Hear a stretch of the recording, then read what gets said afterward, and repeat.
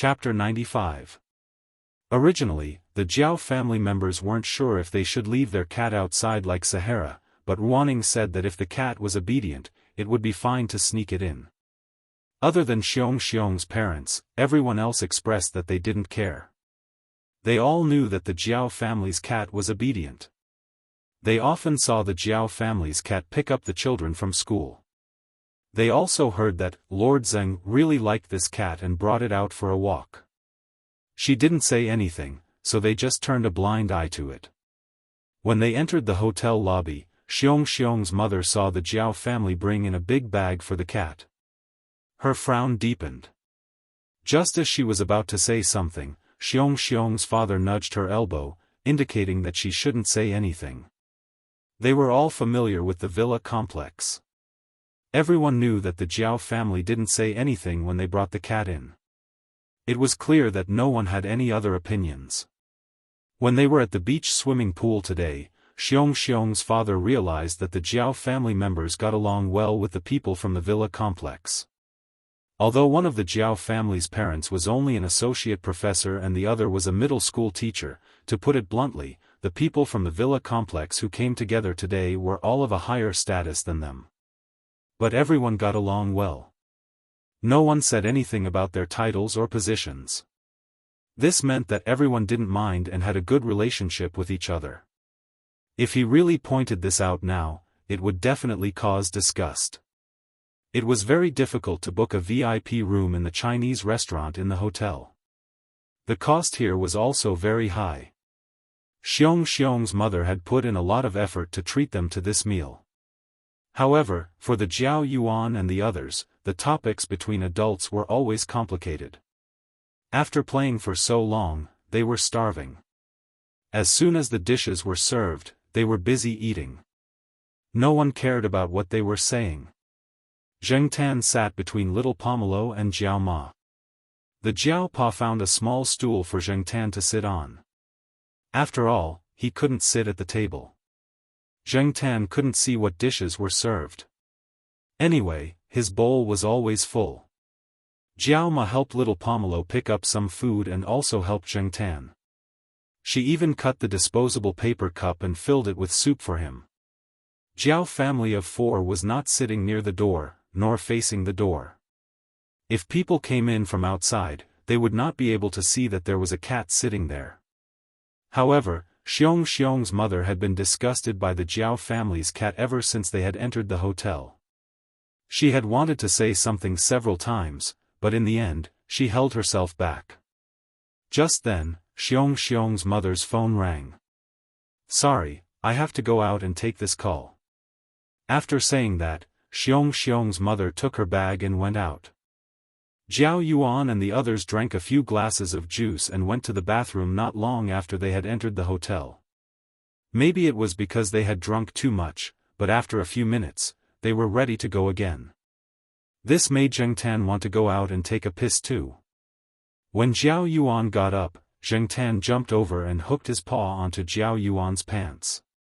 Jiao Yuan, who was not paying attention, was almost stripped of his clothes by Zheng Tan. "Black charcoal, how dare you take off my pants? You're such a hooligan." "Zheng Tan. Hooligan your face. Hurry up and take your paw back. I have to go to the bathroom." Zheng Tan still didn't let go. Damn it, he wanted to go to the bathroom.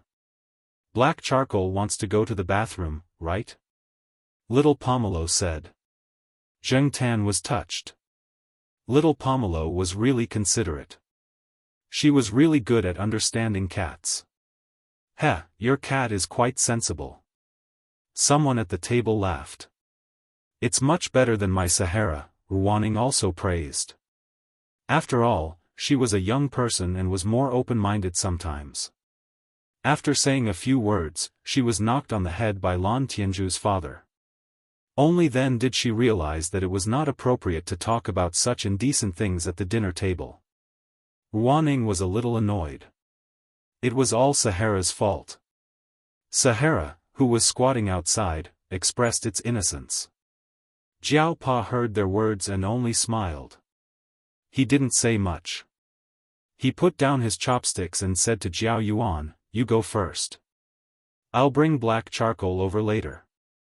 Hearing this, Zheng Tan retracted his paw. He waited for Jiao Pa to bring him out to take a piss. These guys are not reliable. "I'll bring black charcoal out." Jiao Pa whispered to Jiao Ma. "No need. Let me do it. You're a man and you're bringing a big bag to the bathroom. What do you think you're doing?" Jiao Ma stopped Jiao Pa from moving. She brought the big bag over and let Zheng Tan jump in. After all, they were in a hotel. He wasn't sure if he could bring a cat in. It was better to be careful. Jiao Ma carried the bag and brought Zheng Tan to the bathroom. Zheng Tan only realized that he was in an awkward situation when they arrived at the bathroom door. Jiao Ma directly brought Zheng Tan into the ladies' bathroom. F***ck, the ladies' bathroom. Although Zheng Tan used to be perverted and shameless, he had never entered the ladies' bathroom. Zheng Tan, who was nestled in the big bag, looked like he had been struck by lightning. However, Jiao Ma was only paying attention to the surroundings. She didn't notice Zheng Tan's strange behavior. Fortunately, there was no one around. Jiao Ma quickly brought Zheng Tan into one of the bathrooms. She closed the door and opened the bag. "Come out." Zheng Tan, this was too embarrassing. He hesitated in the big bag for a while before he jumped out of the bag stiffly. Whether it was the men's or women's bathroom, the toilet bowl was the same inside the partition. Zheng Tan still felt awkward standing next to the toilet bowl. Plus, Jiao Ma was watching him. How could he not pee in this situation? What the F***ck? Zheng Tan moved on the edge of the toilet bowl and looked at Jiao Ma. Jiao Ma said calmly, "Go ahead. It's okay." Zheng Tan, after 2 minutes of brewing emotions, Zhang Ziyan still maintained his posture and showed no intention of peeing. Jiao Ma was a bit confused. "Are you not used to it?" Although the bathrooms at home didn't sit like this, Jiao Ma had heard people say that their cats knew how to use the toilet bowl. Was it because this place was too strange? Was it nervous? Seeing Jiao Ma's confusion, Zheng Tan didn't want to be in a deadlock like this. He began to mentally prepare himself. Right now, he was a cat, not a person. It was like those little boys in kindergarten who went to the ladies' bathroom with their mothers. Even if they were seen, no one would say anything. But, even though he thought so, he still felt awkward. He didn't know if Jiao Ma would see his little dick. TSK, so F***king pretentious. Even if she saw it, he would just treat it as a child being seen by his mother. Jiao Yuan had been seen by Jiao Ma before. Zheng Tan wagged his tail and adjusted his posture. He lowered his head and stared at the floor tiles. He didn't even look at Jiao Ma. After brewing emotions, he finally peed. Just as he finished peeing, someone entered the cubicle next door. Luckily, he was done peeing. Otherwise, Zheng Tan would be even more nervous if someone entered the cubicle. Jiao Ma took out a wet tissue and wiped Zheng Tan's paws. She put it in her bag and went to the sink to wash her hands. While she was washing, someone came in from outside. Jiao Ma didn't notice. Zheng Tan was also expressing his helplessness about entering the ladies' bathroom for the first time in his life. Neither of them noticed the person who came in. "Hey, Miss Gu." Jiao Ma looked at the mirror and saw that the person who just came in was Zhao Lu. "It's you, Miss Zhao.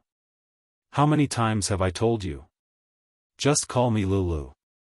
"Why did Miss Gu bring black charcoal in? Do you want to pee?" Zhao Lu even pointed at Zheng Tan's exposed head with a smile. Zheng Tan was even more embarrassed. It was really awkward to talk with two ladies in the ladies' bathroom. "Yeah, it's not convenient to be seen if I brought it in, so I carried my bag." "Oh right, Miss Gu, are Miss Jiao and the two kids here?" "They are. A few families from the courtyard went out to play today. One of their parents is treating them, so they came here. Speaking of which, this is my first time at Beautiful Light. Jiao Ma smiled. Didn't third Uncle Fong give you a card? Anyway, this is third uncle's territory, so there's a discount. If you have time, you can come here to eat. The food is pretty good. Oh right, third Uncle Fong said that he'll come to Chuhua soon. There seems to be a new project here, so he'll visit you. He also brought a cat tree for black charcoal. I heard that it's specially made and doesn't take up much space. After chatting for a while, Jiao Ma left with Zheng Tan. Zhao Lu was here because a classmate was treating them to dinner. He had to go upstairs later.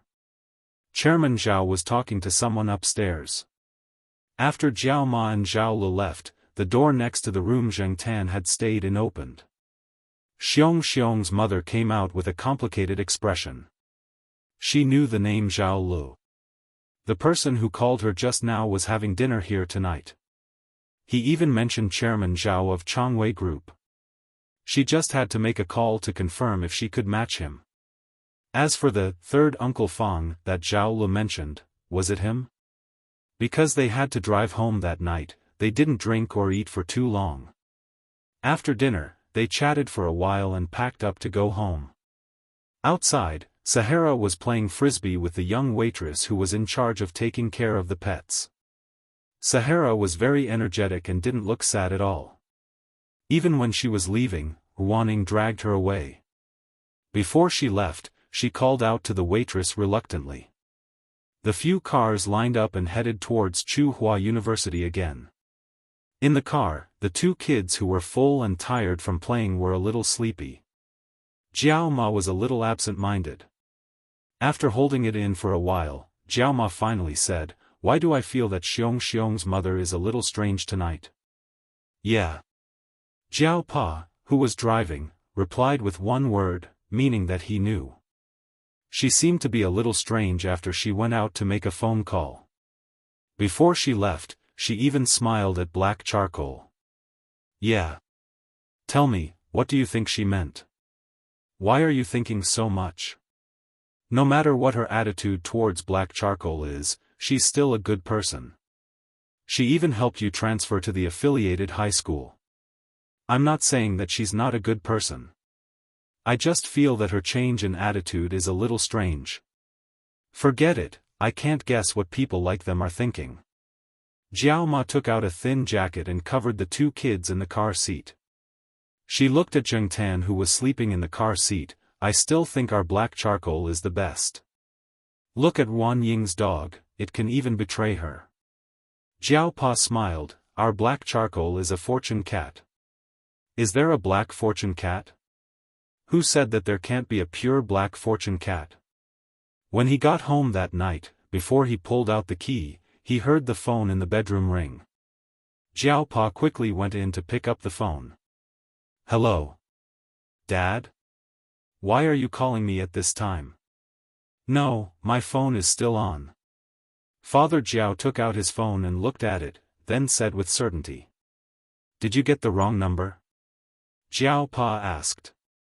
The other side repeated the phone number again. "You missed the 0. Ah, how can there be Alzheimer's? How can you remember such a long phone number? If Alzheimer's is really like this, who knows how many people would want to get it? Tell me, why are you calling?" Jiao Ma ran the bathwater for the kids. When she came out, she saw Jiao Pa hanging up the phone. "Dad, why are you calling?" Jiao Ma asked. "Someone from my hometown is coming in a few days. His kid got into Chuhua University. That's not bad.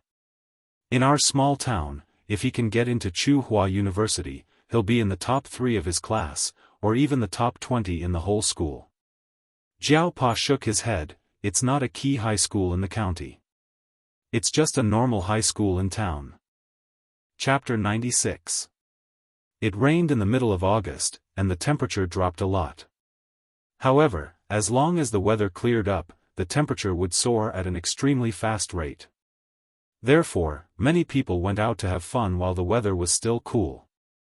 After dinner, Zheng Tan was picked up by Celestine to go to the night building. Basically, As long as they were not there to talk about business and were just there to have fun, Celestine would drive over to pick up Zhengtan. Otherwise, he would be bored alone. The night building was a rather sensitive place, and it would not be good to ask his comrades to go there. This time, when Celestine came over, Zhengtan learned some things from him. According to Celestine, the big cat was named Monseigneur by Yi Hao's son. Although Yi Hao was opposed to the name, his son liked it, and so did his father-in-law. Therefore, the name was decided. Moreover, every time they called Monseigneur, the big cat responded very enthusiastically. Regarding this, Zhengtan expressed a considerable amount of envy and jealousy. Why was there General, Prince, Li Yuanba, and now Monseigneur around him? Why did he have to be called Black Charcoal? This was really F***ket up. On the way to the night building, Celestine told him about the big cat. He heard that after the Monseigneur stayed at the villa for a period of time, he was asked to go over by Master Tang VII. This was because the 19th uncle was going to visit him with his super cat the next day. The big cat was named Monseigneur because of the battle the next day. Celestine did not know the specific details. He was in the company at that time, so he only knew that the Monseigneur returned triumphantly in the end. The whole process took less than a minute. It was an overwhelming victory. Master Tang VII could not stop smiling during that time. The two gray parrots he fed no longer plucked their feathers. After spending some time with the Monseigneur, their relationship became quite good. Sometimes, Master Tang VII would let the two gray parrots out for no reason. They would just jump around the Monseigneur. The Monseigneur would not bite them and let them play around. When Master Tang VII called Yi Hao, this was what he said. "This cat is good. Stay." Yi Hao was helpless. He was surrounded by masters. There was no need for Yi Hao to do anything. Master Tang VII had already prepared some certificates. If someone asked, he could even take out a certificate of a super cat imported from abroad. He even had a clear introduction of the cat's birth. In any case, the big cat had now found a place to stay. It was truly living under the sun and could feel the sun without fear. It did not have to hide from people or worry about being caught. It was not in vain for it to save Yi Hao. Or perhaps, from then on, that bastard had already started to have ideas. Li Yuanba was smart to be able to find a suitable place to stay after wandering around. When he had time, Yi Hao's son would even take the big cat to see his wife. They did not have to be sneaky anymore. When he came to the night building, Zhengtan still went to see Jin and the others first. Jin and the others were resting today, so Celestine took Zhengtan to Jin's rented apartment. There, Zhengtan saw the lame dog again. Compared to the last time he saw it, it was much healthier. Its fur also had some luster. When it heard someone coming, it barked twice. When it saw Zhengtan and Celestine, it wagged its tail and walked to Jin's side to lie down. Now, Jin and the others had also learned a lot of things that they had not come into contact with before. They knew how to live a better life here. Every place had its own rules of survival. As long as they grasped them, they would be able to live more smoothly. After the experience of serving dishes and watching the resident singers and bands, they would be arranged to perform in the North District in September. It was not a long time, but it was a good start. The five of them cherished it very much and rehearsed whenever they had time. Jin named their band New Boy. Zhengtan thought that the name was really awesome. The abbreviation was NB. Not only that, Jin also made a team emblem, which was a pattern of a black cat. Jin felt that they could persist until today and get through that hurdle all because of this cat. Therefore, the team emblem was unanimously approved by the 5 people in the team. After seeing Jin and the others, they came to Celestine's private room in the night building. Celestine also invited Jin and the other 4 to come together. This time, Zhengtan did not sing, but watched a live concert. Today, a famous foreign band came to the East Palace of the Night Building. In fact, in many cases, it was possible to find real good music in this kind of night venue. Even if Zheng Tan did not know much about music, his performance skills were really amazing. Only when Celestine brought Zheng Tan over could Jin and the others be called to listen to the performance.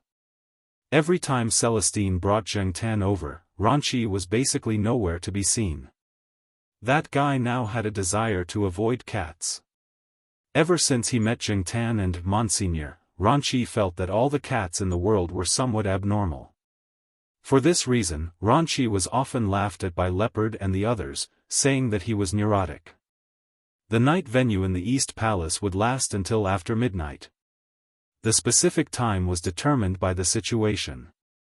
Zheng Tan did not go back tonight. He lay on the sofa and slept through the night. Celestine wanted to sleep on the sofa, but was kicked down by Zheng Tan. Zheng Tan had always occupied the entire sofa by himself.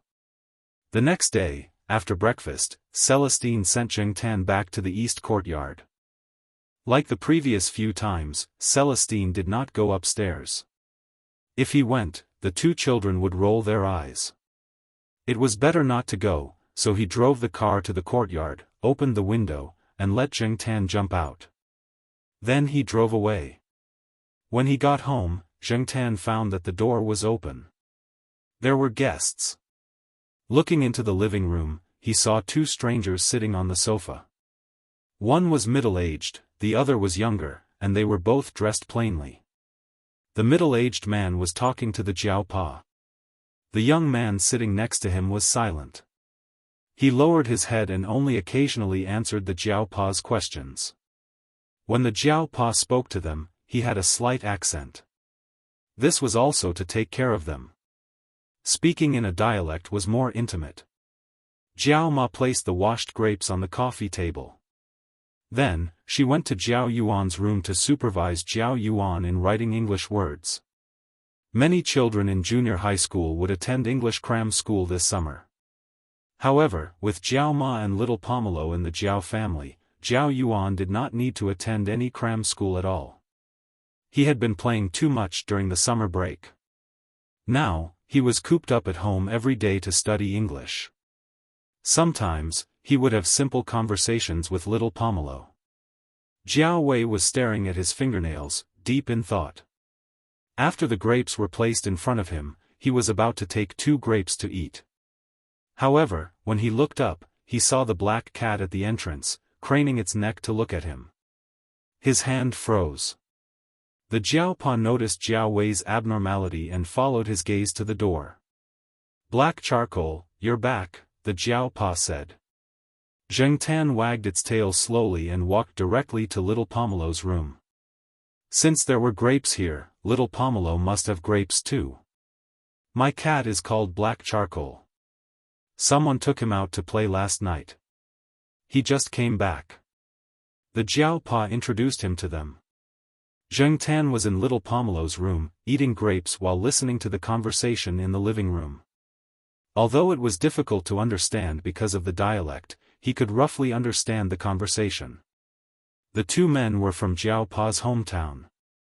Although their surnames were Jiao, they were not directly related to Jiao Pa.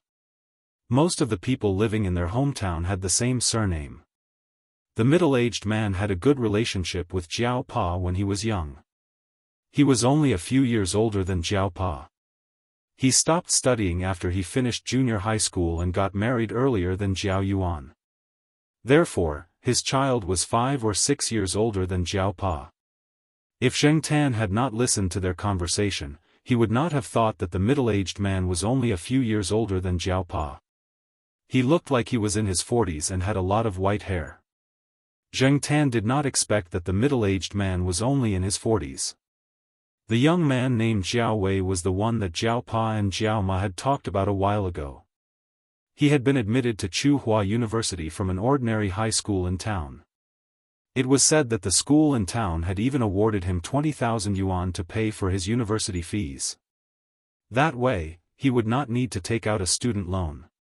However, from the conversation outside, it did not sound like they were just talking about their child. The middle-aged man wanted to open a small restaurant near Tsinghua University. When they were in their hometown, they did not farm since their child was in high school. The couple had opened a restaurant in town to take care of their child. Now that their child was in university, they were far away from home. The couple only had one child, so they could not bear to part with him. They wanted to bring all their savings to open a restaurant here. However, when they arrived, they saw that the businesses around the university were doing well. It was not easy to open a restaurant. Now, they could only ask Jiao Pa. After all, Jiao Pa was more familiar with this area. Jiao Pa agreed. He wanted to find out about the surrounding area first before telling them.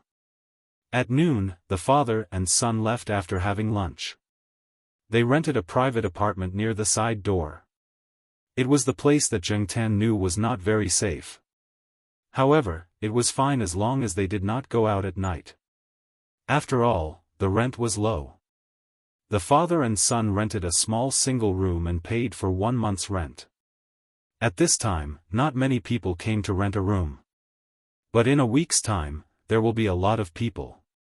When school starts, most of the people are parents accompanying their children to university. All kinds of hotels, hostels, and private apartments are full, and the rent will increase. After the father and son left, Jiao Pa sighed. Time is really catching up with people. Jiao Wei's hair is already white.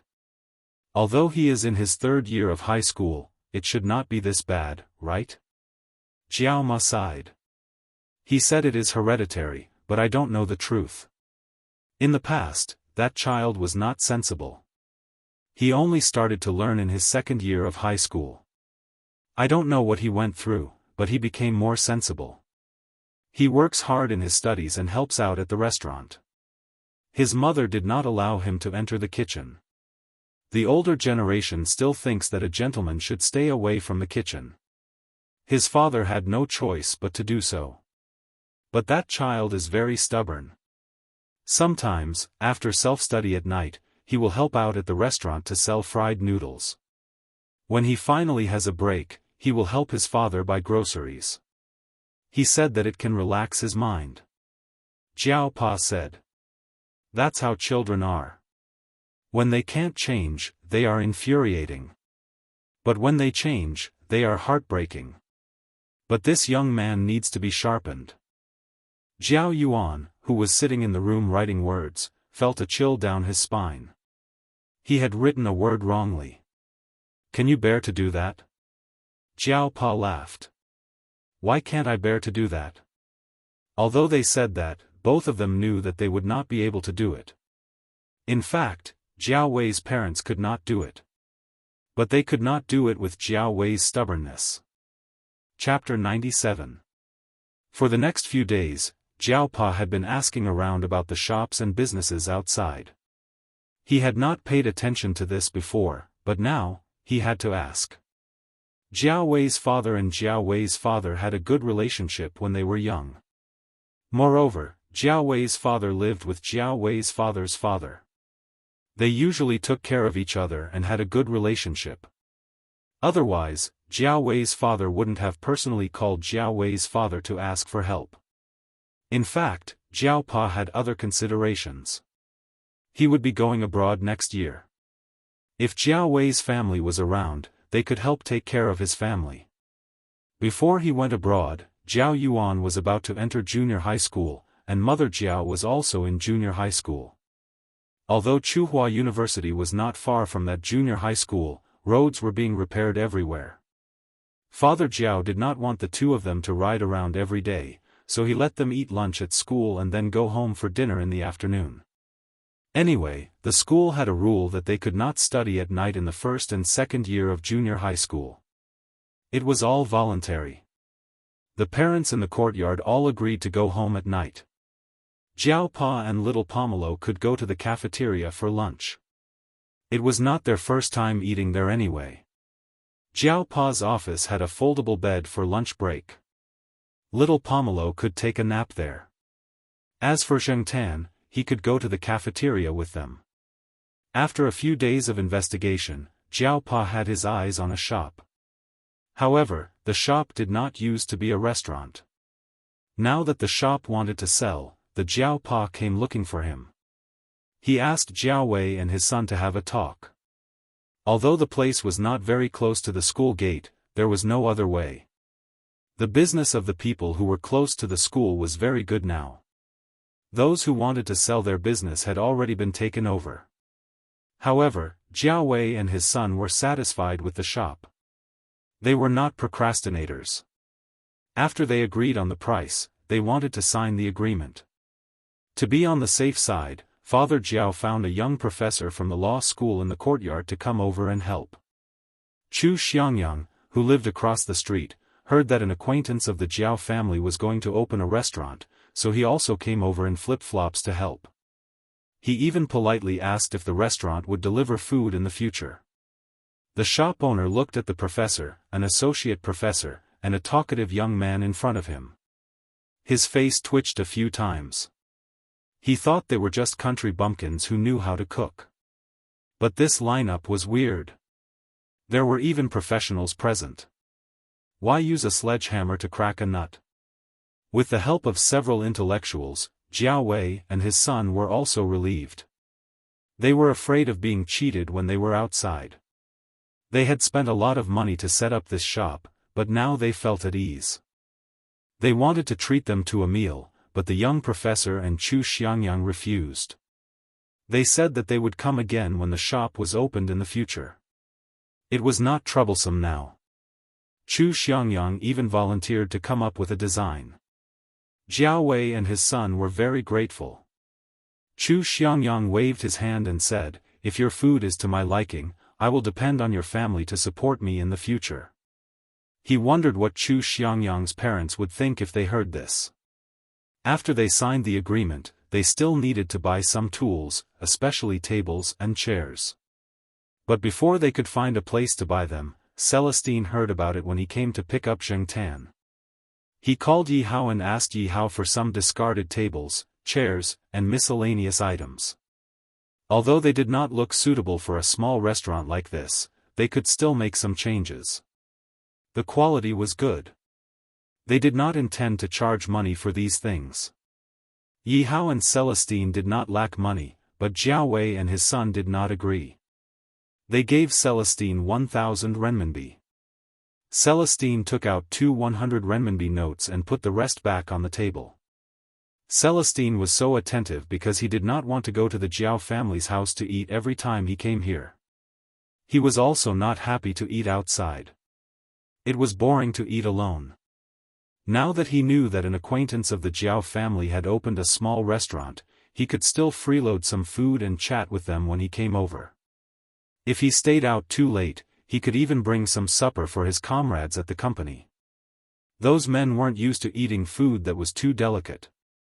Jiao Wei's hometown cuisine should be pretty good. After Jiao Wei's mother came over, the couple did not want Jiao Wei to suffer. They just had to look after the renovation of the shop. There was nothing to buy. Even if they wanted to buy something, there were all kinds of shops around Tsinghua University. There were also a few large supermarkets in the central square. They did not need to worry too much. The couple wanted Jiao Wei to familiarize himself with the school. Jiao Pa originally wanted Jiao Yuan to bring him around the school, but Jiao Wei refused. It was too hot outside, and it was not good to let a child follow him around. Moreover, he already had a map of the school, so he would not get lost. Jiao Pa thought for a while and shouted to Zheng Tan, who was eating grapes in little Pomelo's room. "Black Charcoal, can you help Jiao Wei familiarize himself with the school?" Jiao Wei, in his hometown, many people raised cats. The villagers raised cats to catch mice, so there was no such thing as a pet cat. After Jiao Wei went to school in town, there were some people from better families who kept pets like dogs and cats. Jiao Wei always thought that it was a waste of money. Maybe it was because of his personal situation, but he didn't really understand those people. After coming here, Jiao Wei saw that Uncle Ming Sheng, who his parents said was very capable, also had a cat. He also doted on the cat.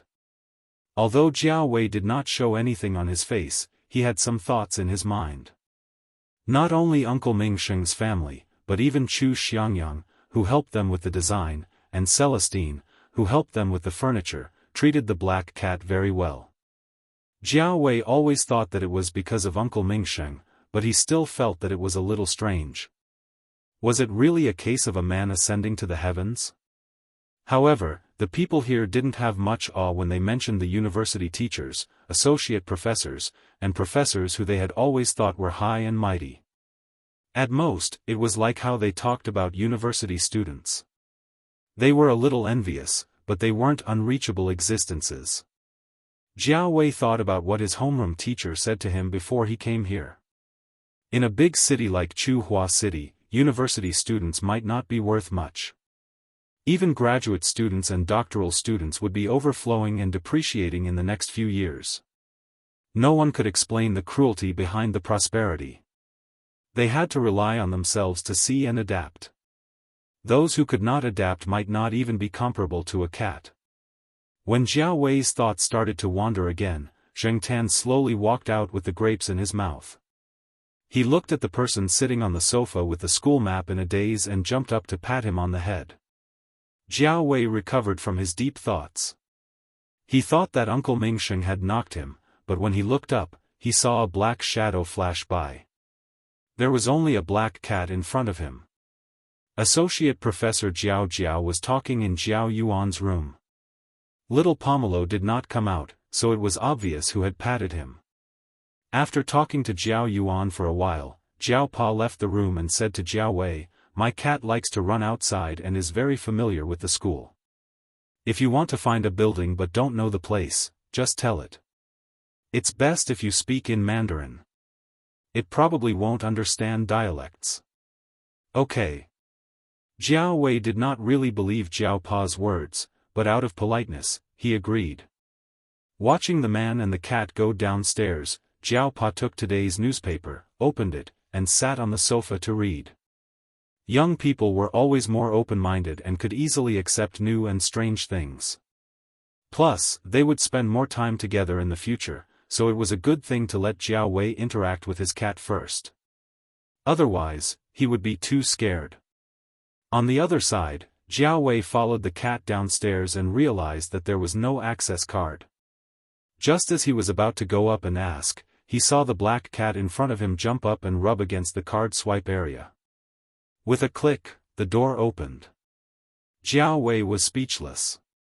Zheng Tan ignored Jiao Wei's surprise and walked straight out. It was around 3:00 in the afternoon and the sun was still shining brightly. However, there were trees planted on the side of the road, so it was cooler to walk in the shade. The giant sycamore trees blocked the sunlight that shone on the road, leaving only a few scattered light spots. Gusts of wind blew, and the light spots on the road flickered as the branches swayed. Jiao Wei looked at the road in front of him and took a deep breath. Just this road alone was many times higher than their school principal. How high could they fly? They had to fly to find out. Sure enough. Zheng Tan was not in the mood to observe what the man behind him was thinking. He was now thinking about which road to take without being burned by the sun. He heard that black absorbed heat.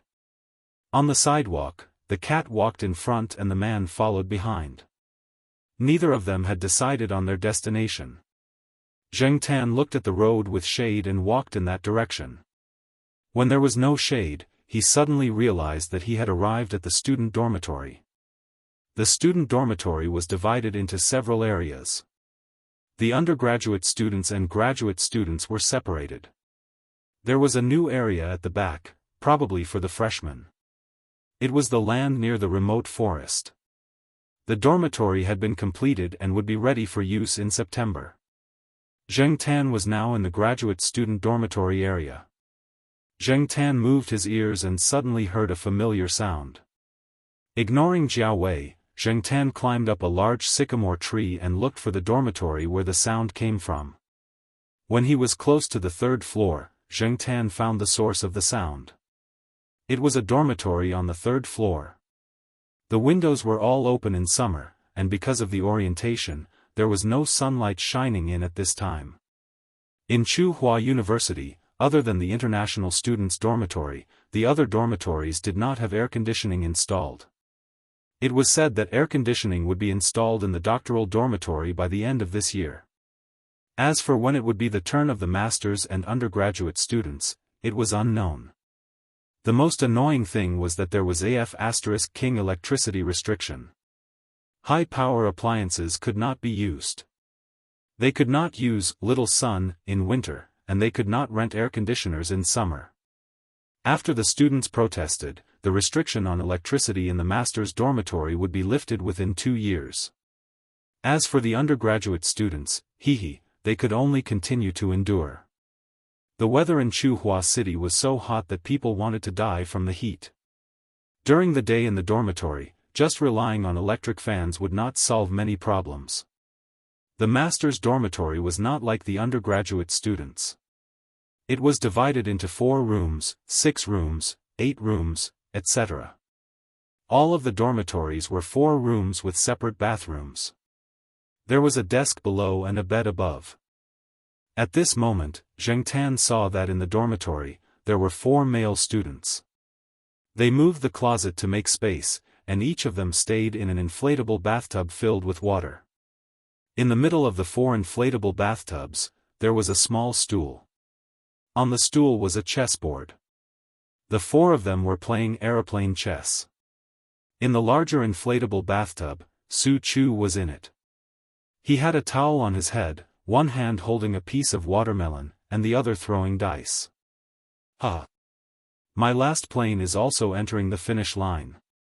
Those who lost, hurry up and bring me the watermelon. Don't miss a piece. Those who don't have it, hurry up and cut the melon. As Su Chu spoke, he picked up a toy yellow duck that was floating in the inflatable bathtub and pinched it twice. It made a beeping sound, and he laughed like an idiot. Zheng Tan. Chapter 98. When Zheng Tan came down from the tree, Jiao Wei looked at him strangely. He probably didn't understand why Zheng Tan would suddenly climb up a tree and look into the dorm. Zheng Tan wagged his tail. He didn't care what Jiao Wei thought. After looking at him, he lay down and yawned. There was no shade further ahead. Many of the dorms were built later, so the greenery around them wasn't as good as the old dorms. Most of the trees were small camphor trees. The sycamore trees weren't very tall either. Even if they were tall, they weren't luxuriant enough to block the sun. Also, Jiao Pa only asked Zheng Tan to lead the way. As for where to go, the choice was still up to Jiao Wei. However, that guy didn't say anything for a long time, so Zheng Tan was more casual. After walking for so long, it was time to take a break. Jiao Wei saw that the cat didn't continue walking. He wiped the sweat off his forehead. It wouldn't hurt to rest for a while. There was an on-campus supermarket downstairs. After walking for so long, he was a bit thirsty. Jiao Wei folded the campus map in his hand and walked towards the supermarket. After 2 steps, he stopped and looked back. He was hesitating if he should say something to the cat and ask it to stay where it was. But before he could say anything, he saw the cat running towards the supermarket. Zheng Tan saw Jiao Wei walking towards the supermarket and knew what he was going to do, so he rushed over. He was a bit thirsty too. Besides, he didn't lead the way for nothing. He had to get something in return. Since the cat ran towards the supermarket, Jiao Wei had no choice but to follow it. At this time, there weren't many students in the supermarket. There were only a few waitresses chatting there. A few student couples were sitting at the milk tea stall, enjoying the air conditioning. There was no sign at the entrance that said pets were not allowed.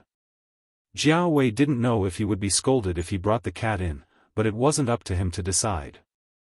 The cat had already entered the supermarket. A waitress who was cutting watermelon at the door saw the man and cat duo and was about to say something, but in the end, she didn't say anything. Sometimes, some students would bring their pet dogs in. As long as they didn't cause any bad effects, no one would say anything. As for cats, it was the first time they saw someone bring them in. Seeing the cat's cat tag hanging on its neck, it looked quite proper. The staff in the supermarket looked at it and continued with their work. Some of them were bored and kept looking at it. This made Jiao Wei feel a lot of pressure. Jiao Wei went inside and took a bottle of mineral water from the fridge. There was nothing else he wanted to buy. He had always been thrifty. He looked at the cat next to him. This cat seemed to be quite sensible. It didn't use a leash, didn't run around on the shelves, and didn't pick up random things. Zheng Tan watched as Jiao Wei took the bottle of mineral water and looked at the fridge beside him. He jumped onto the fridge and looked at Jiao Wei. "Does it want to eat ice cream?" A waitress walked over, but didn't open the fridge. She was still a little worried about a cat. If the cat jumped into the fridge and was seen by others, she wouldn't be able to sell the ice cream. Zheng Tan looked inside through the transparent sliding door, then patted the place where the ice cream was placed. The waitress looked at Jiao Wei. Seeing Jiao Wei nod, she opened the sliding door and took out a box of two-colored ice cream. Zheng Tan had an idea of the price of ice cream. Jiao Yuan and the others often used their own pocket money to buy ice cream. They would also discuss the price of different types of ice cream and ice cream. Therefore, Zheng Tan knew which brand was more expensive and which ice cream was more expensive. After getting what he wanted, Zheng Tan jumped down from the fridge and walked towards the exit. "Your cat is so smart," said the waitress who helped him get the ice cream. Jiao Wei's mouth twitched. At this moment, he realized that something was wrong. He bought a 1 yuan bottle of mineral water for himself, but bought a 2 yuan ice cream for his cat. He didn't expect himself to do such a stupid thing. After leaving the supermarket, Jiao Wei found a place with a stone bench under the shade of a tree and sat down. He put the ice cream on the stone table, but didn't open the lid. He just wanted to see what the cat was going to do. Zheng Tan didn't care. It held the ice cream box, then bit the sealed lid and pulled it back. After opening it, it didn't use a spoon. It just licked it with its tongue. Cats had soft thorns on their tongues. Some of the thorns could be scraped off by licking. Jiao Wei choked. No wonder it was the associate professor's cat. Its IQ was really different. But, would the cat have diarrhea after eating ice cream? I should tell Uncle Ming Sheng and the others when I go back. Opening the campus map, Jiao Wei could find the undergraduate dormitory area. It wasn't far from here. Every dormitory was marked with a building number, so it wasn't hard to find. When the semester started, he just had to find out which building he would be assigned to. Tsinghua University was really big. It was far beyond Jiao Wei's imagination. In the past, he had only heard about the university from others. Only after experiencing it for himself did he feel that it was more real and stronger. After resting for a while, Jiao Wei tried to say a few words to Zheng Tan with an awkward accent. Zheng Tan followed Jiao Wei's instructions and took him to see the buildings and teaching areas.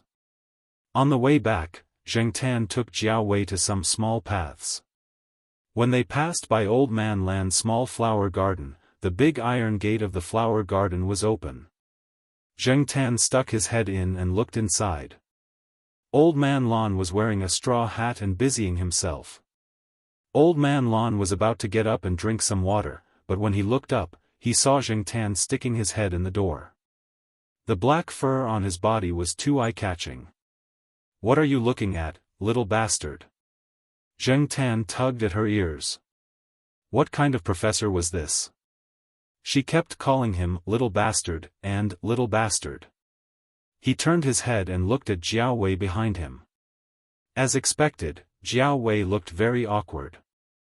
In fact, Old Man Lan was only a little more open with people he was familiar with. He was more formal with students and people he was not familiar with. Zheng Tan walked 2 steps inside and saw Jiao Wei still standing outside the door. He looked at him and wagged his tail, indicating for him to follow. Old Man Lon thought Jing Tan had come out for a walk again. When he saw this, he asked, "Who's outside?" Jiao Wei braced himself and walked in. He looked in the direction of the voice. "Hello, sorry to disturb you." Old Man Lon frowned. "Who are you?" Jiao Wei walked over and explained his background and his relationship with Jiao Pa. Jiao Wei didn't meet Old Man Lon on the third floor when they went to the Jiao family's place.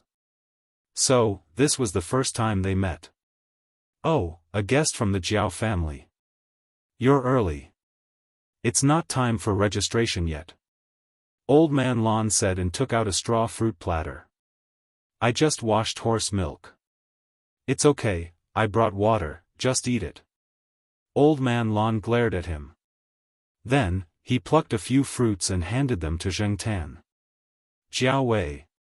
Why was cats treated better than humans?" Jiao Wei sat down on a small stool. He ate 2 fruits and stopped.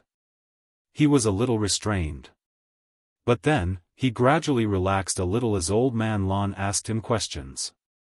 He didn't interact much with others before. One reason was because he was nervous in a completely unfamiliar environment. The other reason was because of his dialect. No matter how ambitious he was when he left the small town, it was his first time traveling so far away. It was his first time coming to such a big city. It was his first time being surrounded by people who didn't speak the dialect of his hometown. There was no sense of familiarity. When he got off the train, he still felt a little inferior. Moreover, when he asked for directions, when people heard his accent, they looked at him differently. However, the old man in front of him also spoke with a dialect accent.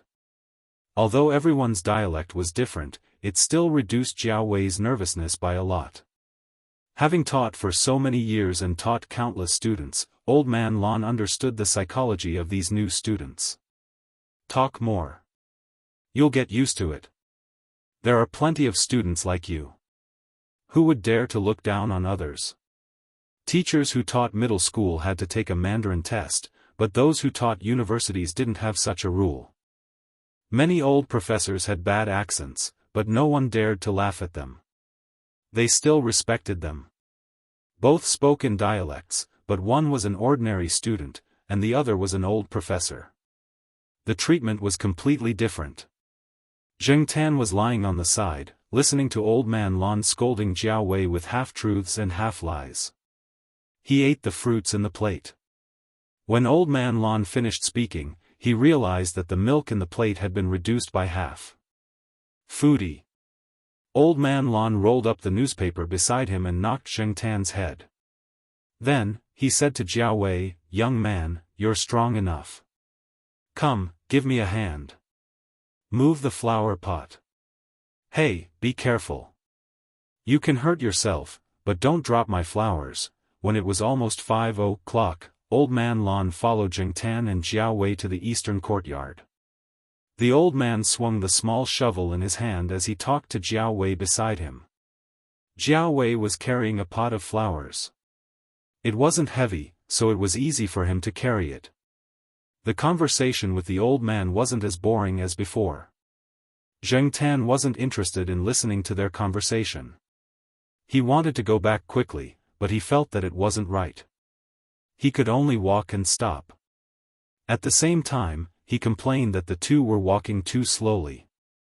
Along the way, they met a few acquaintances from the courtyard who were heading to the school's swimming pool. They greeted Jing Tan, Old Man Lon, and asked about Jiao Wei. Old Man Lon only said that he was a temporary helper. Jiao Wei was quite surprised. When he first saw the old man, he thought that he was just a gardener. He saw that the old man was dressed quite plainly, similar to the white singlet that he often wore at home. Now, he realized that the old man beside him was also a big shot. What puzzled him the most was the cat. It was normal for people to greet Professor Lon, but why did they also call the cat? Does everyone know black charcoal? Jiao Wei asked the question in his heart. Old Man Lon smiled. It's the tyrant of the Eastern District. Who in our courtyard doesn't know it? I heard that a while ago, it brought the cats from the courtyard and fought with the cats from the Western District. Now, the cats from the Western District don't dare to come to our courtyard. This was actually a false accusation against Zheng Tan. At that time, it was the cats from the Western District who started the fight. That evening, he was playing with Depang, Huang, and the others in the courtyard. The cats from the Western District came over and were quite fierce. One even climbed over the balcony to steal Depang's food. Wasn't that asking for trouble? Although he knew that the cats from both sides would fight, he didn't expect them to be so bold as to come to his door. Even the castrated Huang was unhappy. That day, they directly beat up the cats from the Western District, and then drove them all the way back to their nest in the Western District. In fact, the cats from the Western District should be glad. That day, the dogs from the courtyard were taken out for a walk, and General wasn't at home. Otherwise, they would have ended up worse. However, it was better for the cats to solve their own problems. Chapter 99. It was the end of August and the beginning of September. The campus was very lively. Parents of new students were everywhere. They were taking pictures of many iconic buildings in Tsinghua University. When Zheng Tan went out for a walk, he saw some parents who were smiling and saying goodbye to their children at the entrance of the dormitory. They were about to leave to catch the train home, but they started to cry after walking a short distance. Some of the aunties cried so much that their makeup was ruined. Jiao Pa said that many parents did not send their children to school because they were afraid that they would miss them. Although those parents did not come, they would also cry for a long time in their hometown after sending their children to the train. Zheng Tan did not understand. At least, he had not experienced it himself. When he was in university, he went to school with a few bad friends. The school was not far from where he lived. Moreover, he had a cold relationship with his parents. He did not feel that way at all. As a father, he did not understand the reluctance to part with his children when they grew up. It was a strange feeling. On the Jiao family side, Jiao Yuan was brought by Jiao Ma to the junior high school with a few other parents. They did not have to look at the class list like the other students because they already knew which class they were in and which class they were in. With the help of a few special parents, the children in the courtyard were all in the same class. They were afraid that they would be bullied there. The children in the junior high school were immature and impulsive. No one knew if there would be a fight, so it was better for them to stick together. Moreover, if there were any problems, the parents would know in advance so that they could ride home with each other. Jiao Yuan and the others were very happy about this. At noon, they stayed at school for lunch. Jiao Ma was busy at school. Now that she had to take care of Jiao Yuan, she did not go home at noon. She took the other children to eat in the staff cafeteria. Compared to the student cafeteria, the food in the staff cafeteria was slightly better. As little Pomelo had skipped a grade, she was in the 4th grade when school started. She knew some of her classmates, such as Yulisha and Xie Xian, who lived in the West District's family compound. One of them was the vice-class monitor, while the other was the study committee member. They were considered as the big sisters in the class. Since they were familiar with little Pomelo, Father Jiao was not worried that little Pomelo would be bullied because of her young age. At noon, the after-school music started playing in affiliated primary school. Jiao Wei stood at the entrance of the affiliated primary school and looked at the children running out. He was looking for little Pomelo. Every day at noon, he would come over and wait for little Pomelo to go to his restaurant for lunch. Jiao Wei's small restaurant had just opened. Although its location was not as good as other restaurants, there were a lot of people when school started, and there were many returning customers. During this period of time, business had been good, and they had hired a fellow villager to help out. When he was free, Jiao Wei would also go over to help out, but he was always rejected by his mother, who did not want him to be tainted by smoke. Originally, Jiao Pa and little Pomelo wanted to eat in the cafeteria, but Jiao Wei's parents asked them to eat in a restaurant. After school, there would be a lot of people, and the cafeteria would be crowded. Besides, home-cooked food was always more comfortable. Jiao Pa wanted to pay, but Jiao Wei's parents refused. In the end, under Jiao Pa's persuasion, they only accepted a small amount. Every time Jiao Pa and little Pomelo went to the cafeteria, the portions of the food were big, and the oil used was also of good quality. Jiao Pa was also busy during this period of time, and he did not have much time. Therefore, the task of picking up little Pomelo fell on Jiao Wei's shoulders. Little Pomelo originally said that she could go by herself. She knew the way, and she was already in the 4th grade. There was no need for an adult to follow her. However, Jiao Pa was not at ease, especially now that there were so many people at the school. There were people who stole wallets, phones, bicycles, and so on. Who could be sure that there were no kidnappers? Jiao Wei was not as gloomy as before. He was more relaxed now, and his Mandarin was more standard and natural. The surrounding dialects made him feel more relaxed. After all, the school was much simpler than the society. Sometimes, people who knew little Pomelo would talk to him, and Jiao Wei would reply with a smile. While waiting, Jiao Wei noticed movement on the wall next to him.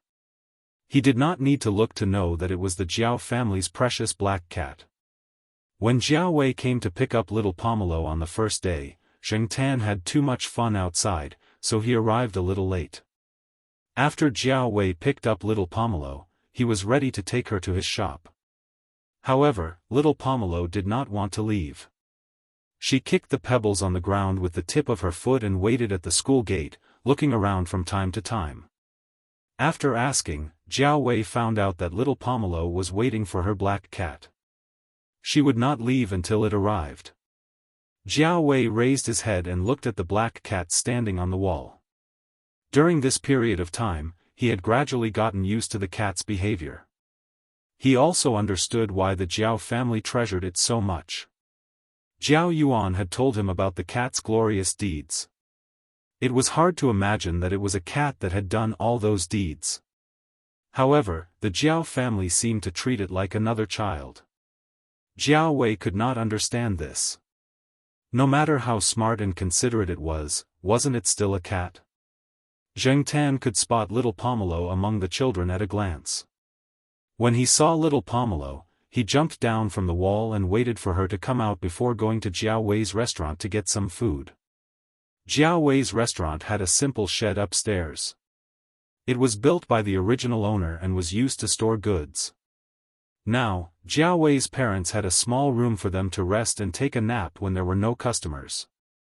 There was also a folding square table, similar to the one in Jiao Yuan's room. Jiao Pa and little Pomelo usually ate there. Although it was a little hot, the temperature in September was not as hot as it was in July and August. It was fine to plug in an electric fan with a wire. Jiao Wei's family had gotten used to the way the Jiao Pa treated Zheng Tan. Therefore, when they gave the cat food, they treated it the same way they treated humans. Jiao Ma bought a bowl for Zheng Tan and put it there. Today, the Jiao Pa was not free at noon. Xin and the others had already brought lunch for him, so he did not come over to eat. After little Pomelo finished her lunch, Jiao Wei drove her home. At noon, he would stay with the Jiao family for a nap. Then he would go to class in the afternoon and drive little Pomelo to school. When he went back, he brought a takeout. It was the lunch that Wuxia Xianxia had ordered. Just as he walked a few steps into the courtyard, a private car drove in. Jiao Wei looked at it and saw 4 laps. Rich people. Unexpectedly, the car stopped next to them. The car window opened, and a familiar face appeared in front of Zheng Tan. Pomelo, black charcoal. Little Pomelo looked at the man and grinned. She had a good impression of Fang Xiaokong. She knew that this man was the one who had brought black charcoal home.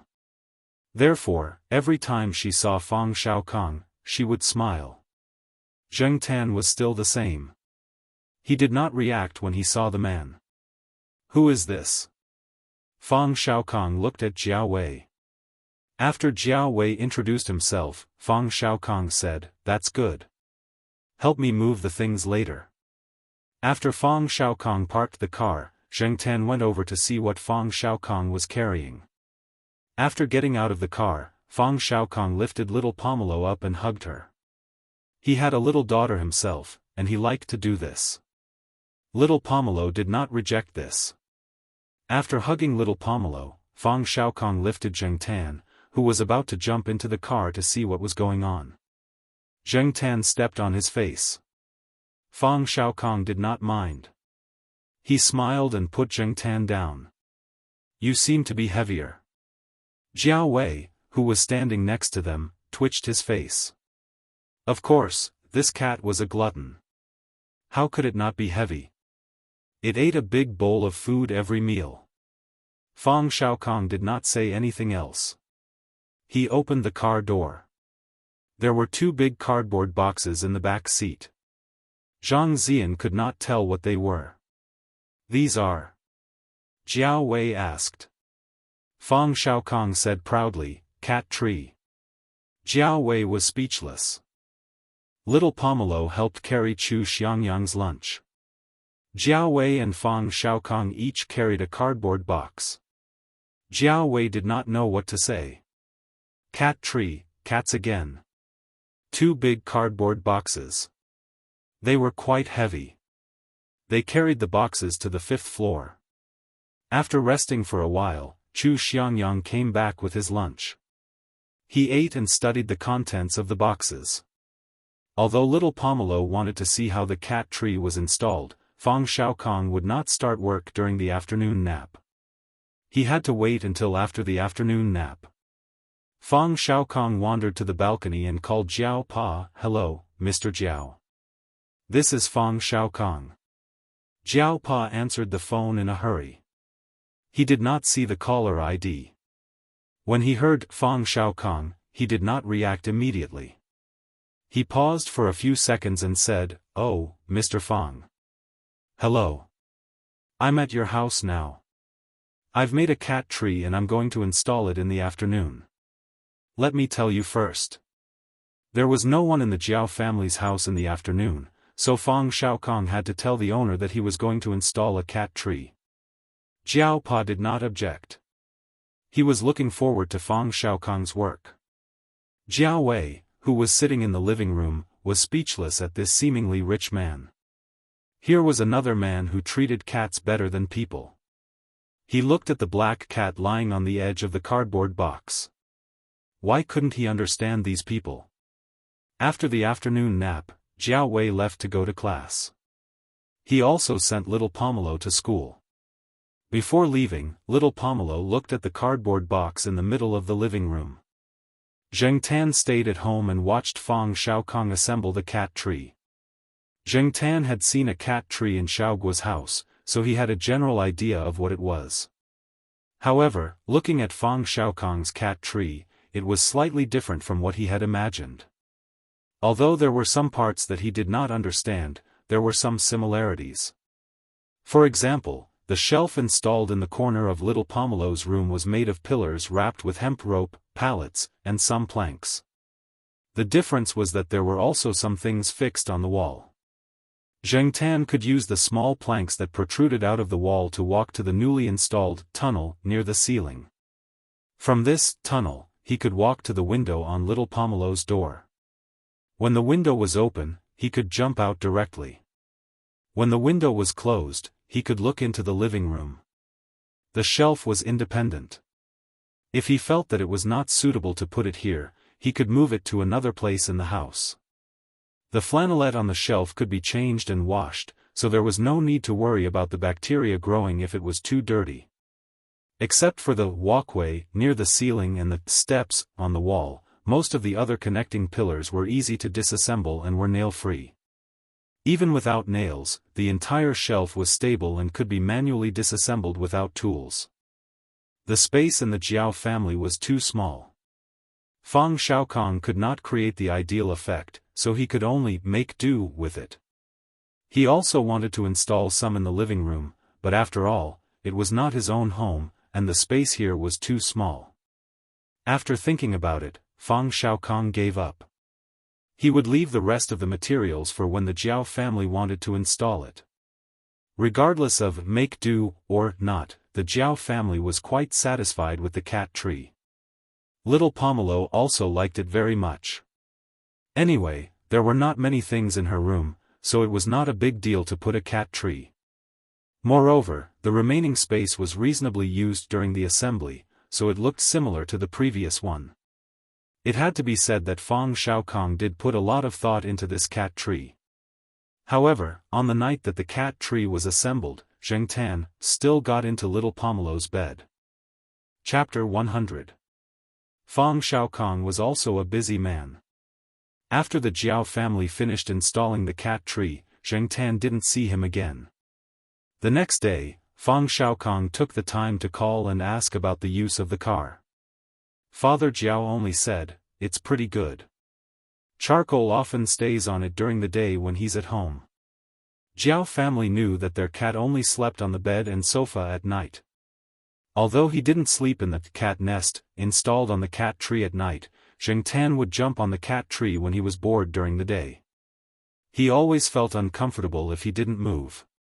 In the past, it was inconvenient because of the small space at home. Now that there was a cat tree, he tried his best to move it. Anyway, Fang Xiaokong paid for it, so he didn't feel bad even if it broke. Today, when school was about to end, Zheng Tan walked to little Pomelo's school.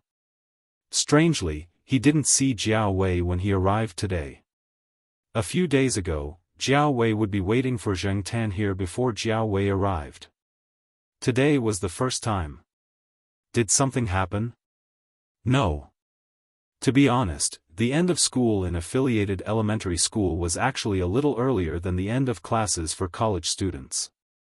At first, Zheng Tan saw Jiao Wei come early, so he thought that Jiao Wei didn't have classes in the morning. However, it seemed that Jiao Wei was always like this, except for today. Zheng Tan lowered his head and pondered. It seemed that he had forgotten something. When the music of the end of class sounded, hurried footsteps approached. Phew, I made it. Zheng Tan looked sideways. Jiao Wei was wearing a military training uniform. He stood there panting with his hands on his waist. He had just run over, and his face was covered in sweat. Military training. So that's what it was about. Zheng Tan had almost forgotten about it. The freshmen of Tsinghua University started school a little later. They only started to register when the second and third year classes started. The military training would also be delayed for a period of time. Whether it was Exin or Su Chu, they did not have any military training when they started school. Zheng Tan had forgotten about it. Now that he remembered, new graduate students did not have military training, but undergraduate students did. The military training had not even started. What kind of class was Jiao Wei attending? That night, when Jiao Pa told Zheng Tan about it, he found out that freshman classes hadn't started yet. On the other hand, Jiao Wei had been skipping second-year classes. Anyway, once they entered the classroom, the teachers wouldn't know everyone, so they wouldn't check. At the same time, they weren't very unwilling to let those who came to join them. Some teachers especially liked those who came to join them. In Jiao Wei's opinion, Tsinghua University was a good school. Many of the teachers were famous professors. However, it was a huge loss for him to join their classes. Furthermore, it was free to join their classes. Jiao Wei felt that he was taking advantage of them. That was why he was very active. If he didn't have any textbooks, he would borrow them from the library. Many of the freshmen had not completed their application, so Jiao Pa lent him his library card. The books that he was using previously were all borrowed from the library. At noon, when they went to Jiao Wei's restaurant for lunch, they saw some students in military training uniforms everywhere in the small food stores near the school gate. Now, when people saw those in military training uniforms, they knew that they were freshmen. Jiao Wei's parents were heartbroken. However, they were happy to see their son wearing the military training uniform. They said that they would borrow someone's camera to take a few photos as a souvenir. Jiao Wei's father also asked Jiao Wei about the location of the military training. He said that he would go and take a look when he was free. The military training lasted from morning to night. It would last until the holidays. There was plenty of time. Military training. Zheng Tan looked at the sun above his head. The temperature had been rising recently. Hence, that afternoon, after little Pomelo finished her afternoon nap, Zheng Tan and Jiao Wei sent little Pomelo to the affiliated to Renmin University of China. Then, Jiao Wei rushed to the military training grounds with a sports cup full of water in his hand. When Jiao Wei ran to the training grounds, he didn't notice that there was a cat following behind him. However, Zheng Tan was running in the bushes and not on the sidewalk. If one didn't look carefully, they wouldn't notice him. The military training grounds were divided according to the faculties: science, engineering, humanities, social sciences, medicine, etc. They were all in different areas. Anyway, Tsinghua University was big enough. There were a few sports grounds. There was also a phenomenon. For example, the humanities and foreign languages faculties in the humanities and social sciences faculties in the economics and management faculties in the social sciences faculties had a lot of girls. Hence, every time there was military training, there would be a circle of wolves surrounding the training grounds. The opposite was true for the engineering faculties. More than 70% of the students were guys. The remaining 30% were mostly girls. What the f***ck? This was the common thought of all the guys in the engineering faculties. Jiao Wei and the rest of the engineering faculties were assigned to one of the sports grounds. This was only one of the secondary sports grounds in the school. The surrounding facilities were relatively simple. They were divided into groups according to their faculties and trained on the track next to the football field. The red plastic track outside the football field was filled with groups of camouflage uniforms. The training hadn't officially started yet, so the students were all gathered together and talking. Zheng Tan saw Jiao Wei walk towards one of the groups of people and start talking to the people there. It was 2 in the afternoon. The sun was scorching. The high temperature of more than 30 degrees made the freshmen a little listless.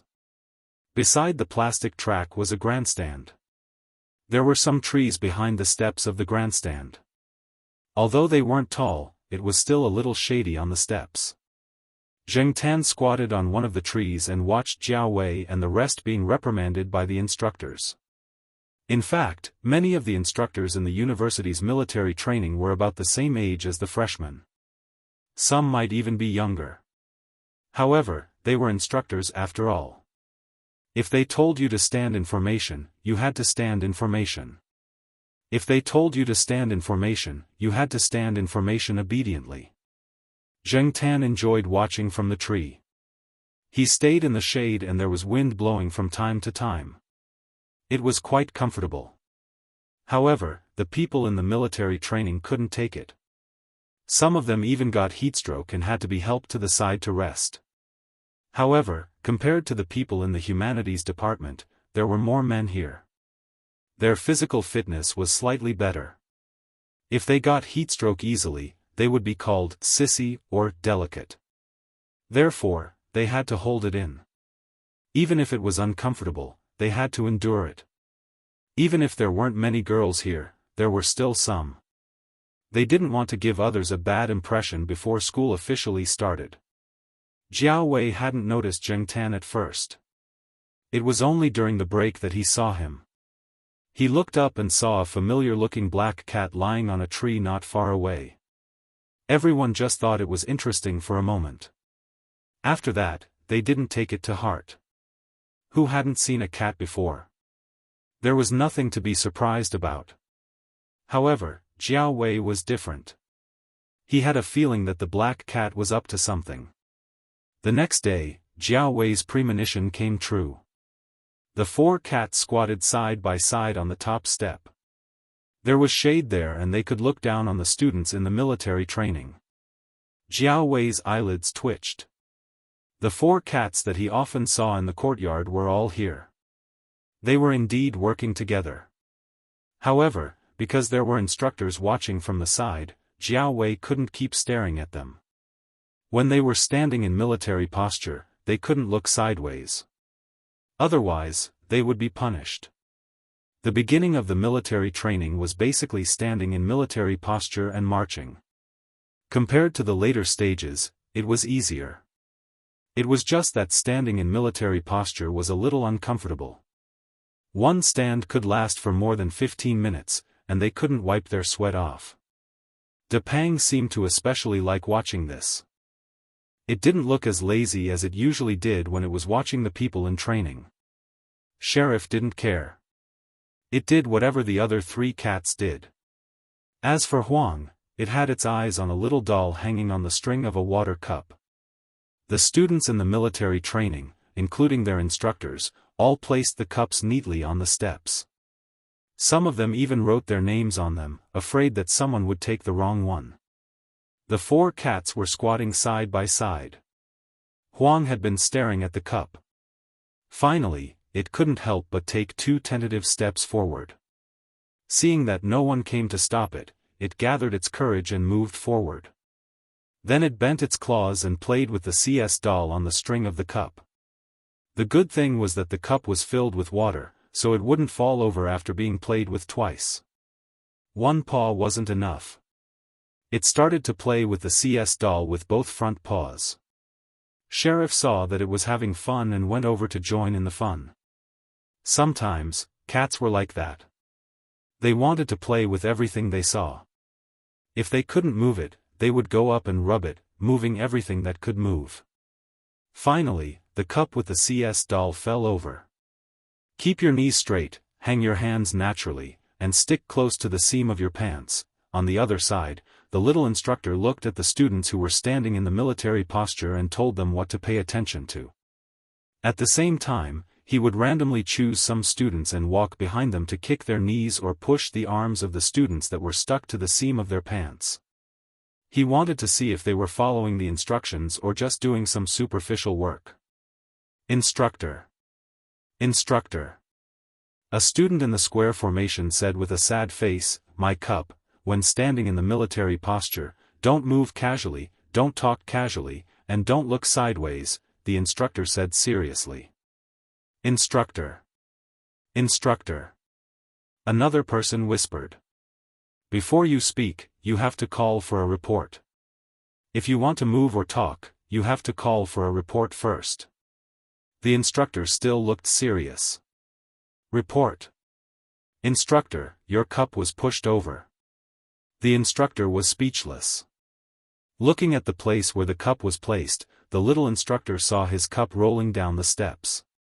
The steps of the viewing platform were higher than normal steps, so every time the cup rolled down a step, it made a dong sound. As for the culprit, the cat that looked like a black police officer was raising one of its front paws, tilting its head, and looking at the cup that was rolling away. Then, its gaze landed on a cup next to it. The mouth of the cup was retracted, and the lid was sharp. It looked quite special. Then, it stretched out its paw and pushed the sharp lid. Dong, gurgle gurgle gurgle, another cup rolled down the steps. There was one more person in the square formation with a constipated face. Zheng Tan turned his head. "This has nothing to do with me." No matter what, the 4 cats were quite happy to see the military training of the students. During the day, Zheng Tan watched them bask in the sun until they were about to collapse. At night, he watched them feed mosquitoes, and when they stood in the military posture, they couldn't even scratch the mosquitoes that bit them. They didn't always stare at the same square formation. Sometimes, they would watch a square formation in the morning, change to another one in the afternoon, and change to another one at night. Chapter 101. At night, although there was no moonlight and only a few stars could be seen, the military training area was lit up and the surroundings of the field were illuminated clearly. "Rest here for 5 minutes." As soon as the instructor finished speaking, the group of people who were standing there in a military posture sat down on the ground like soft mud. "Pa! The sound of a mosquito being swatted could be heard. Oh, my God and Buddha! A student in the same dormitory as Jiao Wei looked at the blood and mosquito corpses on his hands and shouted, "Do you think it was easy for me to produce so little blood? Why did it not let go of such a small amount of blood?" "Don't be disrespectful to Buddha," another roommate of Jiao Wei said. "Buddha is merciful. Just treat it as if I was farting." "You were farting just now. Don't think that I don't know just because you shouted so loudly. Do you want to be Buddha?" Jiao Wei asked his roommate with a smile. "No, Buddha is so tiring. I have to deliver all living beings from suffering. I just want to graduate successfully, find a job, find a wife, have a child, and live an ordinary and long life." The roommate was silent for a while and said, "I don't want to participate in such a high-end topic. Hey, didn't you say that taking vitamin B1 can prevent mosquito bites? Why did I still get bitten after taking it? It varies from person to person. It's better to go back and sprinkle some toilet water." At night, the military training area was filled with toilet water, essential balm, mosquito bites, and other anti-mosquito scents. However, the mosquitoes that grew in Tsinghua University were always fearless. At 9:30 p.m., the day's military training ended. Jiao Wei did not go back to the dormitory with his roommates.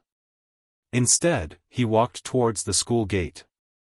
Every night, he would go to his small restaurant to take a look and help tidy up some things. He would only go back when the restaurant was closed. When he went back to the dormitory, he would also bring some supper for his roommates. Today, when Jiao Wei arrived at his small restaurant, although there was still some distance, he could see some people sitting inside. Usually, there would be no one around at this time. What was going on today? By the time Jiao Wei arrived at the entrance of the small restaurant, the people inside were already walking out. Among these people, the leader had a cigarette in his mouth. His hair was dyed yellow, and he looked a little sloppy. Jiao Wei's heart skipped a beat. He stopped paying attention to those people and rushed into the store. Seeing that his parents were fine, he heaved a sigh of relief. "What's wrong?" Jiao Wei asked. "Are those people here to pick a fight?" Jiao Wei had heard people say that some shop owners would hire people to cause trouble for other shops when they saw that business was doing well. That was why they were so anxious. "It's okay, don't worry." Jiao Wei's father waved his hand. No matter how much Jiao Wei asked, his parents refused to tell him anything. The next day, he had to talk to the person he had hired to help him out. Yesterday evening, after the rush hour, the number of people who came to the restaurant gradually decreased. Then, a few people who didn't seem to be easy to deal with came in and said that they wanted to pay the sanitary fee.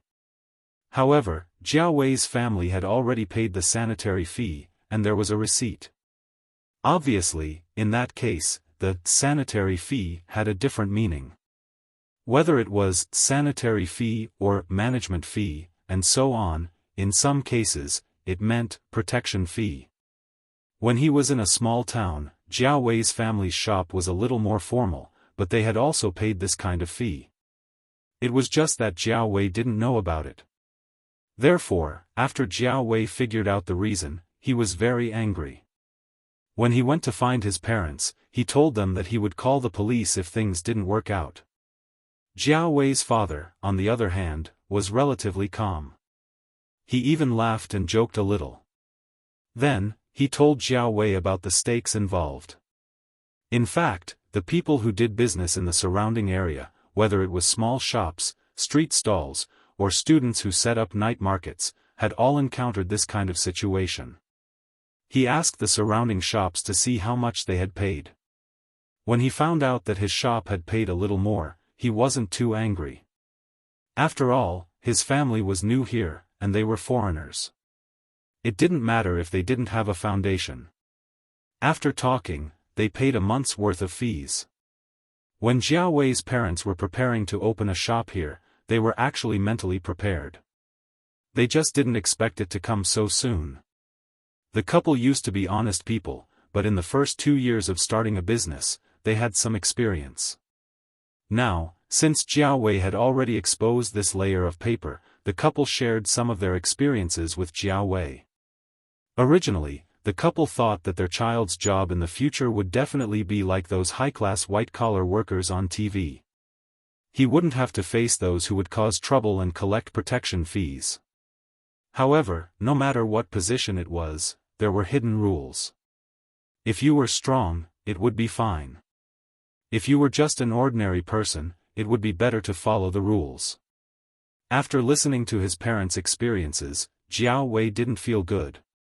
He wasn't stupid, and he knew that this was the truth. However, he was still a young man after all. After all, he was still hot-blooded. In the past, before he settled down to focus on his studies, he had also gotten into fights, quarreled with teachers, and flipped tables. Jiao Wei wasn't sure if he would fight with those people if he saw them again. After lunch in the afternoon, Jiao Wei sat at the entrance of the small restaurant and helped peel potatoes. The shop was full of people, so he didn't sit inside. It was more ventilated outside. Although his parents stopped him from doing it, Jiao Wei was stubborn. He wasn't afraid of being laughed at. What's wrong with helping his family peel potatoes? Who said that university students couldn't peel potatoes? It wasn't like he did anything shameful. As he was peeling, the owner of the shop next door came over. The shop next door mainly sold noodle food. It was owned by a young couple. During this period, the two families had become more familiar with each other. The owner of the shop next door also knew Jiao Wei. "I heard that someone came to your shop last night," the owner said. Yesterday, the noodle shop next door had something to do, so it was only open for half a day in the morning. The owner had heard about Jiao Wei's shop from the people around him. "Yes," Jiao Wei responded. He didn't want to talk about this topic.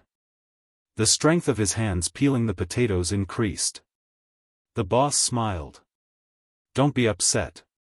Actually, everyone is the same. My family was the same. At that time, I had just graduated and didn't know the rules here. I even wanted to call the police, but my wife stopped me. She took the attitude of keeping the peace and handed over some things first. After that, we found someone and didn't meet them again." Seeing that Jiao Wei didn't say anything, but his peeling of potatoes slowed down a lot, the owner knew that he was listening. The owner pointed at the hot pot shop opposite. When this shop opened not long ago, business was very good. After that, there was a period of time when 10 or so hooligans came to eat in the shop. At first, they still paid the bill. Later on, they started to cause trouble.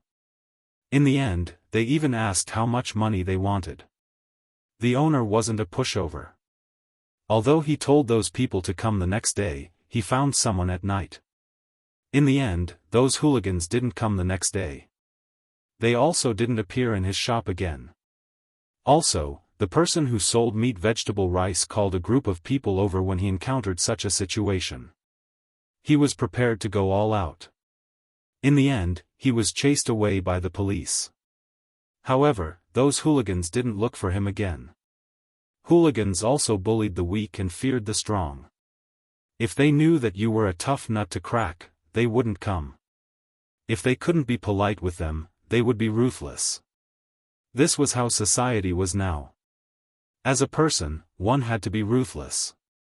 At that time, there was no lack of hooligans who deliberately showed off their tattoos. They even put all kinds of steel pipes and knives in their cars. In the end, they still ended up like that. In the past, there was a period of severe crackdown, and those people disappeared for a long time. Now, they are gradually reappearing. However, in the past, they were mostly hooligans. Now that they have reappeared so quickly, it probably won't be easy to deal with them. If you know the police or the people in charge of this area, you can go over and take a look. It's necessary to spend some money in this area. After all, everyone wants to do business.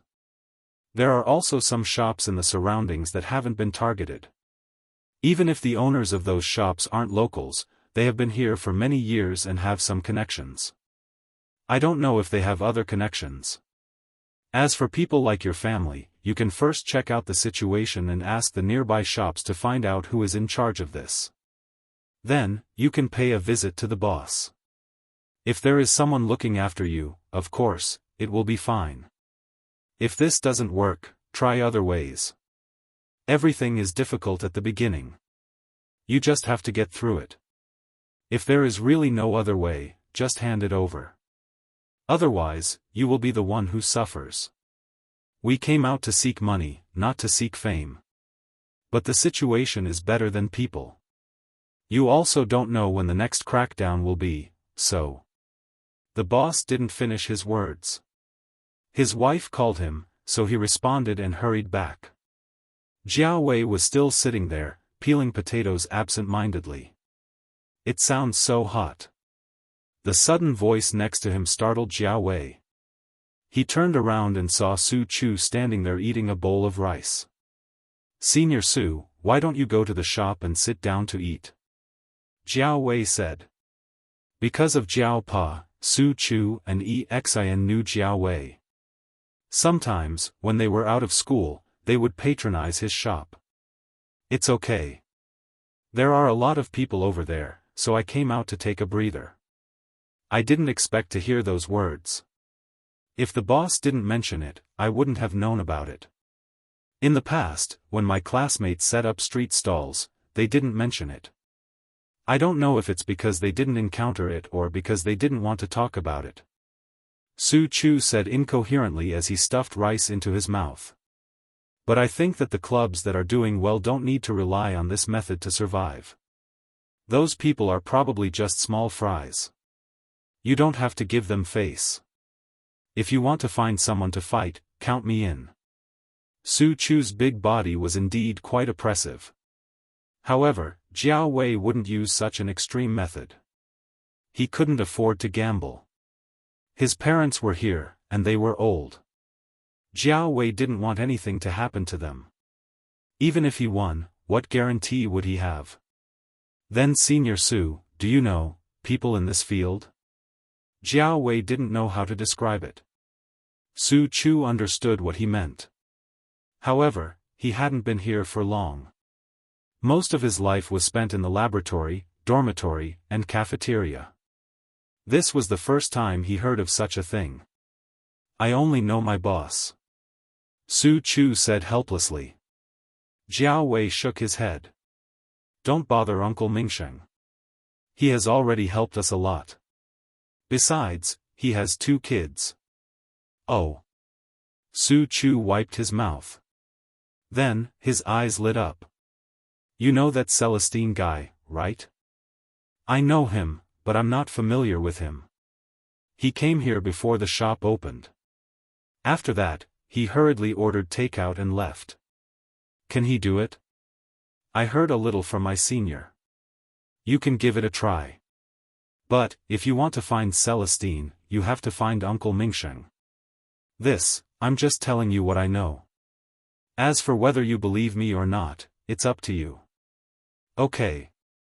Su Chu threw the empty disposable lunchbox into the trash bin and said, if you really want to ask Celestine for help, you don't have to go through my boss.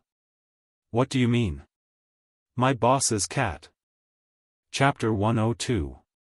Jiao Wei would never have thought that Su Chu would give such an answer. In fact, no normal person would think of such an answer. People who didn't know better would think that Su Chu was joking. After all, it was just a cat. How much could it help? Eat it? Seeing Jiao Wei's expression, Su Chu knew what he was thinking. He scratched his head. Hey, I'm just saying. Believe it or not, it's up to you. Why that cat? Jiao Wei squeezed out this sentence after thinking for a long time. How should I put it? My senior brother, Xian, is definitely more familiar with the boss's family. That's why he knows more about the boss's family. Sometimes, my senior brother would tell me a little about the boss's family. Among them, he talked about the cat the most. It's the boss's baby. Like Lord Zheng, Miss Zhao, Professor Lan, and some other people. Although they usually have a good relationship with my boss, they are all related to the cat. Oh, there's another person, a professor who returned from overseas. He was a famous person in our school last semester, but he was kicked out. I heard from my senior that it's also related to the cat. Although many people didn't know the real reason for Ren Chang's case, people like Xian who had a close relationship with the Jiao family could make some inferences. Hearing Su Chu's words, Jiao Wei stopped peeling potatoes. He didn't know many of the people that Su Chu mentioned, but he knew Professor Lan. Not long after he came here, he was taken to Professor Lan's small garden by the cat. It seemed like Su Chu was right. After all, compared to Associate Professor Jiao, those people were much more capable. Why would they care about an associate professor with no background? I heard a lot of things from my senior, so I don't know much about them. However, if you want to find Celestine, you can keep an eye on the cat first. Every time Celestine comes here, he only looks for the cat. There's one more thing. Maybe you don't believe me, but it was also because of that cat that I was able to work for the boss. Su Chu recalled that after he became Associate Professor Jiao's student, he once mentioned it to Xian. Xian analyzed it. Looking at the time, it was getting late. Su Chu took his leave first. He still had classes in the evening. Jiao Wei sped up and peeled the remaining potatoes. Then, he tidied them up and rushed to the military training area. The evening training was about to begin. Jiao Wei had been thinking about Su Chu's words. When he saw the cat the next day, he felt a little awkward. Zheng Tan had no idea what Jiao Wei was thinking. He, Fatty, and the others had recently moved to a different place to watch the military training. The people at Jiao Wei's training ground had started to guard against cats. Every time the cups were placed, there would be a few people sitting there. Once Zheng Tan and the others got close, those people would chase them away. Therefore, Zheng Tan and the others didn't just stay at one training area. Since there were so many places for military training, they would go and watch whenever they found a suitable place. It was quite interesting to see those people make a fool of themselves during training. There were also talent shows, singing and dancing during break time. The girls' performance was better. After school at noon, Zheng Tan and little Pomelo followed Jiao Wei to the small restaurant. They felt that someone was staring at them. When they turned around, they saw Jiao Wei looking away uncomfortably. What was going on? Zheng Tan was puzzled. Did Jiao Wei have something against him and Pang watching the military training? When they arrived at the small restaurant and ate at the folding table, Zheng Tan felt Jiao Wei's gaze from time to time. His appetite became worse. The man and the cat stared at each other for a few seconds. Jiao Wei looked away again. He felt that the cat's gaze was quite strange. It was indescribably strange. It was as if, it wasn't a cat's gaze, but a human's. Jiao Wei had heard people say that some cats would express their thoughts. You could tell what they were thinking just by looking at their eyes. Although he couldn't tell what the cat was trying to express from its eyes, Jiao Wei at least knew that the cat wasn't in a good mood.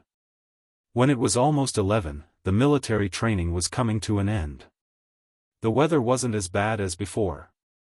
The pretty boys at the beginning of school were now a few shades darker. If you asked the 3rd and 4th year students what was the craziest thing during the military training, it would most likely be taking photos. When they were at their ugliest and darkest in university, the school took a photo of them, and this photo would be recorded in the system. It would appear on their various cards in the next 4 years, such as library cards, level 4 and 6 cards, and so on. At this time, the one-card system hadn't appeared in Tsinghua University yet. Therefore, a lot of the cards were separated. Every time they went to the library to borrow books, the auntie in charge of borrowing books would stare at the tanned faces on their cards and then stare at them for a long time. Especially those who were more concerned about their reputation. They would beat their chests and stomp their feet when they talked about their experiences. When this batch of new students were taking photos, Zheng Tan was squatting on a tree not far away and listening to the complaints of the students. Yawning, Zheng Tan gloated for a while. It was said that a white complexion could cover 100 ugliness. Now that most people were tanned, it wasn't possible to find a few good-looking girls. On the day of the military training review, Zheng Tan, De Pang, and the sheriff all went to take a look. Huang wasn't there. He had eaten something bad and was taken to Shaogua to see a doctor. Even if he was here, Huang wasn't very interested in these things. After the review in the morning, they were sent off to the instructor in the afternoon. Regardless of how they were trained during the military training, under the influence of that kind of atmosphere, there were many people who were red-eyed. The relationship between men could be smashing bricks against each other one moment, and the next moment, they could smoke, drink, and talk about women together. Young people were impulsive easily. When the atmosphere was hot, it was different. Even Zheng Tan, who was squatting on the side, was a little affected. He recalled his own situation when he entered the university. It seemed like he didn't participate in the military training. He spent some money to go to the hospital to write a note, then asked the school leaders to sign it and left. Now, it was a pity. Zheng Tan stretched his body and jumped down from the tree. He walked back home. Jiao Ma said they were having dumplings for dinner. After sending off the instructor, Jiao Wei and his roommates returned to their family's restaurant to help out. His roommates also came over to have a good meal. At the same time, they were thinking about what to do for the next 2 days.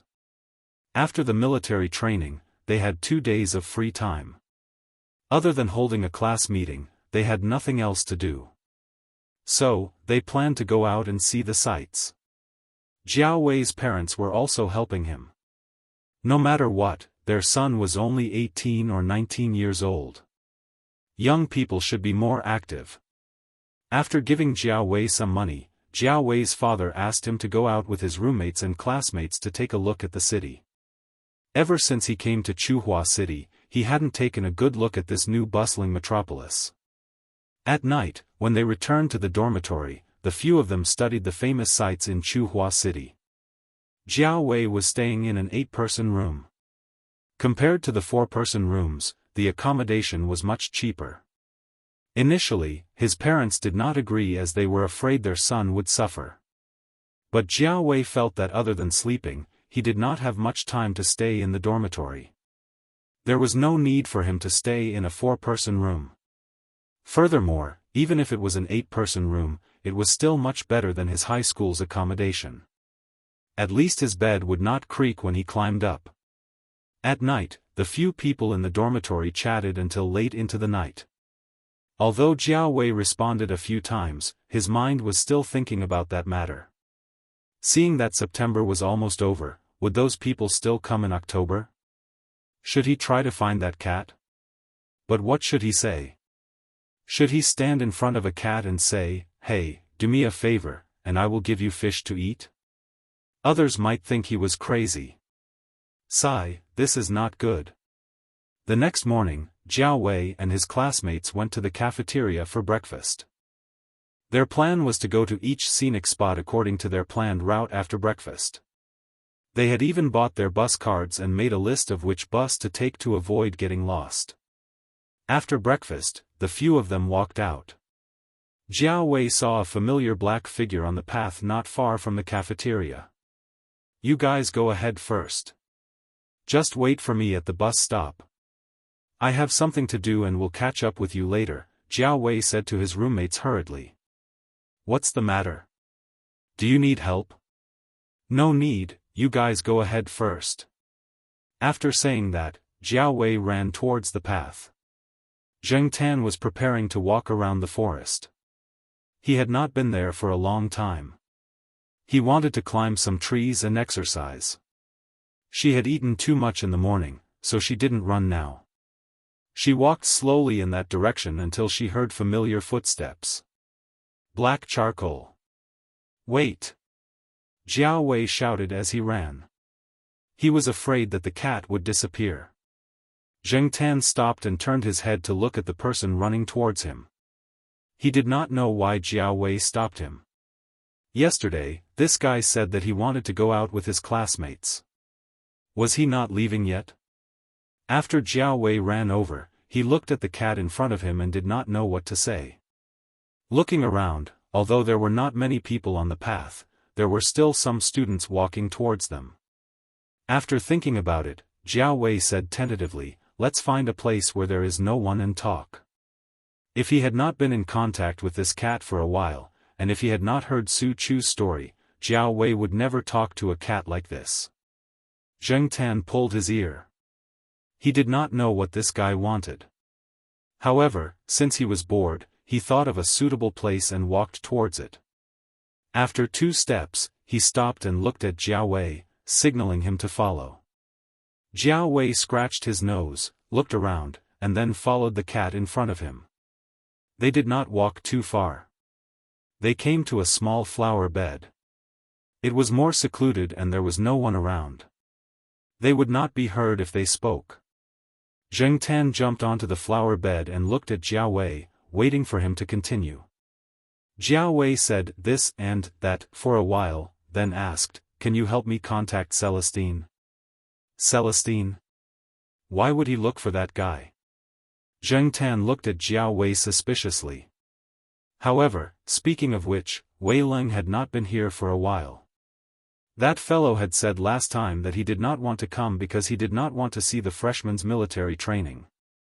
That would make him miss his military career, so if he wanted to come, he would wait until the military training was over. Looking at the time, the military training was over. Celestine should be coming over in 2 days. How about this, if Celestine comes to find you next time, can you bring him to my restaurant? Jiao Wei said hesitantly, then looked at the cat's reaction. Zheng Tan did not know why Jiao Wei was looking for Celestine, but if it was only like this, he could still help. So he raised a hand and looked at Jiao Wei. Jiao Wei did not understand the cat's meaning, so he did not move. Zheng Tan. Stupid. Walking over, Zheng Tan patted the back of Jiao Wei's hand. This was the way Zheng Tan, Jiao Yuan, and little Pomelo were used to. If they agreed, they would pat their paws. That was why they were doing this now. After patting, Zheng Tan jumped off the flower bed and walked towards the forest. Chapter 103. Celestine came the day after Zheng Tan agreed to help. Like before, Celestine first called Jiao Pa to inform him, then went to the eastern courtyard. He looked around and didn't find Zheng Tan, so he pressed the horn rhythmically. Zheng Tan was sleeping on a tree nearby. Hearing the horn, he jumped down from the tree and came to Celestine's car. However, unlike before, Zheng Tan didn't directly jump through the open window this time, but walked outside. "Hey, Black Charcoal, where are you going?" "A star is going to the night building tonight. It's a rare opportunity," Celestine said as he drove to catch up with Zhang Zian. Zheng Tan trotted out of the school gate. This time, he didn't run directly through the grass, but directly on the sidewalk so that Celestine could see him. After leaving the school gate, he went to Jiao Wei's small restaurant. In the car, Celestine felt strange. What does the cat want to do? It wasn't easy to drive further into the street, so Celestine parked his car at a place in front of the school gate, then went to Jiao Wei's small restaurant. When he arrived, Zheng Tan was already squatting on a chair, waiting for him. Jiao Wei's parents were already familiar with each other, so they weren't too surprised to see Zheng Tan. However, when they saw Celestine, one of Jiao Wei's parents came to greet him warmly. After all, Celestine had helped them before, while the other went to call their son's dormitory. When Jiao Wei came back yesterday, he had told his parents that if the cat came with Celestine, they should call him immediately. If he wasn't in the dormitory, they should try to get Celestine's phone number, or directly tell Celestine his dormitory number. When Celestine was free, they could contact him. Although his parents didn't think it was a good idea to ask Celestine's phone number, since their son had asked, and if there was no one in the dormitory, they could only try. Fortunately, Jiao Wei and the others didn't go out today. They were too tired yesterday, so they all rested in the dormitory today. After receiving a call from the restaurant, Jiao Wei hurriedly took his bag and rushed to the restaurant. He was prepared to go to the restaurant to help at this time, but if Celestine came, Jiao Wei would bring more money, just in case. He had heard people say that when asking for help, one had to be polite. Even if Celestine didn't want it, there were others. Speaking of which, Jiao Wei was still thinking about this last night.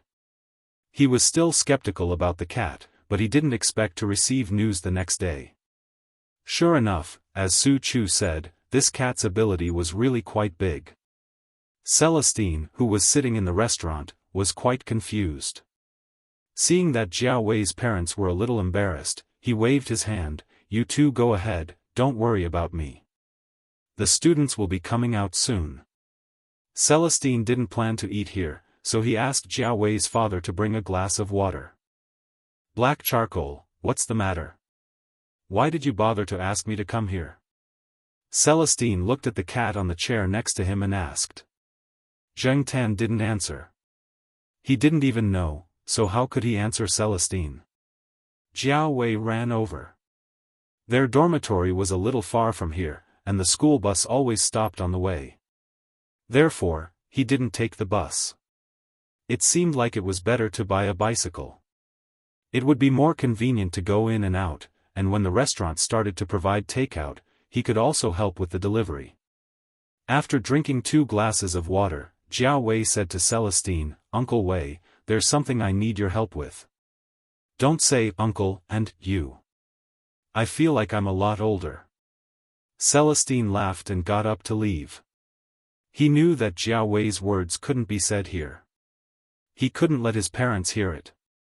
Jiao Wei said goodbye to his parents, took his bag, and followed Celestine out. Zheng Tan followed.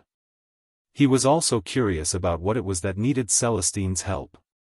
After leaving the restaurant, Jiao Wei was a little embarrassed and told Celestine about the situation in his restaurant. He hoped that Celestine could provide some information. At least, he would know who to give the gift to. Ever since the incident in his restaurant, Jiao Wei had asked some of his classmates and indirectly asked some of the other restaurants. He knew more things that outsiders didn't know. Sometimes, after paying the fee, it was not as if nothing had happened. Someone might come to find trouble. Jiao Wei was thinking of taking a step back now. As long as his parents could safely run this shop, it would be fine as long as they didn't cause any trouble. Besides, he was indeed a newcomer, so it was better to show some goodwill. Zheng Tan was beside him and pulled his ear. That's all it took. But it was true. It wasn't easy to be an ordinary person, especially an outsider who didn't have any background. That's the situation. So, I want to ask if you can give me some advice. Jiao Wei was a little nervous. After glancing at Celestine, he lowered his head. His hands that weren't carrying the bag were in his pockets. His palms were sweaty. Celestine didn't bother with the words, "uncle," and "you," this time. He shook his head and said, "I'm not a local, and I don't know much about this place." But Jiao Wei was a little discouraged when he heard Celestine's words. But there was hope when he heard the last sentence. "But, it's possible to solve the problem, but it's a little overkill. Anyway, you don't have to worry about this. Those people probably won't come next month. If they come again, just call me." Celestine told Jiao Wei his phone number. Jiao Wei quickly took out a piece of paper and wrote it down. Zheng Tan thought that Celestine was probably going to find Senior Walnut or Yihao's people. One was white, the other was black. But no matter which side it was a waste of talent. Celestine had a good impression of Jiao Wei. From the few times they met, the young man was a good person. He was ambitious, but that wasn't a bad thing. As long as he had a good heart, it was fine. That, Uncle Wei. Jiao Wei didn't know how to express himself. He didn't expect Celestine to take over this matter. "Thank you. I'll treat you to a meal when the time comes." Wei Ling knew what Jiao Wei was thinking the moment he heard what Jiao Wei said. "Let's not talk about giving gifts and money. How about this, I'll eat at your place for free." "Of course. You can go whenever you want." Jiao Wei was happy to be able to solve the problem of his store. "Oh yeah, you don't have anything going on today, right?" Celestine asked. No. Jiao Wei quickly answered. Although he originally planned to help his family look after the store, he was afraid that Celestine had other things to do, especially things related to his store. "Then let's go together. I'll take you out to play today." "Young man, why are you always bored in school?" Celestine walked to the parking lot as he spoke. Jiao Wei went home and talked to his parents. Then, he got into Celestine's car. "You can sit in the front passenger seat," Celestine said to Jiao Wei. "The back seat is for Black Charcoal. That guy will roll around in the back seat when he's bored. You'll be disliked if you sit there. Don't take up its space." Jiao Wei was speechless. He was not as good as a cat. "Black Charcoal, Howsy will bring the Monseigneur over today," Celestine said as he drove. "That big cat?" Zheng Tan thought for a moment. Speaking of which, she hadn't seen that big cat for a while. She heard that after following Yi Hao, that cat was doing quite well. Master Tang the Seventh always showed off outside, showing off in front of everyone. Jiao Wei sat in the front passenger seat obediently and listened to Celestine talking to the cat in the back seat. Although the cat in the back seat did not reply, Celestine did not stop talking. Jiao Wei did not know anything about the Monseigneur or the NB band. When they arrived at the night building, Jiao Wei was a little dumbfounded. Yesterday, he and his classmates passed by here. When they were on the bus, they saw the night building outside. They discussed it with a few of their roommates and wondered when they would have a chance to go inside. However, they heard that the cost of living there was extraordinarily high. Jiao Wei looked at his casual clothes that did not match the surroundings at all. At first, he felt a little awkward. However, when he saw Celestine, he calmed down a little because Celestine was also wearing casual clothes. Just like before, Celestine did not enter through the front door. Jiao Wei followed the man and the cat in front of him and entered through a side door.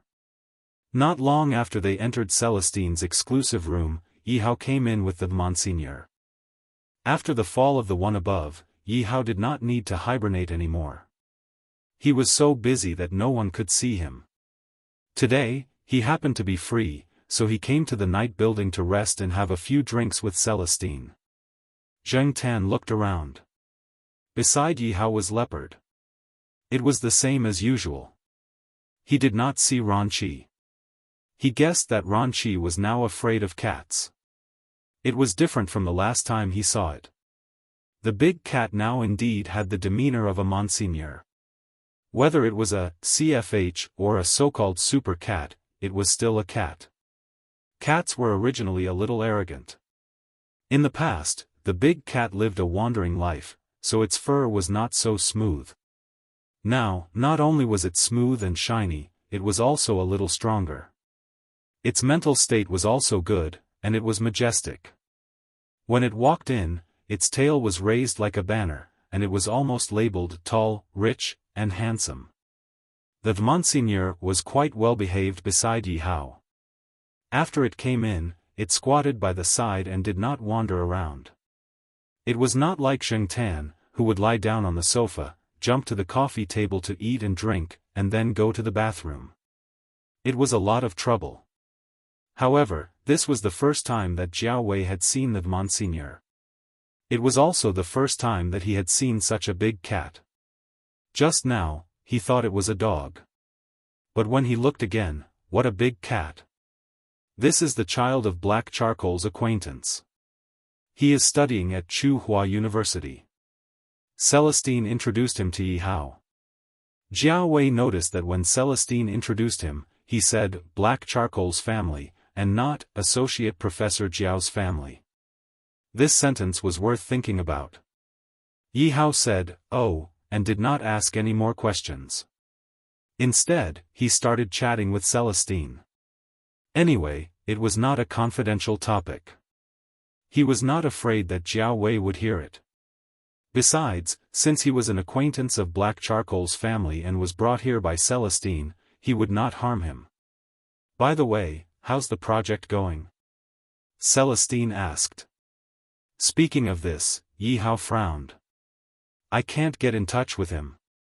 His secretary always says that he is busy and we need to make an appointment. But there are so many people who want to make an appointment. The queue lasts for more than 10 days. Third Master Fang is very busy every day. It is normal for him to be busy. You are not the only one who receives this kind of treatment." Celestine took the bottle of erguotu, clinked it with Yi Hao's, and drank 2 mouthfuls. Yi Hao glanced at the black cat, who was squatting on the side eating peanuts. "Yeah, Third Master Fang even gives the cat a climbing frame when he is busy every day." Pfft! Celestine spat out a mouthful of wine. "What? Third Master Fang gave the cat that thing? He personally gave it to him?" "Yeah." This was the information that Yi Hao had found out after much effort. Jiao Wei, who was sitting on the side, lowered his head. The alpaca in his heart began to gallop. "It can't be what I think it is, right? It is indeed a relationship that goes through trials and tribulations together. Hausi, you have to hold on tight to this cat's leg," Celestine said with a smile. He emphasized, through trials and tribulations together. Zheng Tan pulled his ears, pretending that he did not understand the meaning of this word. He really did not want to think about those days. Although Celestine's word sounded like a joke, it was also reasonable. Yi Hao also planned to not talk about the project when he met the Third Master Fang. He planned to mention this cat first. Chapter 104. Jiao Wei had never thought of riding on a cat's coattails before. In fact, normal people wouldn't even think of riding on a cat's coattails, but now, Jiao Wei had really encountered it. Jiao Wei didn't know who the 2 people drinking sorghum wine with Celestine in such a high-end place were. He also didn't know the background of the third Uncle Fang they were talking about, but he was sure that the 2 were big shots, and the seemingly unreliable Third Master Fang was obviously of a higher status. Yi Hao only stayed for a while before leaving, and the Monsignor followed him. Zheng Tan didn't mind, since he wasn't familiar with the big cat, and he was just here to play. When the performance at the Daoist Palace started, Zheng Tan leaned against the open window and looked down. As for Celestine, as usual, he started to fish for information. Previously, he was fishing for information from Ah Jin, and this time, he was fishing for information from Jiao Wei. The topic of conversation was still about the Third Master Fang. Celestine was really curious about the Third Master Fang's thoughts. After coming to Chuhua City, he actually gave a cat tree to a cat when he was so busy. Unfortunately, Celestine was going to be disappointed this time. Jiao Wei had only met Third Uncle Fang for a short while, and didn't know anything else. Celestine looked at the cat lying there listening to the performance, and sighed. He wanted to help but couldn't even get some information. It wasn't just Yi Hao, but also Tianyuan Genetics. A few partners had already asked Yuan Zi about the Third Master Fang. Celestine originally wanted to help, but unfortunately, he couldn't get any information. As for Associate Professor Jiao, it wasn't suitable for him to fish for information. That would only make people think that he was insatiable. And Associate Professor Jiao had no intention of getting close to them. It was lucky to be able to get close to the Third Master Fang, and it was all thanks to the cat. The rest was up to him. Thinking about the fortune cat Yuan Zi kept in the office, Celestine wanted to laugh. It was a pure black cat that Yuan Zi had specially made. Regardless of whether he was in the scientific research industry or not, as a businessman, he was always particular about this. After taking a sip of wine, Celestine sighed in his heart. It really is a fortune cat. They didn't stay too late today. At around 9 o'clock, Celestine asked someone to drive Zhengtan and Jiao Wei back to school. The driver had been here many times, and he was familiar with the road.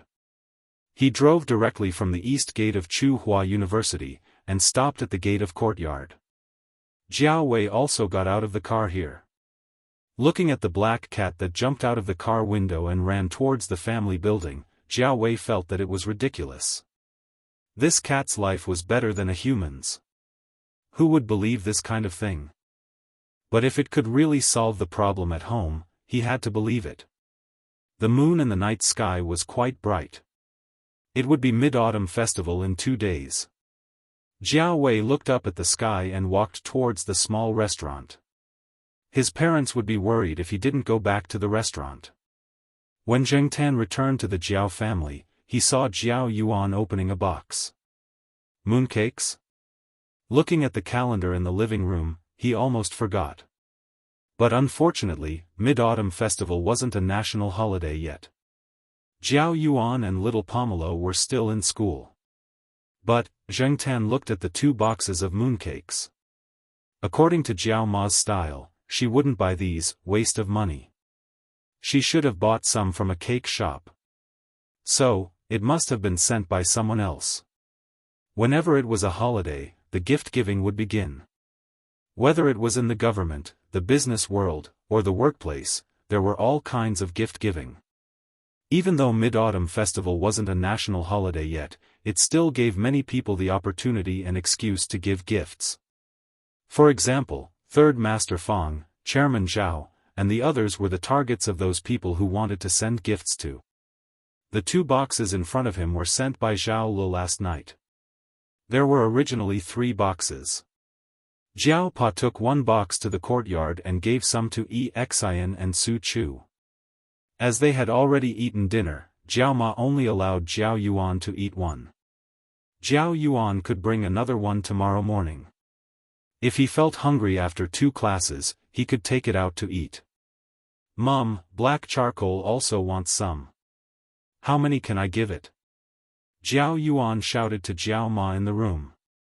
Each of you can only eat 1. Black charcoal can only eat 1. Black charcoal has gained weight recently. Jiao Ma, who was busy answering the phone, said. She then closed the door and continued to make calls. Little Pomelo opened an egg yolk for Zhengtan. Zhengtan was eating it on the sofa, but his ears were perked up. He was listening to the movements in the bedroom. Why was it so secretive when making a phone call? Did she not want the 2 kids to know? Jiao Yuan and little Pomelo could not hear the sound of the phone call, but Zhengtan could. Although it was not very clear, he could at least catch a few key words. It seemed to be related to the upcoming National Day holiday and, buying a car? Zhengtan moved his ears and stopped eating the mooncake. He listened carefully to the sounds in the room. Unfortunately, Jiao Yuan was too talkative. Zhengtan simply put down the mooncake and went to the door. He leaned close to the door and listened carefully. Seeing Zhengtan's actions, the 2 kids who were eating mooncakes looked at each other. They put down the mooncakes in their hands and tiptoed to the door. They pressed their ears against the door to listen. Jiao Ma, who was talking on the phone, would never think that someone was eavesdropping at the door. She was still chatting happily. When the Jiao Pa came back, he saw the 2 kids standing on both sides of the door with their ears pressed against the door. There was also a cat below them. The cat's tail was curling from time to time, as if it was thinking about something. Seeing that the Jiao Pa came back, Jiao Yuan was not embarrassed at all. Instead, he asked the Jiao Pa excitedly, "Are we going to buy a car?" The Jiao Pa was amused. It turned out that the kid was eavesdropping because of this. "I'm thinking about it, but I haven't decided yet." Although he already had a plan, the Jiao Pa did not say too much. He did not want to disappoint the 2 kids if there were any changes. After all, Jiao Yuan and little Pomelo were still kids. When they heard the Jiao Pa's words, they did not think too much about it. As long as there was a possibility, it was fine. They went back to the sofa and sat down, eating their unfinished mooncakes while watching TV. After eating, take a shower and go to bed. Don't watch TV too late. The Jiao Pa said to the two kids. When he passed by Zheng Tan, he stretched out his finger and poked Zheng Tan's forehead. You too. Go to bed early. Also, exercise more recently. Look at you. You've gained weight. Zheng Tan pulled his ears and went to little Pomelo's room to look at himself in the mirror. He didn't gain much weight. Thinking back on his life, it seemed that other than picking up little Pomelo, he only ate, slept, and watched the military training. As for food, he ate 3 meals a day with the Jiao family. He also ate some other food intermittently. Although he was a little picky, he had a wide range of food compared to other cats. Besides, he did not eat much, so there were some signs of him gaining weight.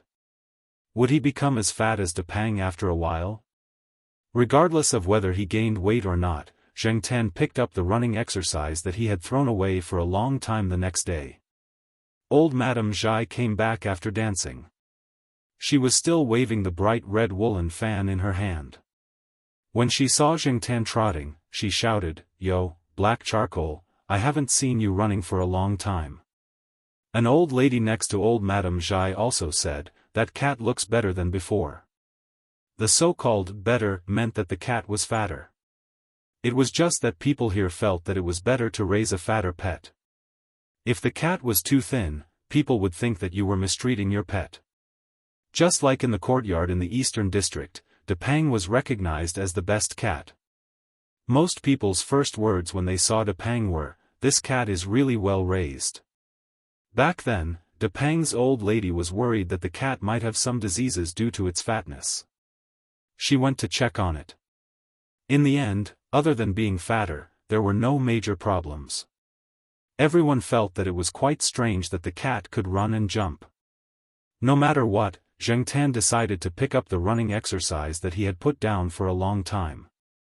Anyway, the weather was gradually getting colder. It would not be as hot as it was in the summer. Recently, there were more people in the school square. The clubs were recruiting new members, so it was more lively. The members of the Roller Skating Association were in a formation, skating in circles around the school's main road. Some words were tied to their arms, which could be used to form publicity slogans. The equipment was also neat. When the group of people skated in front of them, it looked quite cool. It also satisfied some people's desire to show off. Therefore, many new students would go to the Roller Skating Association in the square to ask about the situation. There were also members of the Bicycle Association. A group of people rode flashy bicycles. Sometimes they held billboards, sometimes they shouted slogans, and rode around the school. In the square, where the association was, there were some photos. They were all taken during the holidays when they went out to travel by bicycle. There were also some slogans such as, "Ride the World," on them, which satisfied some people's desire to go out by bicycle during the National Day holiday. Sometimes, you could see some students dressed up like anime characters. They were from the Anime and Manga Association. Chuhua City would sometimes hold some anime and manga fairs, and there would be cosplay. They would also participate, so every year, during the recruitment of new members and anime and manga fairs, you could see those eye-catching cosplayers on campus. Zheng Tan saw this when he was running. There were also many clubs that only advertised in the square. Zheng Tan stood in the distance and watched for a while. There were people in costumes, dancing skirts, and even people in martial arts and taekwondo costumes. Those were all very popular clubs. Zheng Tan had not participated in such activities when he was in university. At that time, he did not seem to pay attention to these things. Most of the time, he was not in school. He only learned about many activities that he would encounter in university after coming here. Zheng Tan also saw Jiao Wei. It was not that Zheng Tan's eyesight was too good. He just glanced at some of the more unpopular clubs on the periphery. There were not many people there. There was only Jiao Wei in one of the clubs. However, because of the angle, Zheng Tan could not see what club it was, and he was not very interested. After jogging for a while, when he passed by the Institute of Biological Sciences, he ran to the tree in front of Jiao Pa's office window to take a look. There was no one in the office. Xian and Su Chu were not there either. They were probably busy with experiments. Zheng Tan did not stay for long. He returned to the east courtyard and was about to go home to sleep for a while. He did not expect to see Third Master Fang's car parked downstairs. At this moment, Third Master Fang was leaning against the car door and taking out his phone. When he saw Zheng Tan, Third Master Fang was very happy. "Hey, I was just about to call your cat father. There's no one in your house. Help me open the door." Third Master Fang put away his phone again. Zheng Tan looked at him suspiciously. Didn't Celestine and Yi Hao say that this guy was very busy every day? Why did he have time to come here now? He jumped up and swiped his card. He took the key from De Pang's house. After he came back from wandering, Zheng Tan felt that it was too troublesome to hide the key in the tree. So, he hid it in a place on De Pang's balcony. Anyway, De Pang usually squatted on the balcony to look after the house. If De Pang went to visit relatives, Zheng Tan would hide the key in the tree. The Third Master Fang was not too surprised that Zheng Tan could open the door by himself. He had already known about it from Jiao Pa. When he was wandering, he even knew that this cat could turn on the hot water and use the hairdryer by himself. This time, Third Master Fang brought a few boxes of hardcover mooncakes. He was going back to Beijing for the Mid-Autumn Festival, but there were too many people who gave him gifts. He could not eat them all. After he gave some to his subordinates, Third Master Fang sent some to the Jiao family. After he sent them, he would drive back to Beijing. After the Third Master Fang put down the boxes, he called the Jiao Pa. After the call, Third Master Fang said to Zheng Tan, who was lying lazily on the sofa, "Your cat father seems to be buying a car." Although he did not say, "I heard some people talking over there." Chapter 105. After the Third Master Fang left, Zheng Tan leaned on the balcony and stared downstairs. When a car drove in, he craned his neck to take a look. When little Pomelo and the others finished school, Zheng Tan did not see the car he expected. He had no choice but to go to the affiliated to Renmin University of China to pick up the kids.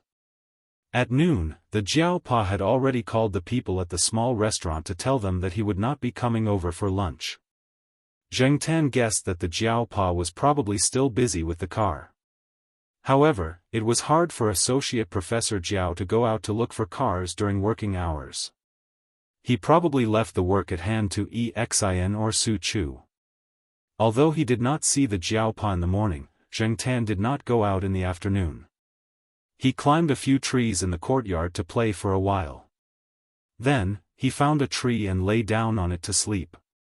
It was almost 5:00 when he finally saw the Jiao Pa come back. However, he walked into the courtyard alone. Zheng Tan looked behind the Jiao Pa and did not see the car. He looked at the Jiao Pa in confusion. Where was the car? Unfortunately, the Jiao Pa did not answer his questions. Zheng Tan decided to eavesdrop tonight. Usually, after the two kids went to bed, the Jiao Pa and Jiao Ma would talk about something. After dinner, Zheng Tan accompanied the two kids to watch TV until 9:00. When the two kids went to bed, he jumped out of bed and prepared to eavesdrop. The lights in little Pomelo's room were off, but little Pomelo was still awake. When she heard Zheng Tan's movements, little Pomelo took out a small flashlight from under her pillow. "Black charcoal, where are you going?" Zheng Tan wagged his tail and looked at the door lock. Little Pomelo got up and opened the door for Zheng Tan in her slippers. She moved gently and tried not to make the door lock make a sound. She opened the door a small gap, just enough for Zheng Tan to go out. They had done this many times. Zheng Tan came to the bedroom door and squatted down. He tilted his head and pressed his ear against the bedroom door, while little Pomelo lay back down on the bed. 10 minutes later, Zheng Tan crawled back into bed. He was in a good mood. Jiao Pa had indeed bought a car. He was going to pick it up tomorrow. There were probably still some paperwork to be done.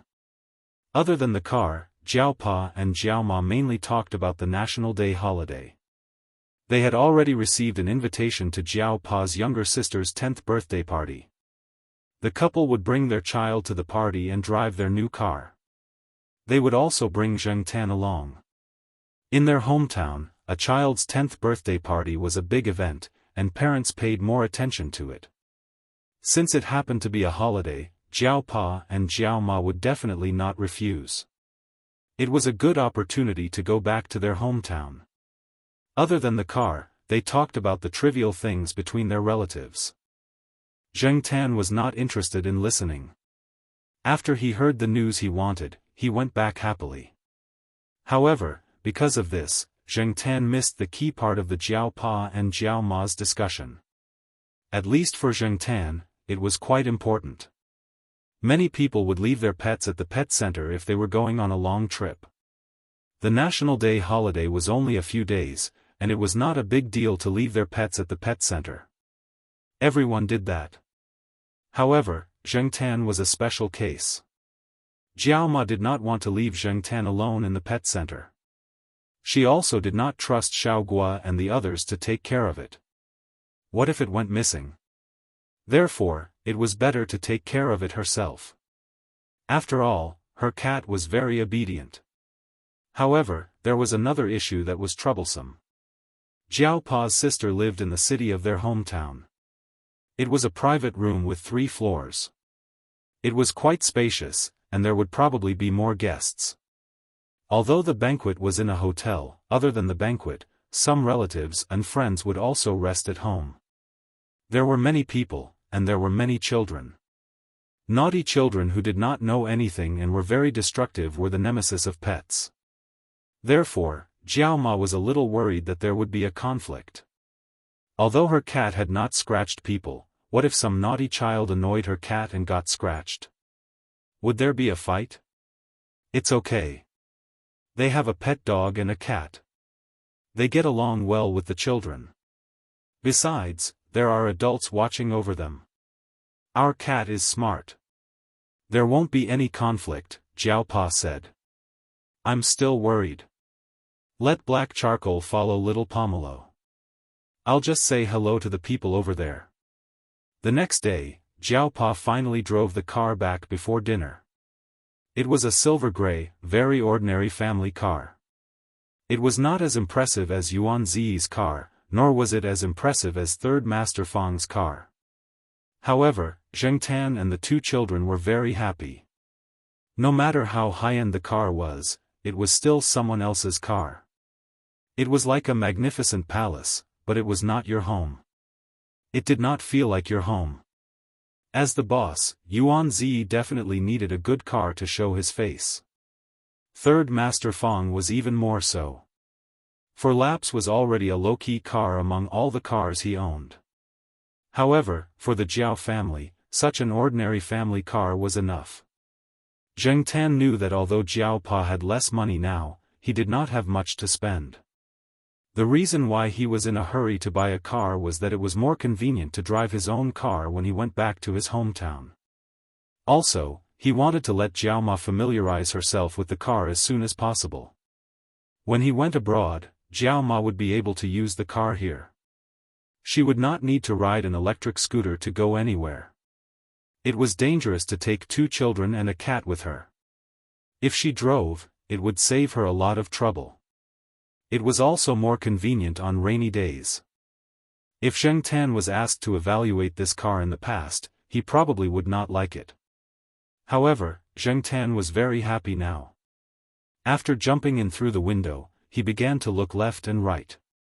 He felt that the new car did not smell right. It was too strange. Suddenly, he remembered what Huang and the sheriff did when they marked the territory. It was impossible to mark it with urine. If that was the case, Zheng Tan would not be able to get in the car in the future. In addition to the urine mark, there was also the smell of rubbing. Cats had scent-secreting glands near their whiskers and ears. By rubbing and rubbing, they spread their smell to the surrounding objects. Therefore, Zheng Tan learned from Huang and rubbed on the car seat and other places. Then, he sniffed. It did not seem to work. He rubbed again, and rubbed again. People would feel more at ease in an environment with familiar smells. Even if there were always smelly socks or a bucket of unwashed clothes in the room, as long as he could tolerate it and get used to it, it would be fine. If he was suddenly put into a very clean room without any other smells, he would feel uncomfortable for a while. Not knowing the smell after smelling it for a long time, physiologically speaking, it was a type of olfactory adaptation. However, on the other hand, it also showed a philosophical problem of, my territory, my smelly. Therefore, Zheng Tan rubbed on the car very intensely and felt at ease. The Jiaopa looked at his cat rubbing around in the car. He thought about it and decided to let him do as he pleased. Other than his family, no other family would let their pets rub around in a new car. The interior of the car was not decorated with anything else, so it was rather monotonous. When he bought the car, he received a pendant that was said to have been blessed. The Jiaopa always felt that it was an eyesore, so he took it off. When he went back to his hometown, he would ask the old lady to get another one done. The Jiaopa did not believe that other people would give similar things as gifts. However, after the Jiao Yuan and little Pomelo came back, the car changed. The Jiaoma also embroidered a peace pendant. Little Pomelo and Jiao Yuan also put a few dolls in the car. It looked a little livelier. After rubbing around in the car, Zheng Tan felt that it was about time, so he rolled around in the car seat before getting out. Because of the car, Zheng Tan was especially looking forward to going on a trip on the 11th. No matter where he went, it would be a new experience. Because there would be a lot of people traveling on the first day of the holiday, the Jiaopa decided to set off on the 30th of September. Because they had started preparing a few days in advance, they did not feel rushed when they set off. After the two kids finished school, the Jiaoma and Jiaopa came back. They had dinner and set off at 7 o'clock. Their destination this time was Xingyang, where their hometown was. From Chuhua City to Xingyang, it was about a 2-hour drive on the highway. The two elders had already been told that Grandpa Jiao had come from the village yesterday to clean the house in town. Although they had a house in town, the two elders of the Jiao family always liked to stay in the village. They were familiar with the place. From the east side of the village to the west side, they knew everyone there. When they played mahjong, they could be there anytime. It was not too boring. Occasionally, they would stay in town for a while and hang out with some relatives who had moved to town. They arrived at their house after 9 o'clock. The two elders were already waiting at the door with the lights on. Grandpa Jiao was quite happy to greet his grandson, whom he had not seen for a long time. However, the first thing that came out was a black cat. Why did you bring it here? Chapter 106. Even though Grandpa Jiao was a little unhappy with the fact that the Jiaopa had brought the cat with them, he didn't want to find fault with Zheng Tan since it was already late. He went back to tidy up the room with his wife. This house in town was also a private house. It wasn't an apartment building, so it was relatively free. Because of the location, it was much more spacious. No wonder Grandpa Jiao didn't want to go to Chuhua City. After tidying up 2 rooms, one for the Jiaopa and Jiao Yuan, and the other for the Jiaoma and little Pomelo, Zheng Tan thought for a while and ignored the old sofa cushions and a simple cat bed that Grandpa Jiao had made out of paper boxes. He ran into the Jiaoma and little Pomelo's room. Because of Zheng Tan's presence, Grandpa Jiao covered the fish that he had just bought with something to prevent the cat from eating it. The next day, Grandma Jiao woke up early and went out to buy breakfast. Many of the local specialties couldn't be found in Chuhua City. Since it was rare for her son and grandson to come back, Grandma Jiao bought a lot of food. However, Zheng Tan didn't get any. During breakfast, Jiao Pa and the other three shared some for him. Grandpa Jiao stared at them. "This cat is like this because you guys spoiled it." Grandma Jiao didn't say anything, but it seemed like she supported her husband's words. Jiao Pa just smiled and didn't say anything. If he said anything at this time, Grandpa Jiao would only talk more.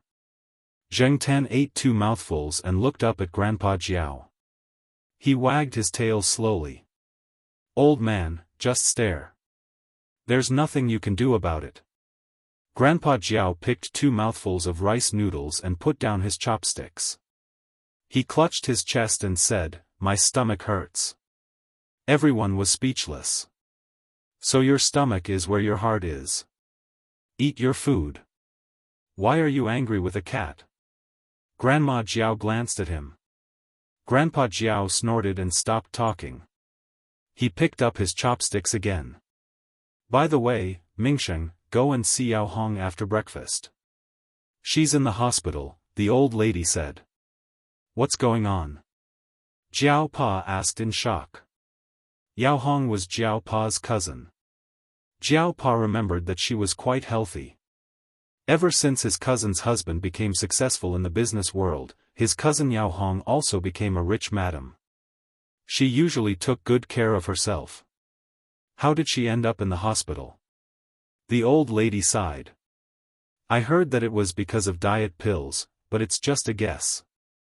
The hospital hasn't come to a conclusion yet. We don't know what happened." They spoke in a dialect, and Zheng Tan had heard a little of it before. Although he didn't understand it completely, he could understand a part of it. Hearing the old lady's words, Zheng Tan sighed in his heart. "TSK, eating diet pills can also get me into the hospital." Jiao Pa thought for a moment and nodded.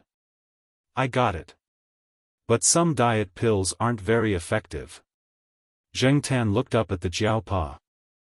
He felt that the Jiao Pa must have guessed the reason, but it wasn't appropriate to say it here, so he just answered the old lady's question briefly. The Jiao Pa's 10th birthday party was tomorrow. Today, the Jiao Pa decided to let the 2 children rest at home first. They went to the hospital to visit their cousin, and the old lady went out with them. Thus, only the 2 children, an old man, and a cat were left at home.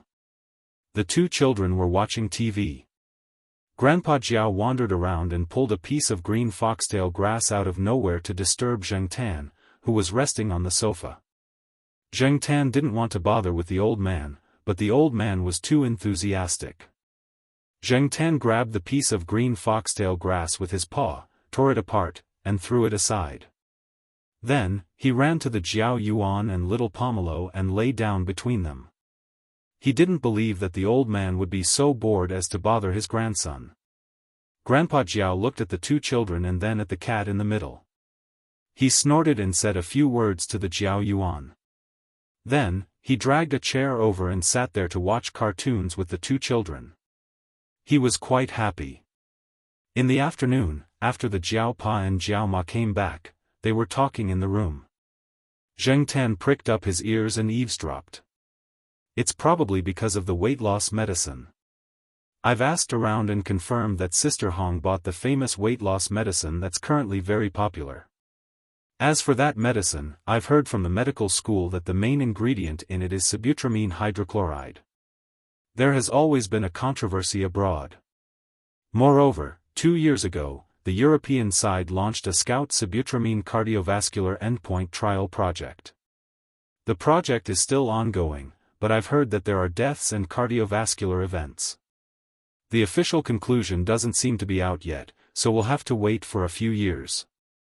However, I think that warnings will start to come out next year. As for the situation in China, I'm not sure. Hong Jie still refuses to admit it." Jiao Ma sighed. Before this, Hong Jie's usual symptoms were similar to the side effects of the pills. She wants to save face and refuses to admit it. However, she should have listened to what I said to her today. She should be more careful in the coming days. Hey, tell me more about the famous diet pills. How is the research going abroad? Jiao Ma was quite interested in this. Women always want to maintain a good figure. However, as they get older, they tend to put on weight easily, especially Jiao Pa's cousin. After she became successful, she had to attend more social events. It was easy for her to put on weight. In order not to lose face, she took the diet pills hard. Zheng Tan listened to the Jiao Pa and Jiao Ma's conversation. Zheng Tan remembered that the diet pills they were talking about were really popular for a long time. Many celebrities were endorsing the pills. However, after a few years, he didn't hear about it anymore. He didn't know what happened. Now, it seems that the pills were banned just like what Jiao Pa had predicted.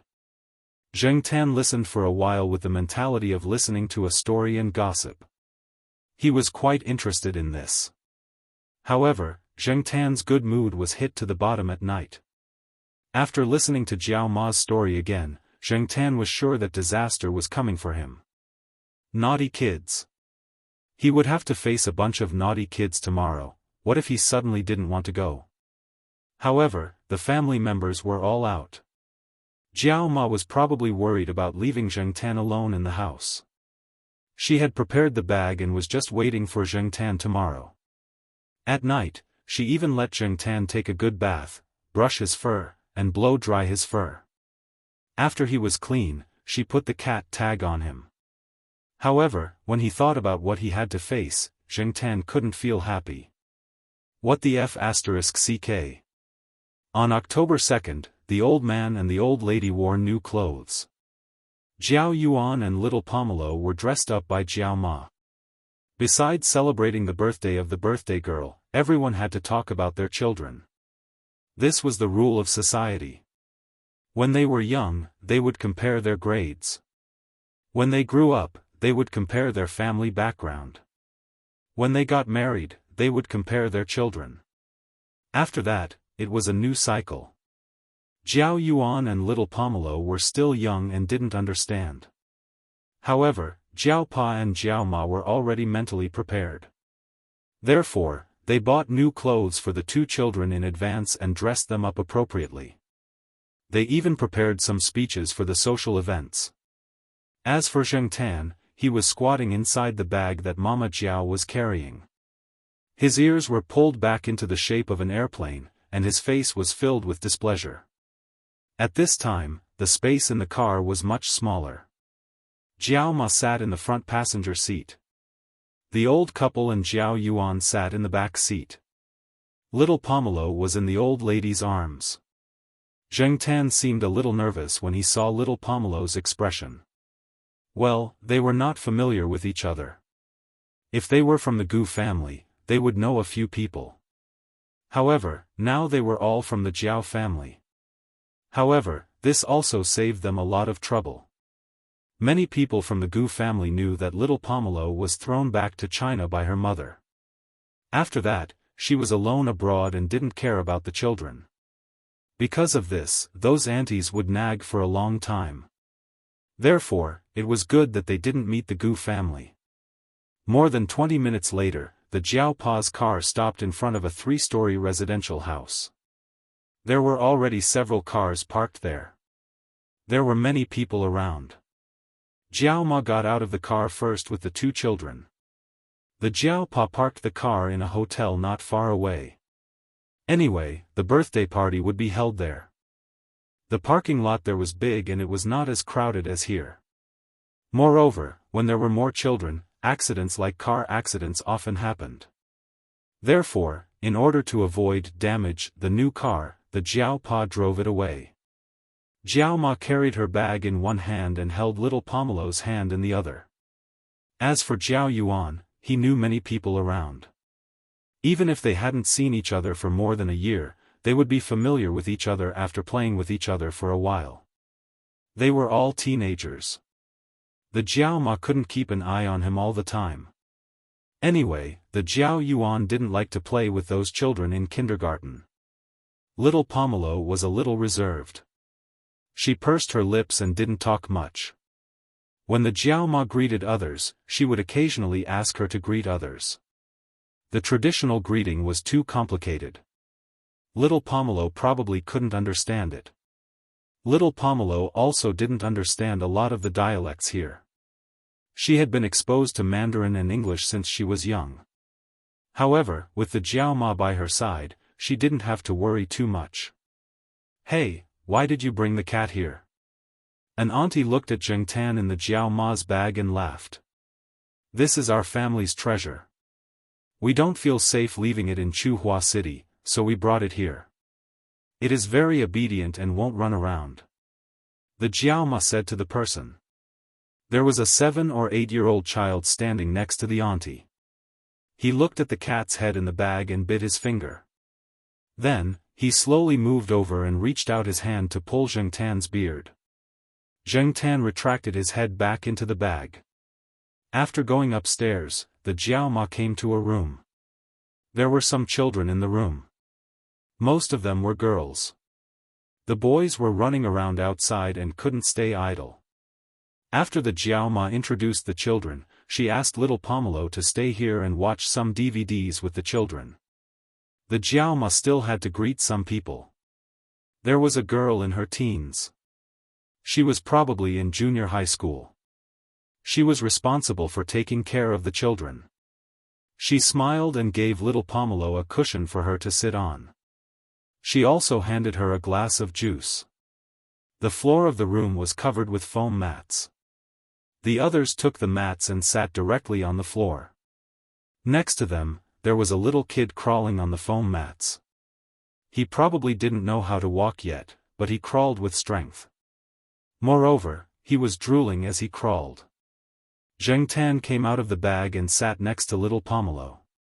At first, a few children came over to disturb Zheng Tan, but gradually, everyone went to watch the DVDs. Zheng Tan was closing his eyes and taking a nap when he suddenly felt a smell of milk approaching. He opened his eyes and saw the little kid sitting and staring at him. He even called out, twice. His words were very vague, so Zheng Tan couldn't make out what he was saying. "Ah, my ass." Zheng Tan pulled his ear. "Ka ka ka," the little kid laughed a few times and began to speak vaguely again. He was laughing and drooling as he crawled over. Seeing the little kid crawling over, Zheng Tan felt a headache. He got up and walked away. The little kid was addicted to following him. He was crawling with vigor. Chapter 107. There was a window next to the cabinet. Zheng Tan looked out from the window and saw Jiao Yuan and a few other kids around his age playing and running around. Looking at the room, the contrast was stark. It had to be said that girls were quieter than boys. At least the girls in this room were quite quiet. As for the only boy, who was not even a year old, Zheng Tan directly ignored him and let him drool and mumble to himself. But not long after, an old lady came in and took the little boy away. She was probably his grandmother. Without the noise of the little boy, Zheng Tan did not jump down from the cabinet. He just squatted on the cabinet and hoped that time would pass faster. Little Pomelo was no longer worried when she saw Zheng Tan squatting on top of the cupboard. She started to watch the rented cartoon with the other girls. Those were the kind that girls liked to watch. Zheng Tan could not focus on it and could only squat on the cabinet and take a nap. According to the customs of this place, there were 2 banquets for the 10th birthday, one in the afternoon and one in the evening. Actually, it was the 10th birthday banquet.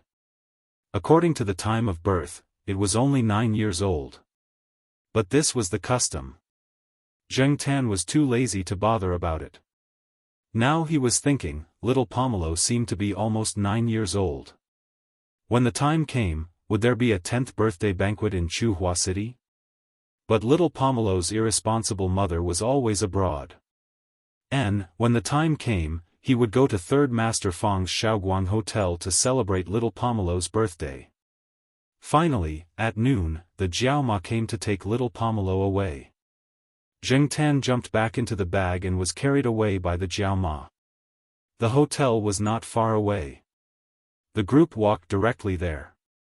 This time, Zheng Tan didn't enter the hotel. He stayed in the Jiao Pa's car. Little Pomelo wanted to take Zheng Tan to the hotel, but when the Jiao Pa asked Zheng Tan to choose, Zheng Tan jumped into the car. He looked around and saw that there were a lot of children going in with the Jiao Yuan. He did not want to squeeze in there. At that time, there would be a lot of people at the table, and there would be a lot of naughty children around. They would be surrounded by people they did not know. It was better to wait until the Jiao Pa and the others had eaten before bringing food over. Although it was a little boring to stay in the car, it was still better than going over there to face the brats and all kinds of strangers. It was too noisy there. When he woke up, the Jiao Pa had already brought a bowl over. After delivering the food, the Jiao Pa immediately turned back. There were still people who wanted to talk to him. Zheng Tan was not used to the hotel's food. Fortunately, it was still warm, as if it had just been reheated. He forced himself to eat to fill his stomach. When he heard that the children would be going to the amusement park later, Zheng Tan decided to stay in the car. Anyway, with the current amusement facilities and the condition of this small place, there was probably nothing fun to do. He was an adult and had no interest in playing with the children. After eating, Zheng Tan stayed in the back seat for a while. He felt a little bored and wanted to stretch his body. He put his paws on the car window and stretched. When he stretched halfway and looked out the window, he saw a large group of naughty children coming out of the hotel entrance. They were walking towards him. There were boys and girls, ranging from 3-year-olds to children about the same age as the Jiao Yuan. A group of people were walking towards him. A few of the children were holding balloons in their hands. They used the balloons to hit their parents who were hugging them. The parents were happy and smiled as they put their faces forward for the balloons to hit. Zheng Tan felt a pain in his bones. When he saw these naughty children, he felt that his cat life was bleak. Because there were too many children going to the amusement park, everyone split up. Those who had cars each took a few children. In the end, the extra children were all chartered to go to the amusement park. As a result, there were 2 children in the Jiao Pa's car that he did not know. One of them sat in the front passenger seat. Jiao Ma sat in the back with little Pomelo in her arms. There was also Jiao Yuan and another boy around 10 years old that Zheng Tan did not know. The child was also holding a balloon in his hand. When he saw Zheng Tan, he hit Zheng Tan with the balloon. No matter how Jiao Yuan and little Pomelo protested, and no matter what Jiao Ma said, he did not know his place. Zheng Tan could not stand it anymore. He raised his paw and broke the balloon. In the end, it was the Jiao Pa who spoke that the child calmed down for a while. However, it was only for a while. When he sat there, his eyes were still looking at Zheng Tan. Look at the F***ck. Zheng Tan was very unhappy. The amusement park in this city was about a 20-minute drive from here. Every 5 minutes, the Jiao Pa had to reprimand the child. Otherwise, the child would spin around like a spinning top. He even reached out to poke Zheng Tan and tried to pull Zheng Tan's tail.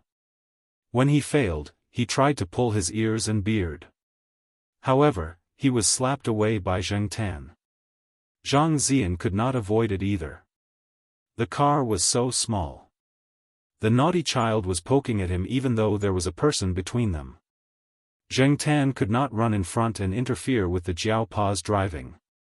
Besides, there was another child in front. Who knew if the one in front would be more difficult to deal with?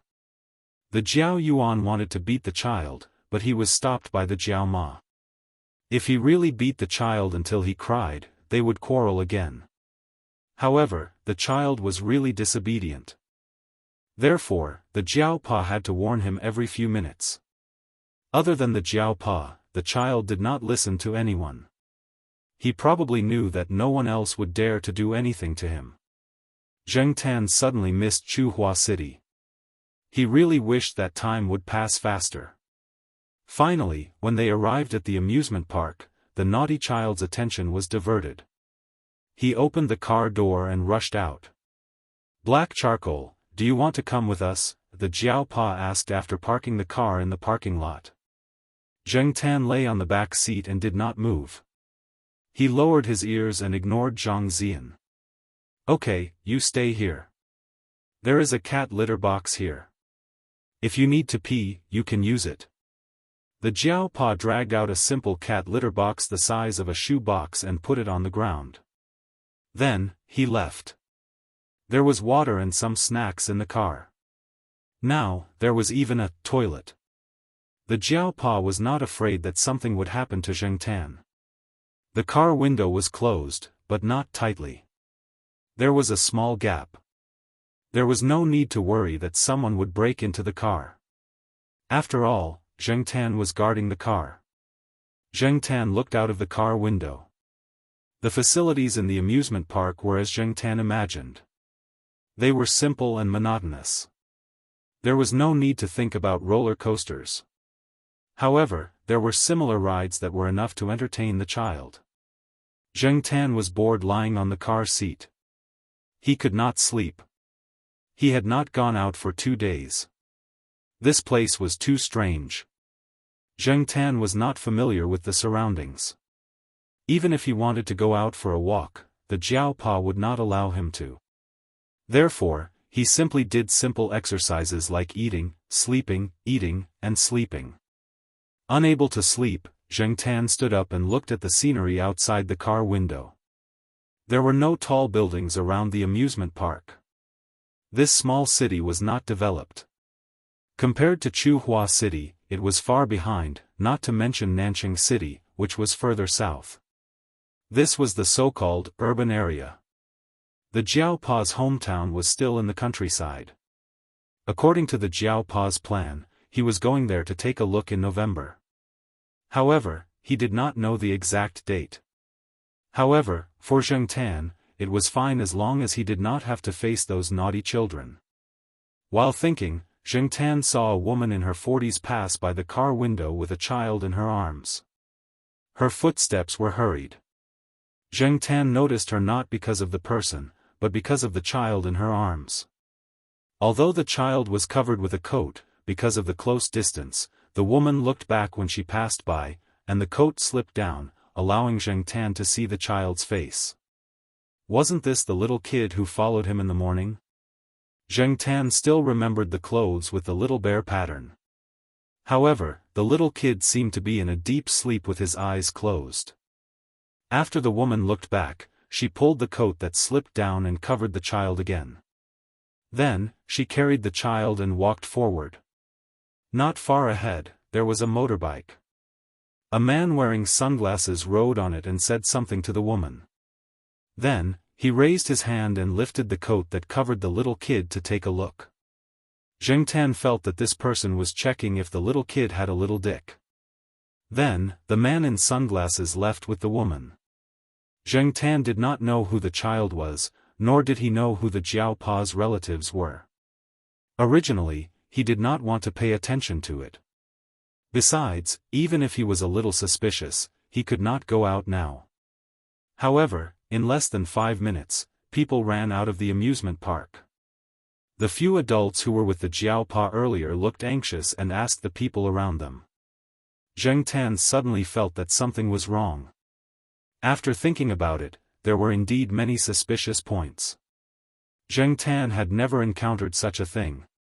In the past, he had only heard of people using food or toys to trick children. However, the little kid was not even 1 year old and could not even walk. How could the child be stolen just like that? Weren't there many people around watching? The child's grandmother was also with them. How could the child be stolen? 10 minutes later, the Jiao Pa and Jiao Ma came out. They were in a bad mood. The Jiao Yuan and little Pomelo were tactful and did not say anything. Now, each family had brought their own children. This time, there were 2 children who came to take the bus. However, these 2 children were much more obedient and quiet.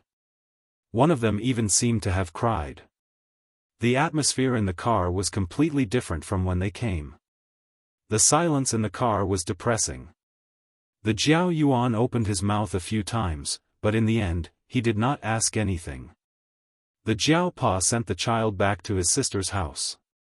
Then, he brought the Jiao Yuan and little Pomelo back to the house in town. The old man and old lady did not come back. After sending the Jiao Ma and the two children back, the Jiao Pa made a few calls and hurried out. Before the Jiao Pa left, Zheng Tan overheard the conversation between the Jiao Pa and the Jiao Ma in the room. Usually, human traffickers would cheat in A, hide in B, and sell in C. If they did not find the child as soon as possible, the traffickers would probably kidnap the child elsewhere. That would make it even harder to find the child. Therefore, the Jiao Pa and the others were seizing the time to look for the child.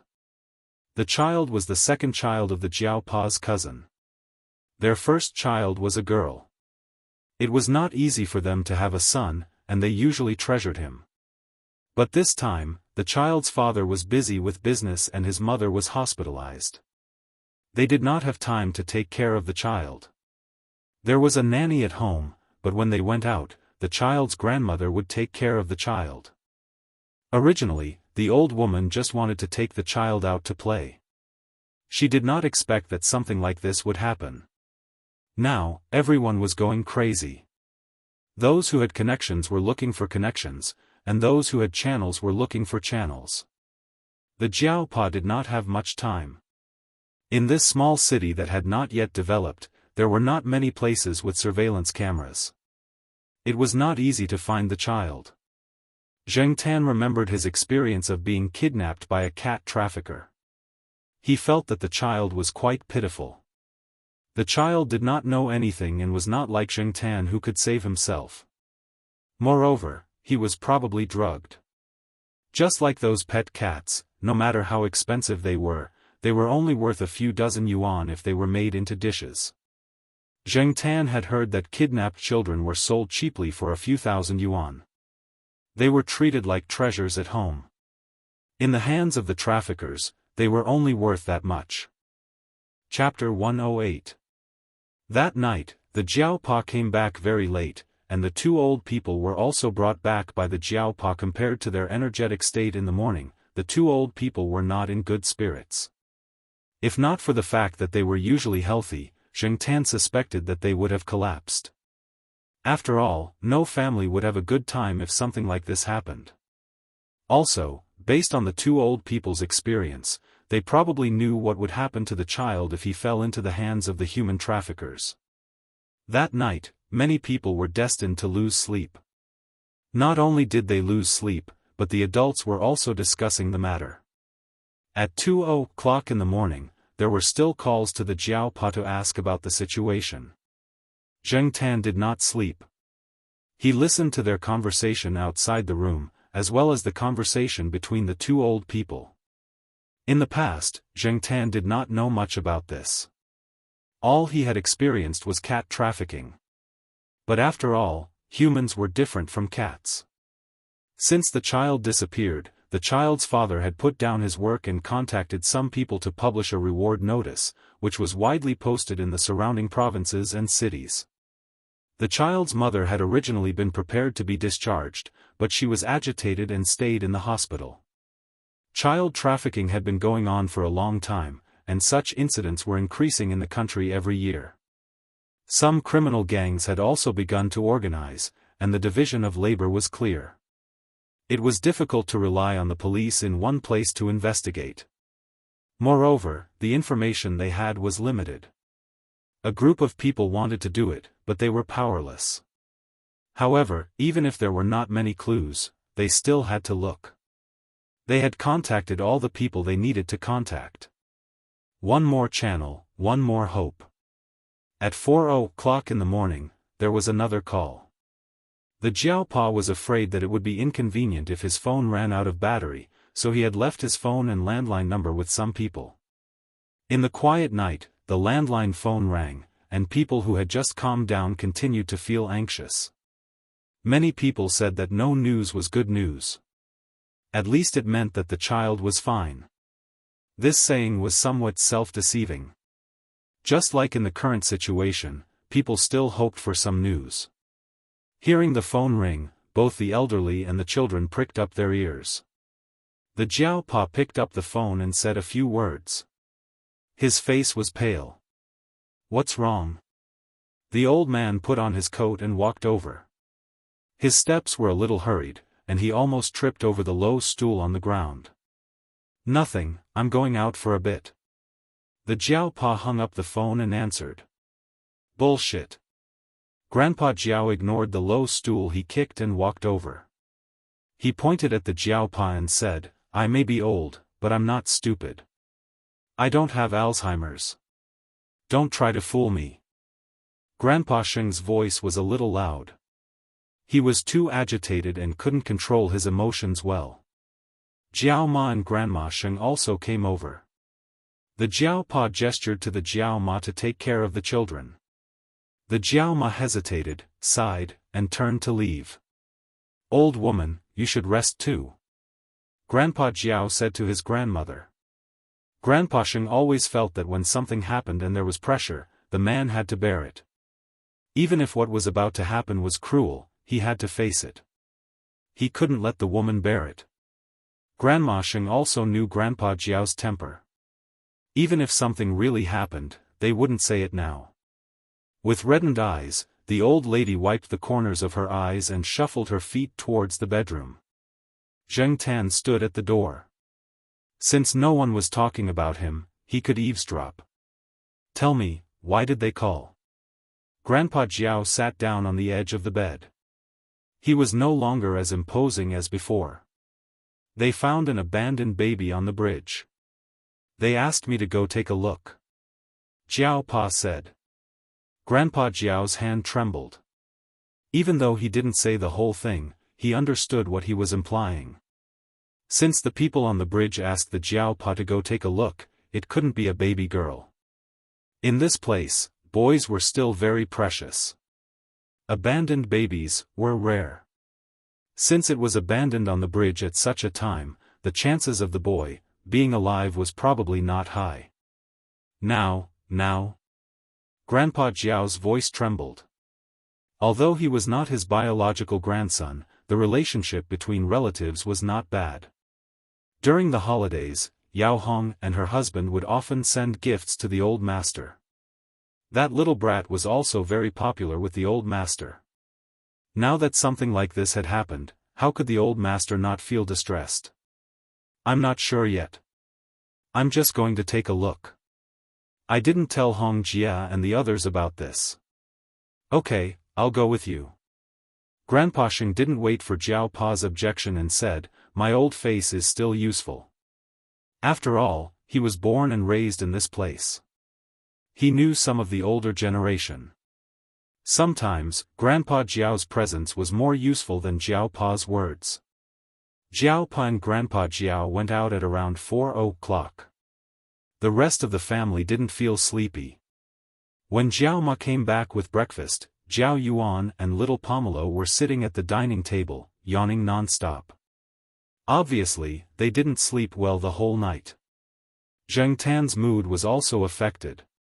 He didn't have a good appetite and didn't finish his breakfast, which was rare. Jiao Ma didn't say anything. She just sighed. Grandma Sheng wanted to go out for a walk after breakfast. She said it was too stuffy in the house. Mama Jiao was worried. She was afraid that the old lady's bad mood would affect her health. As she got older, she had a lot of diseases such as high blood pressure and heart disease.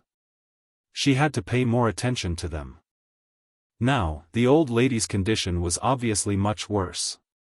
If she accidentally fell outside, it would be a big problem. However, Jiao Ma had to take care of the two children at home. She couldn't leave. After thinking for a while, Jiao Ma's eyes finally landed on Zheng Tan, who was wandering around the gate. "Black charcoal, do you want to go out?" Jiao Ma asked. Zheng Tan wagged his tail and jumped up to open the door. He walked to the door and turned to look at Jiao Ma. His intention was clear. "Oh, you really know how to open the door." Grandma Sheng's attention was diverted. "Yeah, I always open the door at home. I don't know how to do it, Jiao Ma said. Grandma Sheng thought that Zhang Zian opened the door by pulling the lock from the inside. She didn't think that Zhang Zian could open the door with a key. Besides, there weren't many cats that knew how to open the door. However, there was a cat that knew how to open the door. Therefore, Grandma Sheng didn't think that there was anything strange about Zheng Tan. Mom, let Black Charcoal go out with you. Let him relax. When he was in Chuhua, he often went to the school. This time, he must be bored out of his mind, Jiao Ma said. Grandma Sheng nodded at Jiao Ma's words. He won't run around, right? Do you want me to keep him on a leash? No, Black Charcoal is very obedient, Jiao Ma quickly said. She didn't have the heart to put a leash on her cat. Zheng Tan listened to Jiao Ma and Grandma Sheng. He pretended to be very obedient. He really did want to go out and get some fresh air. The atmosphere tonight was too heavy. It was a bit depressing and uncomfortable. It was better to go out for a walk. Seeing Grandma Sheng go out, Zheng Tan followed her. He walked beside Grandma Sheng. He didn't run far, and he maintained the same speed as Grandma Sheng. Jiao Ma stood at the door and watched for a while. When Grandma Sheng and Zheng Tan were far away, she went back into the house and closed the door. Zheng Tan walked with Grandma Sheng while paying attention to the scenery around him. He had been here for 2 days, but he hadn't properly observed the terrain here. They were surrounded by private residential areas. After walking for more than 100 meters, they came out of the alley. Outside was the street. It was more lively there. Although this area wasn't the center of the city, there were signs that a new district was going to be built. The old factories had been knocked down and were preparing to build commercial buildings. Some areas had been fenced off. When Grandma Sheng walked out of the alley, she suddenly remembered that a cat was following her. She looked to the side and saw that her son's black cat was following her closely. It didn't go anywhere else. It was indifferent when some dogs barked at it. Grandma Sheng was satisfied. No wonder her son spoiled the cat so much. It was really obedient. Grandma Sheng planned to walk along the street for a while after leaving the alley. Zheng Tan didn't care. He wouldn't get lost if he followed Grandma Sheng. As they walked, they passed by a small store. Grandma Sheng went to buy some fruit candies. She wanted to bring them back for Jiao Yuan and the others. Are you taking your cat out for a walk? The shop owner looked curiously at the black cat standing by the old lady's feet. Grandma Sheng forced a smile. Yes, it's my son's cat. He's accompanying me for a walk. The small store owner didn't say much. He weighed the candies and gave Grandma Sheng the change. Grandma Sheng took the fruit candies and walked back with Zheng Tan.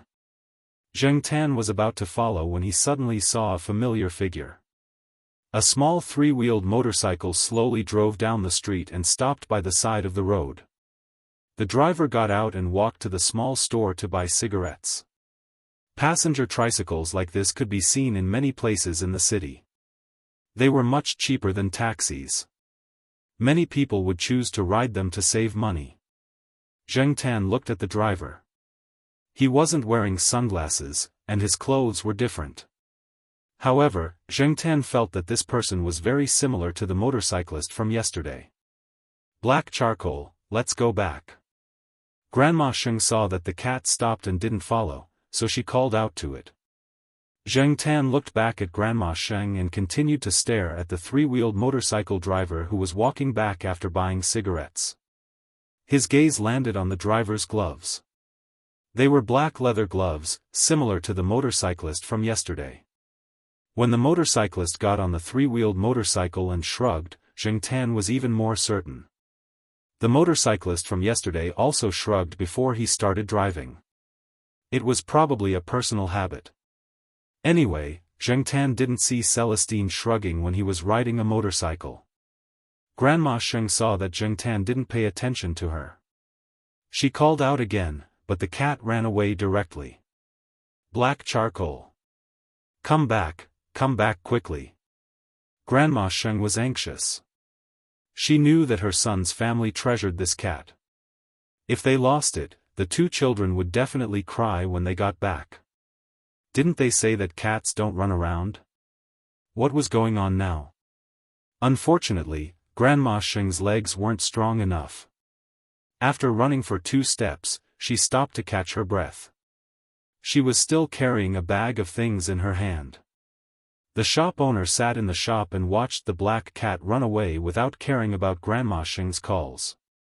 He shook his head and whispered, "It's better to bring the dog out for a walk. The cat won't follow you obediently." Zheng Tan kept running forward. The 3-wheeled motorcycle had already started moving. However, due to the construction in front, there were some small stones on the road. The 3-wheeled motorcycle didn't go very fast. When the motorcycle turned a corner, Zheng Tan jumped in through the open window. The driver only felt the motorcycle shake a little. He looked in the rearview mirror and didn't find anything unusual. He attributed the cause to the stones on the road. He cursed F*ck the road, and continued to drive the 3-wheeled motorcycle away.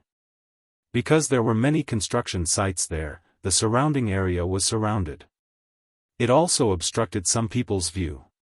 Plus, the 3-wheeled motorcycle just happened to turn a corner, so no one saw Zheng Tan jump into the 3-wheeled motorcycle. Zheng Tan was afraid that other passengers would come on the motorcycle. If that happened, even if he hid under the seat, the passengers would be able to see him as long as they looked down. Fortunately, the driver didn't seem to have any intention of picking up passengers. He just kept driving. Zheng Tan looked out from the gap in the curtain. The road behind was a little off. The surroundings seemed to have been planned. There were many old buildings with the word "demolished" painted on them, but no construction had started. After driving for a while, Zheng Tan suddenly thought, what if I got the wrong person? Chapter 109. When the old lady returned home, the Jiao Pa and Grandpa Jiao were already home. Both of them were not in good spirits. After confirming that the baby boy at the bridge was not a little kid, the father and son went to look for a few more people. Then, they went to the hospital to comfort Yao Hong. They had just returned home. With empty stomachs, the father and son had not eaten breakfast. The Jiao Ma was busy in the kitchen. The old lady originally wanted to talk about Zheng Tan, but when she saw the Grandpa Jiao, she asked about the child first. When she found out, she could only sigh. She really did not know what to say at this time. Little Pomelo ran out the moment the old lady entered the house. Then, she kept staring at the door, but did not see the cat. But the adults were talking, and she could not interrupt. The Jiao Yuan took the remote control and changed a few channels. He was not in the mood to watch TV, so he lay on the sofa and prepared to sleep. When the Jiao Yuan was about to fall asleep, little Pomelo poked him. "Brother, black charcoal is not back." Jiao Yuan shuddered and all his sleepiness was gone. He looked around and really didn't see his black cat. "Grandma, where is black charcoal?" the Jiao Yuan asked. The old lady slapped her thigh. She had almost forgotten about the child when they talked about it.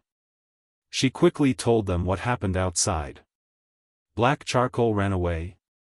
The Jiao Yuan jumped off the sofa in disbelief. Black charcoal would not run away. Little Pomelo said. The Jiao Pa stopped the two children as they were about to go out.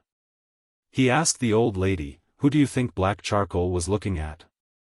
The old lady thought for a while with a guilty expression. "Someone who went to the convenience store to buy something." The Jiao Pa asked a few more questions. The old lady thought for a while and answered them one by one. The Jiao Pa went back to his room and called someone. When he came out, he asked the Jiao Yuan and little Pomelo to stay at home. What happened? Grandpa Jiao stopped the Jiao Pa. The old man was very curious. If the Jiao Pa did not finish the story, he would feel uncomfortable. "I've asked around. After the middle-aged woman who carried Mao Mao away left the amusement park, she walked past the parking lot. My car was parked there, so she should have passed by my car. According to the surrounding witnesses, the place where the motorbike picked up the person was also nearby. At that time, black charcoal was in the car. It must have seen something. Otherwise, it wouldn't have run around. The person who went to the convenience store to buy things is very suspicious. I'll go to the convenience store and ask about the situation first. The Mao Mao that the Jiao Pa mentioned was the child's nickname. Being able to get some useful information, the Jiao Pa was reinvigorated. He picked up his phone and went out. No matter how the Jiao Pa and the police investigation went, Zheng Tan, who was in the little three-wheeled motorcycle, felt that he had been too impulsive. He had not been fully sure yet, but he had already jumped in. There was no turning back now. He did not know where the car would go. When the car reached the suburbs, there were some houses. However, these houses did not look shabby. They were all 2 or 3 stories high. The little three-wheeled motorcycle drove along a dirt road and stopped in front of a house. After the three-wheeled motorcycle stopped, the driver did not look at the seats inside. He took out his keys and opened the door. Zheng Tan looked around through the gap in the curtains. When he saw that there was no one around, he lifted the curtains and jumped out. He hid behind a tree. There were a lot of weeds around here. It was very suitable for hiding. Zheng Tan looked at the 2-story building with white tiles in front of him. It was similar to the houses around it. There was nothing special about it. However, the windows and doors were tightly shut. The windows on the second floor were one-way glass. It was impossible to see what was inside from the outside. Zheng Tan hid in the grass behind the tree for a while. In the end, he found a tree and jumped up. He lay on a branch and looked at the building through the gaps in the leaves. The surroundings were very quiet. There were not many residents in the area. Occasionally, he saw a few people loitering outside. While Zheng Tan was observing the small building, she learned from the conversations of the passers-by that this area was going to undergo urban development. Those who had land had received quite a sum of compensation and were preparing to move away. Some spent their days looking for a place to live, while others decided to move to other places. This was why there were not many people around. Just as Zheng Tan was about to fall asleep, the window on the second floor of the building was pulled open. A middle-aged woman was splashing water outside. It was that person. Zheng Tan was shocked. He felt that this trip was worth it. After the middle-aged woman finished splashing water, she closed the window again. Zheng Tan walked around the 2-story building. It was really difficult to find a way in. This building did not have a backyard. He could not climb over the wall. The windows on the first floor were also tightly shut. The only 2 windows that were open were installed with anti-theft nets. Zheng Tan could not squeeze in at all. Thus, he could only enter from the second floor. It would be better if he had a phone. He could directly send an anonymous message to the Jiao Pa. Unfortunately, he could not find a phone nearby. If he called Zheng Tan, he could not speak. He could not tell others the address. It was better to do it himself. At least, he had to make sure that the little brat was still here. When Zheng Tan walked around the 2-story building, he did not hear the cries of the child. He could not even hear people talking. He originally wanted to wait until nighttime. However, Zheng Tan heard from the Jiao Pa and the others that the longer he waited, the more dangerous it would be. It was better to act early. He visually estimated the height of the second floor. The front of the building was covered with white tiles. The sides and the back of the building were not covered with tiles. The walls were rough and uneven. If he really wanted to climb, he could do it. The windows on the side of the second floor were tightly shut. There was an open window at the back. It was just an ordinary window. When there was no one around, Zheng Tan tested the wall. After making sure that his claws could use the rough surface of the wall to climb up, he began to move. Zheng Tan felt that he was now like Spider-Man, walking along the wall. However, if the wall was smooth, it would be more difficult. When he came to the open window at the back, Zheng Tan listened to the movements inside. After making sure that there was no one around the window, he climbed in through the small window. It looked like a utility room. There were a few cardboard boxes. It seemed that no one had cleaned it for a while. There was a layer of dust on the cardboard boxes. The door was closed, but the good thing was that the door lock seemed to be broken. It was only closed, and Zheng Tan could open it slightly with her claws. Carefully squeezing out through the crack in the door, Zheng Tan listened. He did not hear anyone around. He went to the room in front. It was not big. There was only one bed. There were a few pieces of clothes that belonged to a middle-aged woman on the bed. There were no baby products. Strange. Where was she? The three-wheeled motorcycle driver had come in. The middle-aged woman must be here too. However, why was there no movement? After looking around, there was a room on the second floor that was tightly shut. Zheng Tan put his ear to the door and vaguely heard a sound. There was soundproofing inside. Feeling the vibration approaching, Zheng Tan quickly rushed under the bed in the room in front. The next moment, the tightly shut door opened. Zheng Tan heard a conversation inside. There was a woman's voice and two men's voices. The woman was definitely the middle-aged woman. One of the men was the three-wheeled motorcycle driver, and the other sounded slightly older. Zheng Tan listened to them talk about big goods, little goods, and so on. They also talked about treating illnesses. The middle-aged woman was complaining about something, and the three of them were arguing. After listening for a long time, Zheng Tan realized that the so-called big goods were actually boys and little goods were girls. This should be a jargon. However, when he heard people being compared to goods, Zheng Tan felt very uncomfortable. Was human life so cheap? They originally had 3 children, 2 boys and 1 girl. However, one of the boys was sick when they were shipped here. They did not want to treat the boy's illness. Other than the problem of money, they did not want to be too troublesome and expose themselves. Therefore, they just threw the boy on the bridge. Zheng Tan guessed that it was probably the baby that Jiao Pa and Grandpa Jiao rushed over to see at 4:00 in the morning. There was also a girl who seemed to have been fed an overdose of sleeping pills. She was a little slow and probably stupid.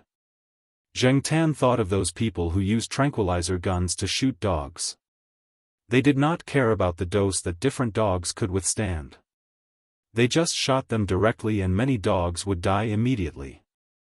As for humans, there was also a great risk, especially for children. The slightest carelessness was related to life. Even if the child was lucky, the child's brain development and intelligence would be seriously damaged. Not to mention such a small baby. The 3 of them were arguing about these 2 things. The man with the old voice said that he had already contacted someone to pick up the goods. However, there were 2 problems in a row. It was the other 2 people's carelessness. It was their fault and they lost 40,000 yuan. Zheng Tan did not know how they contacted the buyer. The price for a boy was 30,000 yuan, and the price for a girl was 10,000 yuan. The person said that this was a rare high price, but it was ruined.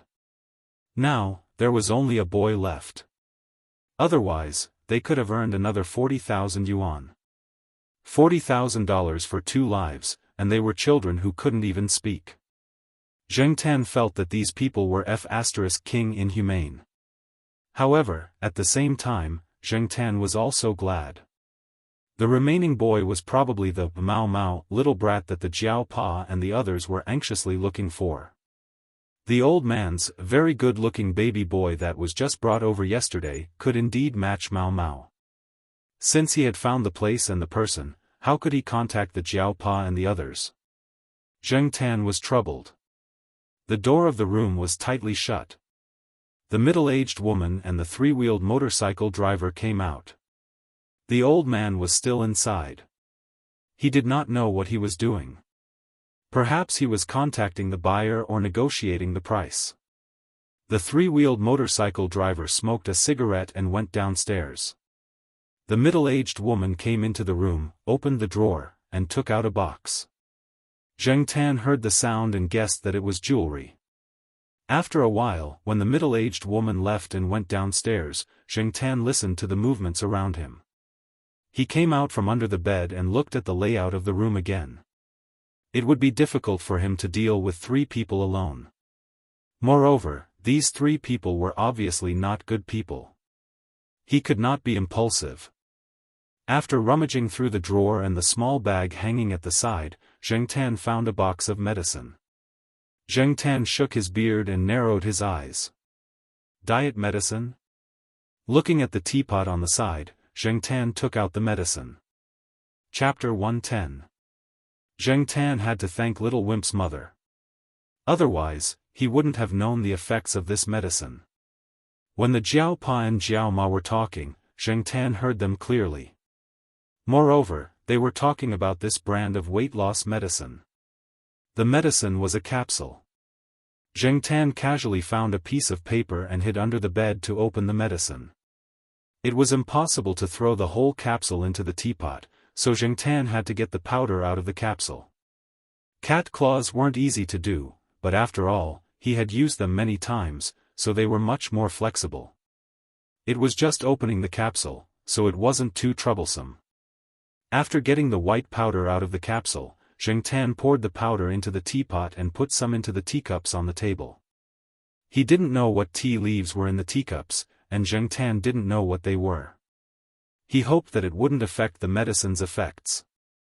After doing all this, Zheng Tan heard some movement from the stairs, so he quickly hid under the bed.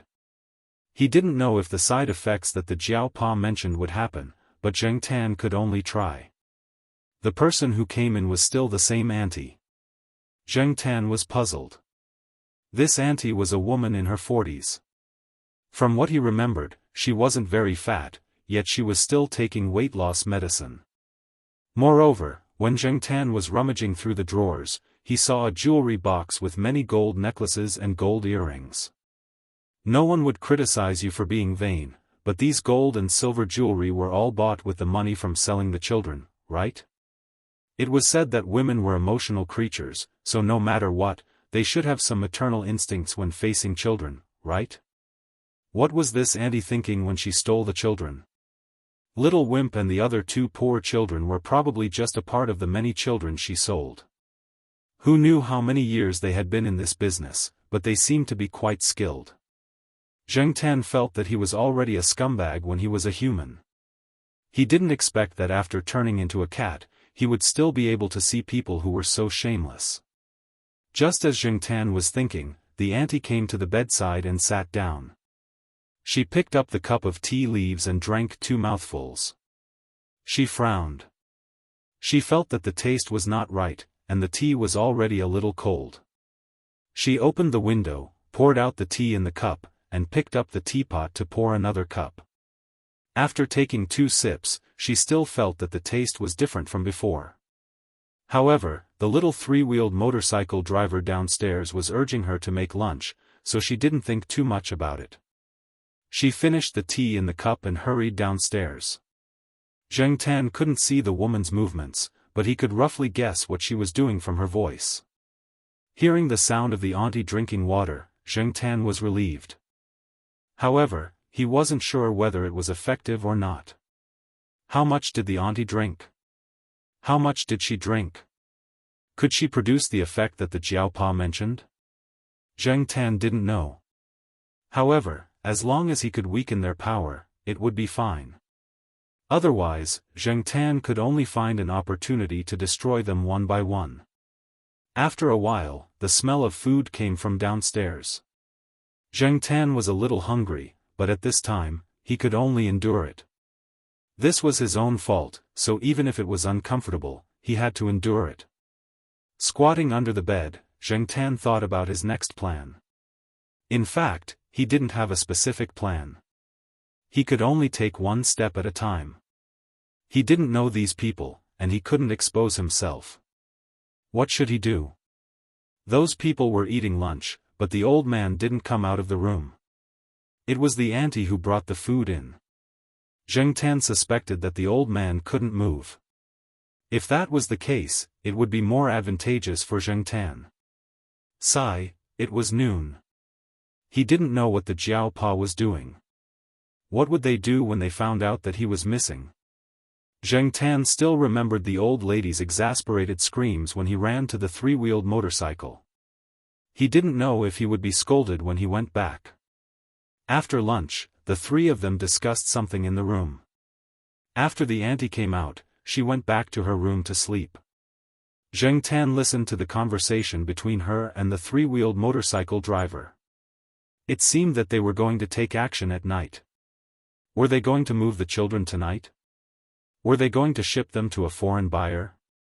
Time was running out, and Zheng Tan felt that he had to do something. After a while, the three-wheeled motorcycle driver came over. He was going to buy the bus ticket. He came over to greet the auntie and ask if there was anything else he wanted to buy. However, after he called out a few times at the door, the auntie didn't respond. Zheng Tan's ears twitched, and he listened to the abnormal breathing of the person on the bed. Was the medicine working? After the three-wheeled motorcycle driver called out a few more times, he opened the door impatiently. However, he found that the person on the bed didn't look right.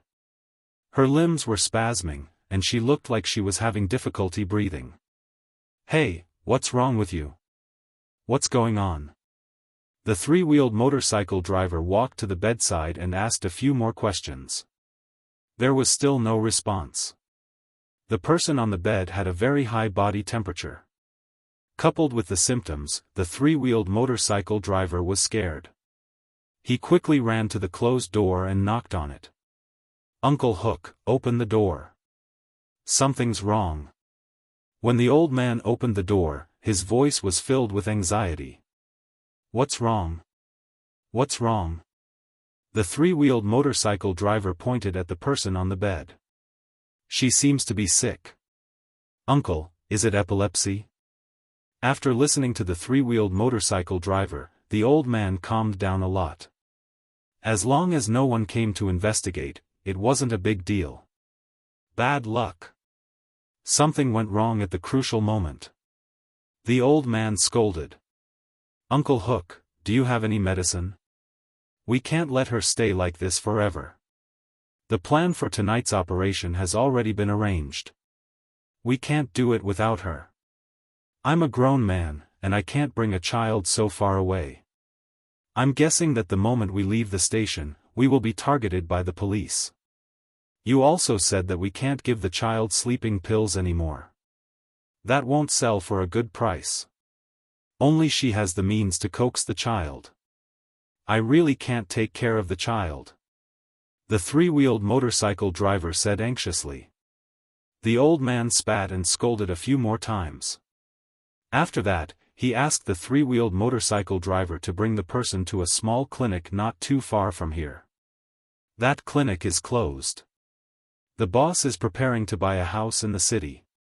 When I came back today, the door was closed and no one was there," the three-wheeled motorcycle driver said. "Then see which hospital is closest to here. Send her there. Try to avoid people as much as possible." "AI, of course I know. She put on makeup today. This place is also far from the amusement park. If we go out, no one will recognize her." Zheng Tan watched them busy for a while. The three-wheeled motorcycle driver took the auntie away. Hearing the sound of the three-wheeled motorcycle driving away, Zheng Tan let out a long sigh of relief. If it was only the old man, it would be much easier. But that old man has been hiding in the room all this time. How could he lure him out? Zheng Tan ran downstairs. The layout downstairs was much simpler. The motorcycle that the three-wheeled motorcycle driver used to ride was there. The bedroom downstairs should be where the three-wheeled motorcycle driver slept. It was a little messy and there was nothing special about it. The windows downstairs were installed with anti-theft nets. Zheng Tan gave up on the plan of jumping out of the window. After thinking for a while, he opened the door. Even if someone came in to steal something, Zheng Tan was not afraid. After all, it was not his house. These people deserved to be robbed. It was good that someone came in. The sooner they found out the old man's secret. After looking around, Zheng Tan went upstairs again. Zheng Tan looked around and then went to the auntie's room. He held the teacup and threw it at the window. Pa! There was a hole in the window. The teacup was also thrown out. These three people were so strict with outsiders. That meant that many people around them did not know that they were selling children. Zheng Tan felt that since he could not do it himself, he should get help from others. Zheng Tan continued to look for things to throw out of the window. Anyway, it was not his house. He did not feel bad about it. Teapot, kicked. Table, flipped. All the drawers were pulled out and thrown on the floor. Things were thrown everywhere. There was also a box of jewelry that the auntie had hidden. It was also thrown on the floor. Gold chains, gold earrings, etc., were all thrown on the floor. The sound of the window being smashed attracted many people who lived around. Someone saw that the door of the house was open and called out twice at the door. No one answered, but no one came in. Recently, many families had quarreled over the distribution of land compensation. There were also people who were injured because of this. The people around thought that it was probably because of this, so no one wanted to get involved. Besides, they were not familiar with this family.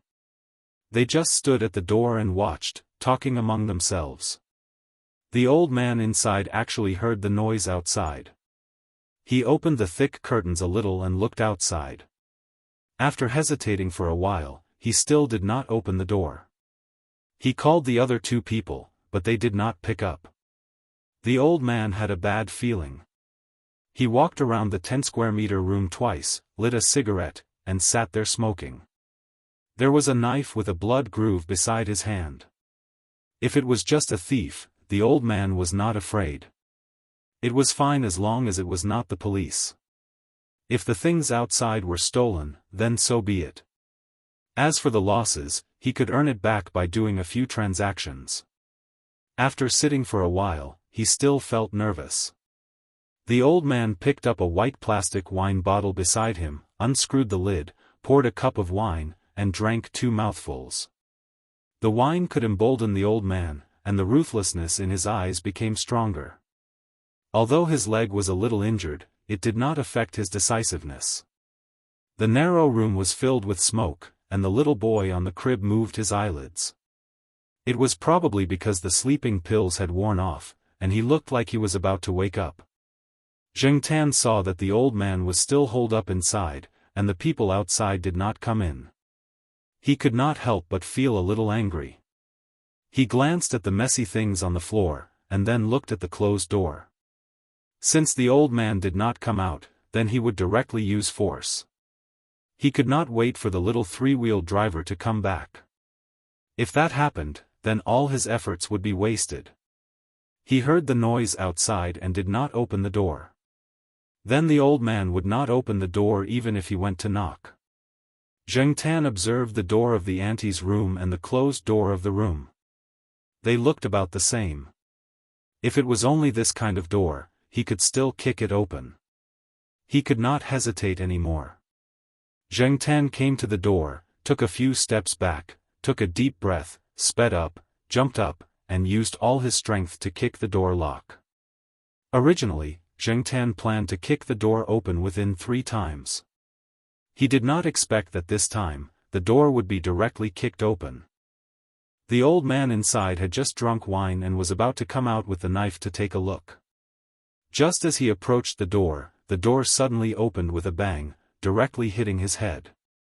Chapter 111. Zheng Tan, who was about to kick the old man a few more times, saw the fire spreading, and didn't care about him anymore. He kicked the knife in the old man's hand to one side, then ran to the crib and looked at the little brat inside. The little brat had already woken up, and looked like he was about to cry. However, after seeing Zheng Tan, his face that was about to cry calmed down, and he even started to laugh. What the hell was he laughing at? Zheng Tan couldn't care about anything else. The fire was getting stronger, and the heat in the air was getting stronger. If he continued to stay here, it would be difficult for him to breathe, and it would be very harmful to the little brat. Zheng Tan hurriedly lifted the little brat up, then started to run with his 2 legs. Stepping over the old man blocking the door, Zheng Tan carried the little brat and ran downstairs.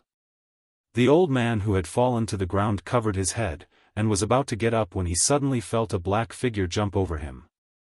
Because his head had been hit, and when he fell to the ground, the back of his head hit the stool on the ground. He was a little dizzy, and couldn't see things clearly. The old man couldn't see anything from the black figure, but the one above the black figure was very familiar. Right. It was the big one. Someone had snatched the big one away. The old man's mind wasn't very clear, and his vision was blurry. His sense of distance wasn't very strong, and as long as he was a little more clear-headed, he wouldn't be able to connect that little black figure to a person. The fire around him was getting stronger and stronger, and the old man slowly realized that he couldn't stay here for long. Holding onto the door frame, he stood up, but after a few breaths, he felt that his mind was getting more and more muddled. This was a narrow little room, and the doors and windows were similar to other rooms. The only special thing was that the windows were covered with thick curtains, and the walls and door were covered with sound-absorbing cotton. This was to prevent the conversation inside from leaking out, or the cries of the baby from leaking out. Perhaps some could be heard outside the door, but outside the building, it was fine as long as the people outside couldn't hear. The requirements weren't high, so they kept the original wooden door. This was also the reason why Zheng Tan was able to succeed with a kick. Of course, there was also a coincidence that even Zheng Tan didn't expect. No matter what, Zheng Tan wanted to quickly carry Little Wimp out and settle the matter. But when he reached the staircase on the first floor, Zheng Tan stopped in his tracks. He had almost forgotten that there were still some onlookers standing outside the entrance of this small building. He couldn't just carry the little brat out like this. Zheng Tan placed Little Wimp on the ground floor of the first floor. Seeing that Little Wimp was still looking at him, he laughed so hard that saliva was coming out of his mouth. Zheng Tan raised his hand and poked him. He hoped to poke this little brat until he cried. As long as he cried, the people outside would come in, right? Unfortunately, the little brat laughed even more happily. Zheng Tan, left with no choice, Zheng Tan walked behind Little Wimp and pushed him outside. Little Wimp thought that Zheng Tan was playing with him, so he was pushed forward while lying on the ground. He didn't even know that his sleeves were dirty. "Hey, is there a child inside?" a resident said as he looked inside. "Looks like it.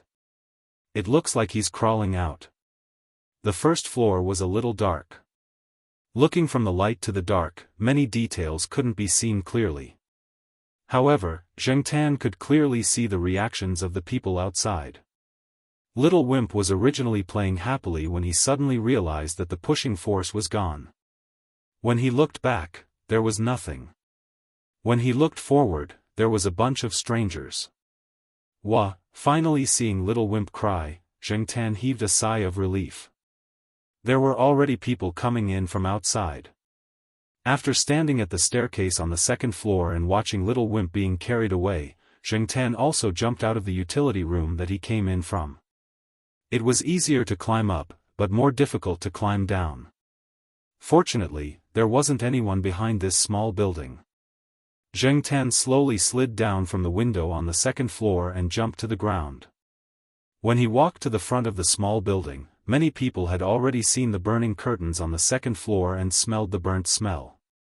Some called the police, some rushed to the rescue. Zheng Tan saw that the old man was dragged out. He seemed to still be alive, but he had fainted. Just as he was looking, a police car drove over. They just called the police. Why are they here so quickly? Some of the residents were curious. Zheng Tan looked behind the police cars. The Jiao Pa's car was also there. He immediately felt relieved. This way, little Wimp didn't need to look for the police. He could directly be taken away by the Jiao Pa. After putting out the fire, the Jiao Pa had already found little Wimp, who was being hugged by the residents and crying at the top of his lungs. Little Wimp's father also drove over and hugged him. The father and son cried together. The Jiao Pa called the other relatives and elders to let them know that they were safe. Then, he looked at a spot on little Wimp's back that looked like a cat's paw print. He walked to the side, looked at the surrounding bushes, and shouted in a low voice. "Black charcoal? Come out quickly. I know you're around." Hearing the Jiao Pa's shout, Zheng Tan poked his head out from behind a tree. Seeing the black cat's head, the Jiao Pa, who was about to smile and call his cat over, had a strange expression on his face.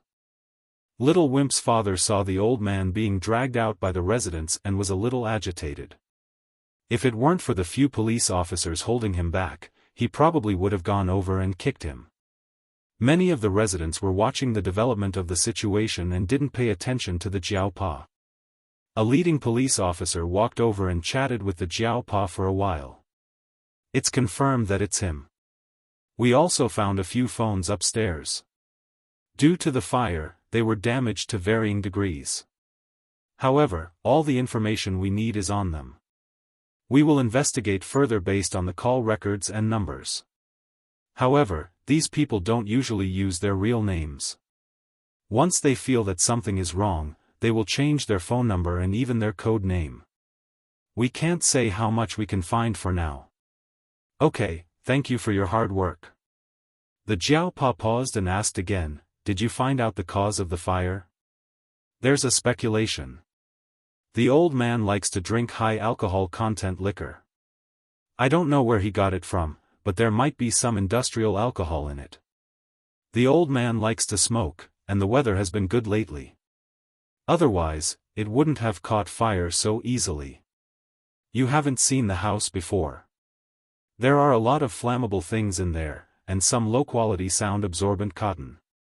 Not only did it catch fire, it also produced a lot of poisonous gas.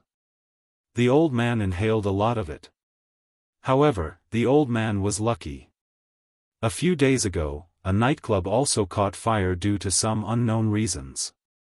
Some of the things in there burned and produced hydrogen cyanide. If it had happened here today, the old man would have died. Hydrogen cyanide was a deadly poison. The Jiao Pa was very clear about this. "How's the old man now?" the Jiao Pa asked. Knowing that it wasn't his cat that started the fire, the Jiao Pa felt a lot more at ease.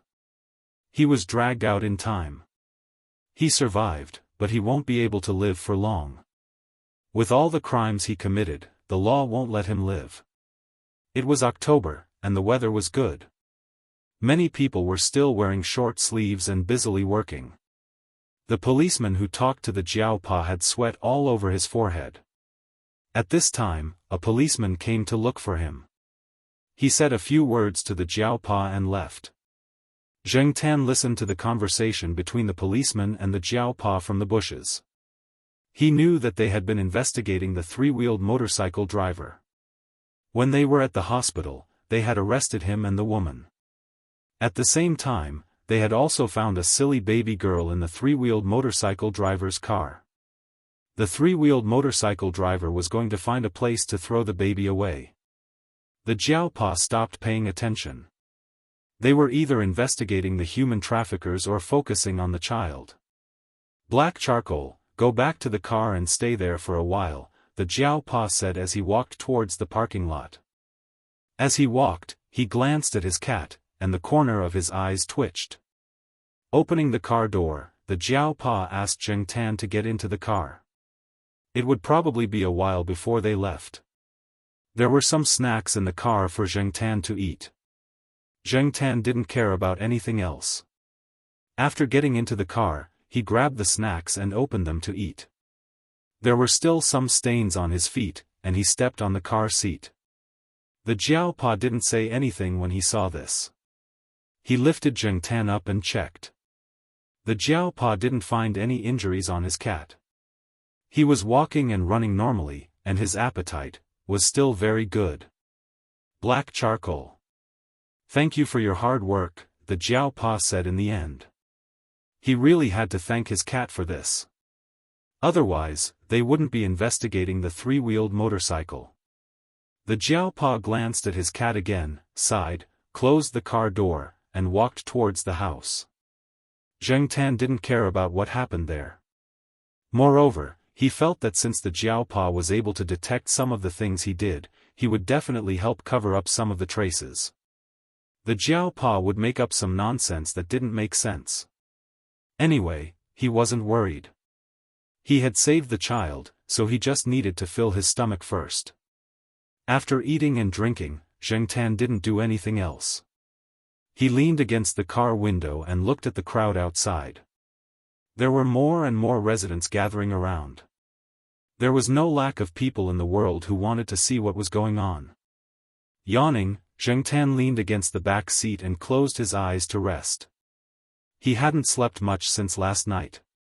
Now that he was relaxed, he felt a little tired. After some time, Zheng Tan heard the car door open. He opened his eyes and saw the Jiaopa coming in. He looked out the window again. Other than the two police cars that were still parked there, the other cars were preparing to leave. The Jiaopa and the child's father didn't go back first. They went to the hospital first, where the child's mother was. "I'll go to the hospital first. Do you still want to stay in the car?" the Jiaopa asked after parking the car. Zheng Tan's ears twitched, and the tip of his tail wagged twice. He didn't have any intention of getting up. Okay. After closing the car door, the Jiaopa and the others walked towards the hospital. Knowing that their child was fine, the adults and the elderly were so happy that they cried. That had nothing to do with Zheng Tan. He just wanted to go back and take a good shower and catch up on sleep. When they entered the hospital, there were a few people together. When they came out, it was only the Jiaopa. The people in the hospital were too enthusiastic. The child's father even pulled the Jiaopa to thank him properly. The Jiaopa said that he had something to do and left first. When he returned to his house, the Jiaoma was waiting at the door. The two children rushed out as soon as they heard the noise. They were told that their cat was fine over the phone, so they waited in the living room. They didn't even want to watch the TV. Black charcoal. The Jiao Yuan and little Pomelo both ran out. However, when Zheng Tan came out of the car, the Jiao Ma and the two children's expressions were a little strange. Previously, Zheng Tan felt that there was something wrong with the Jiao Pa's expression, but he didn't think too much about it. He just thought that what happened to him this time was a little strange. But now, even if he couldn't figure it out, Zheng Tan knew that something was wrong. Little Pomelo pointed at Zheng Tan and said in surprise, "Black charcoal, your beard." Previously, when they were in the small building, Zheng Tan had focused all her attention on how to bring the little wimp out of the burning room and how to make sure that the little wimp was discovered without implicating herself, so she did not pay attention to anything else. Zheng Tan, who was walking towards the house, turned around and jumped into the car. He climbed into the driver's seat and stretched his neck to look at himself in the rearview mirror. Then, the alpaca in his heart started running again.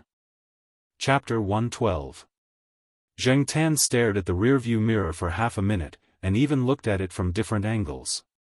In the end, he realized that not a single strand of his beard was intact. The originally black, straight, and resilient strands of beard were now F*King curly. Cats not only had beards on both sides of their mouths, but they also had beards on other parts of their bodies, such as above their eyes, cheeks, and chins. However, people didn't call them beards, and they were easy to overlook. Sometimes, some people called the beards above their eyes eyebrows. Now, Zheng Tan's fur was almost all burned off in the places with long beards, but the beards on both sides of his mouth were more obvious. The eyebrows were curled, and the beards were curled, and they were curled unevenly. Zheng Tan wanted to smash the rearview mirror. However, considering that this was a new car that the Jiaopa had just bought a few days ago, Zheng Tan endured it. Jumping out of the car, Zheng Tan covered his ears, ignored the others, and walked straight into the house. "Did Black Charcoal get hurt?" asked the Jiao Ma. "I think so." The Jiaopa nodded. The Jiao Ma decided to comfort her cat and make more delicious food for dinner. Little Pomelo was very anxious when she knew that her cat's beard was burned off. She was relieved when the Jiaopa explained that it would grow back after a while. However, even though he knew that his beard would grow back in the future, Zheng Tan was still in a bad mood. After entering the house, he stayed in the room. Every once in a while, he would jump on the table and look at himself in the mirror. He was in a bad mood when he saw the curled beard. In the end, Zheng Tan made a decision. After looking through a few rooms, he saw a pair of scissors on the old lady's bedside table. Zheng Tan took the scissors and put it in front of little Pomelo, who had been following behind him. "Cut the beard?" Little Pomelo looked at the scissors on the floor and was a little worried. Zheng Tan pushed the scissors closer to little Pomelo, meaning, "Cut it." Instead of cutting off Zheng Tan's beard, little Pomelo first asked the Jiaopa for confirmation. Then, she picked up the scissors and carefully cut off the curly cat's whiskers one by one. The parts that were not burned by the fire were still preserved and had not been cut off. Because the beard was not very regular when it was burned, the length of the curls was also different, so after cutting it, it was obviously long and short, looking very awkward. The roots of a cat's whiskers were covered with nerves, which allowed them to detect slight movements. It was said that they could even feel something as light as a milligram brushing past them. They could even distinguish the airflow and direction of the wind. Because of the importance of whiskers to cats, little Pomelo was very serious. The Jiao Yuan watched from the side and did not even dare to breathe loudly. He was afraid that if he made any noise, he would disturb little Pomelo and cut off the cat's whiskers. The Jiaopa, who was sitting on the sofa, actually wanted to say that as long as the roots of the whiskers were not damaged, it did not matter how much was cut off or how little was cut. However, seeing the two children's nervous faces and the obviously depressed cat, the Jiaopa did not say anything. After cutting the whiskers, little Pomelo and the Jiao Yuan, who was watching from the side, both let out a sigh of relief. Little Pomelo put the curly cat's whiskers in a small plastic bag and put it in a box to keep it. Zheng Tan raised his paw and touched the whiskers. They were obviously much shorter. The shortest whiskers were almost touching the cat's mouth. F***ck, it was not easy to be a hero, but the price was the curly whiskers that were burned. Jumping on the table and looking at the mirror on the table, Zheng Tan tilted his face and looked at himself from a few different angles. He felt that without the whiskers, the cat's aura suddenly changed from mighty and domineering to wretched and funny. It was really frustrating. "Don't worry, the whiskers will grow back soon." Little Pomelo comforted him. Zheng Tan wagged his tail. It would definitely grow back, but how long would it take for it to become the same as before? No one could say for sure. It could be a week or two, or more than a month, or even longer. There was no absolute answer. Different cats seemed to have different whiskers growing at different speeds. This was the Jiaopa's conclusion. The most depressing moment for Zheng Tan was when the grandpa Jiao came back. Knowing that it was his son's black cat that they were able to find the little brat so quickly, the grandpa Jiao bought a big fish when he passed by the market to reward the cat.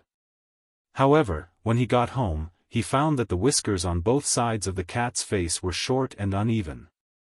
The old man was curious and insisted on asking the Jiaopa why. The Jiaopa said that there was a fire at the human trafficker's place and that his cat was burned there. The old man was a little distressed when he heard that, but then he started to laugh. After a day of depression, he was finally able to relax. He laughed very loudly, which made the two children unhappy. "Aya, it's nothing. Many people in our village have cats. There are many who have their whiskers burned by the stove in the winter. They'll grow back soon. It's okay, but this cat's movements will probably be affected. The old man sat on the sofa and reached out to touch Zheng Tan's whiskers.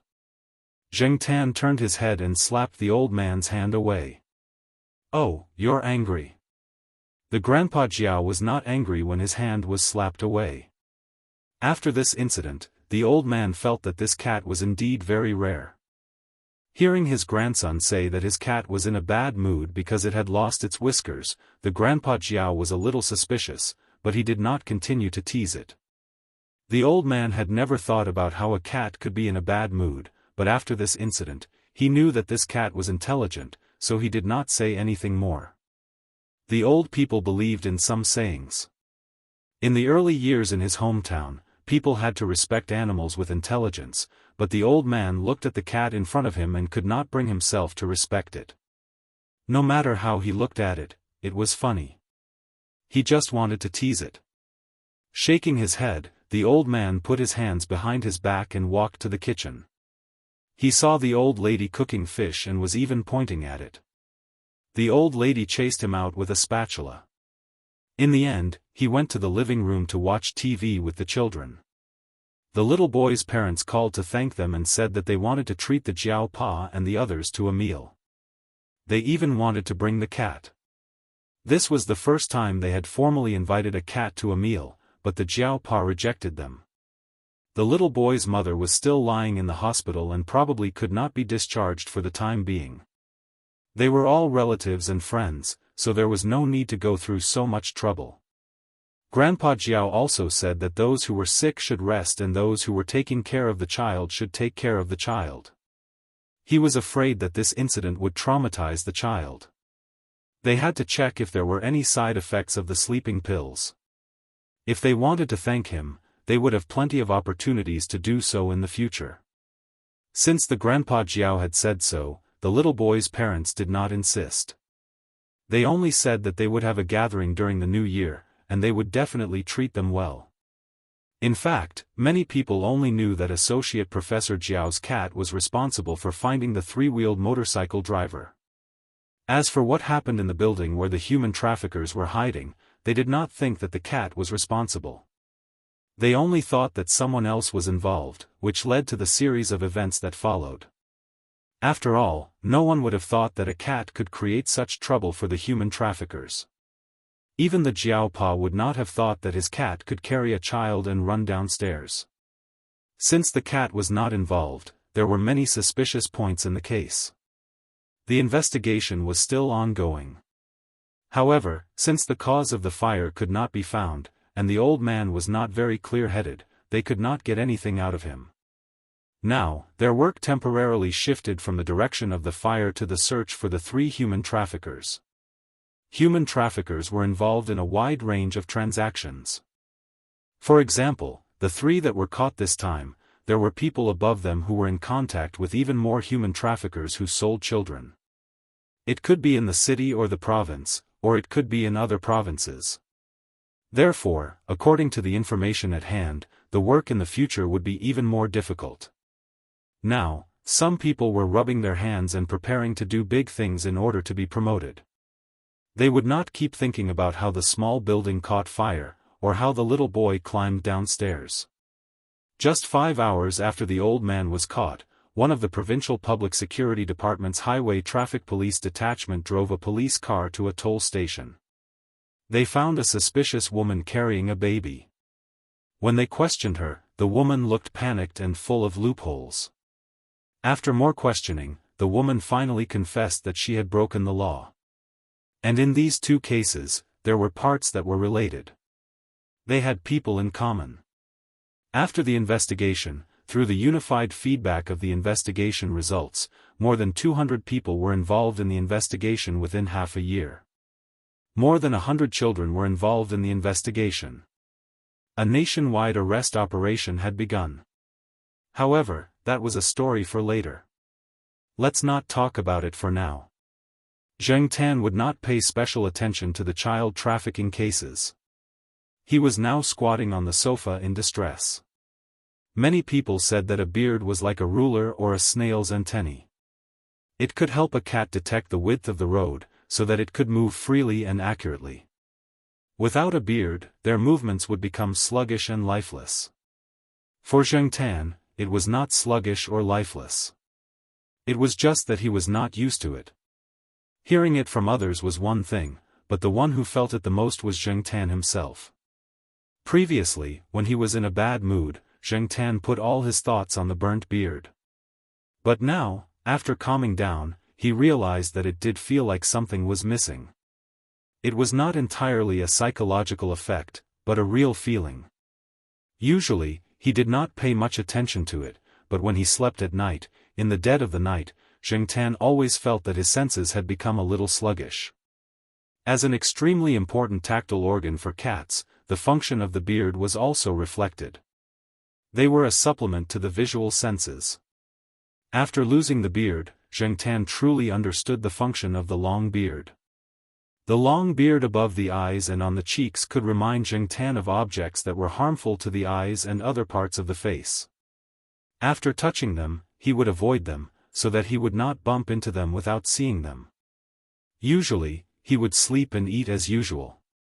His appetite was not bad.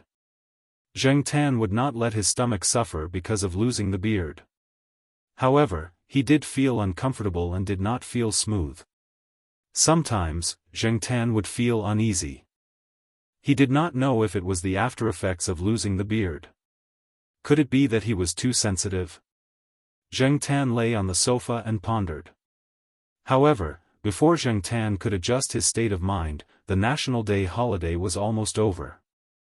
Because of the incident with the little brat, everyone did not go back to their hometown. They only stayed in town for a few days, then prepared to return to Chuhua City. Before leaving, Grandpa Jiao even told the Jiaopa to bring the cats back for the new year.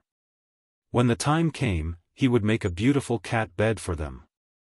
The Jiaopa only smiled and did not say much. They knew that their cats always slept on the bed.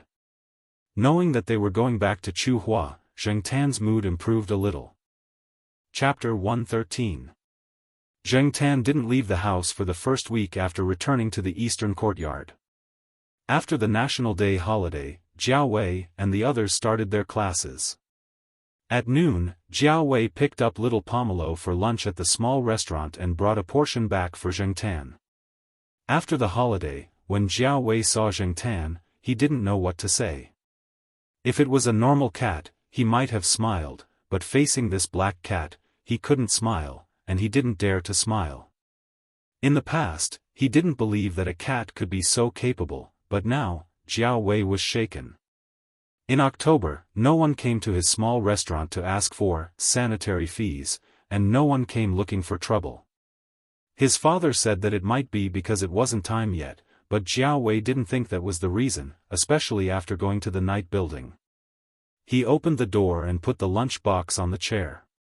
The black cat, lying on the sofa, yawned lazily, stretched, and began to eat his lunch. The cat's whiskers had grown a little after this week, better than when they were first cut, but Zheng Tan still thought that it was growing too slowly. At this speed, it would take more than a week for it to be barely noticeable, and for it to be the same as before, it would take even longer. However, after this incident, Zheng Tan felt that the whiskers were much more sensitive than before, and he didn't know if it was because of his deliberate training. After returning home, when Zheng Tan was bored alone at home, he would flip through the magazines that Jiaopa subscribed to. Once, he happened to see an article in a not-so-formal magazine, and the general idea was as follows: a scientist did this experiment. After they blindfolded a cat for a period of time, compared to a normal cat without blindfolds, the former's whiskers grew more, and the average length of the whiskers was 5 mm longer than a normal cat's. Therefore, some people jokingly said that in order to let a cat recover faster after its whiskers were cut, it could be blindfolded. Zheng Tan didn't want to cover his eyes, but after careful consideration, he felt that he could give it a try. Sometimes, when he was at home, Zheng Tan would close his eyes and use his beard's sense of touch to determine what was happening around him and the objects he came into contact with. The article also said that in the dark, a cat's whiskers have a very sensitive and rapid sense of touch. Cats can use it to identify invisible things. Zheng Tan had tried it before. He didn't know if it was because he was too slow or because his beard hadn't grown properly, but it wasn't as effective as the article said. However, none of this made Zheng Tan give up the idea of trying. As a cat with only half a beard, a cat that could only hide at home and entertain itself, this was the pleasure he had finally found after being bored out of his mind. Since there was no one at home most of the time during the day, Zheng Tan could boldly give it a try. Even if he made a fool of himself, no one would see it. For example, in the afternoon, after the lunch break, Jiao Wei would send little Pomelo to school, and he would go to class himself, or go to the library to study.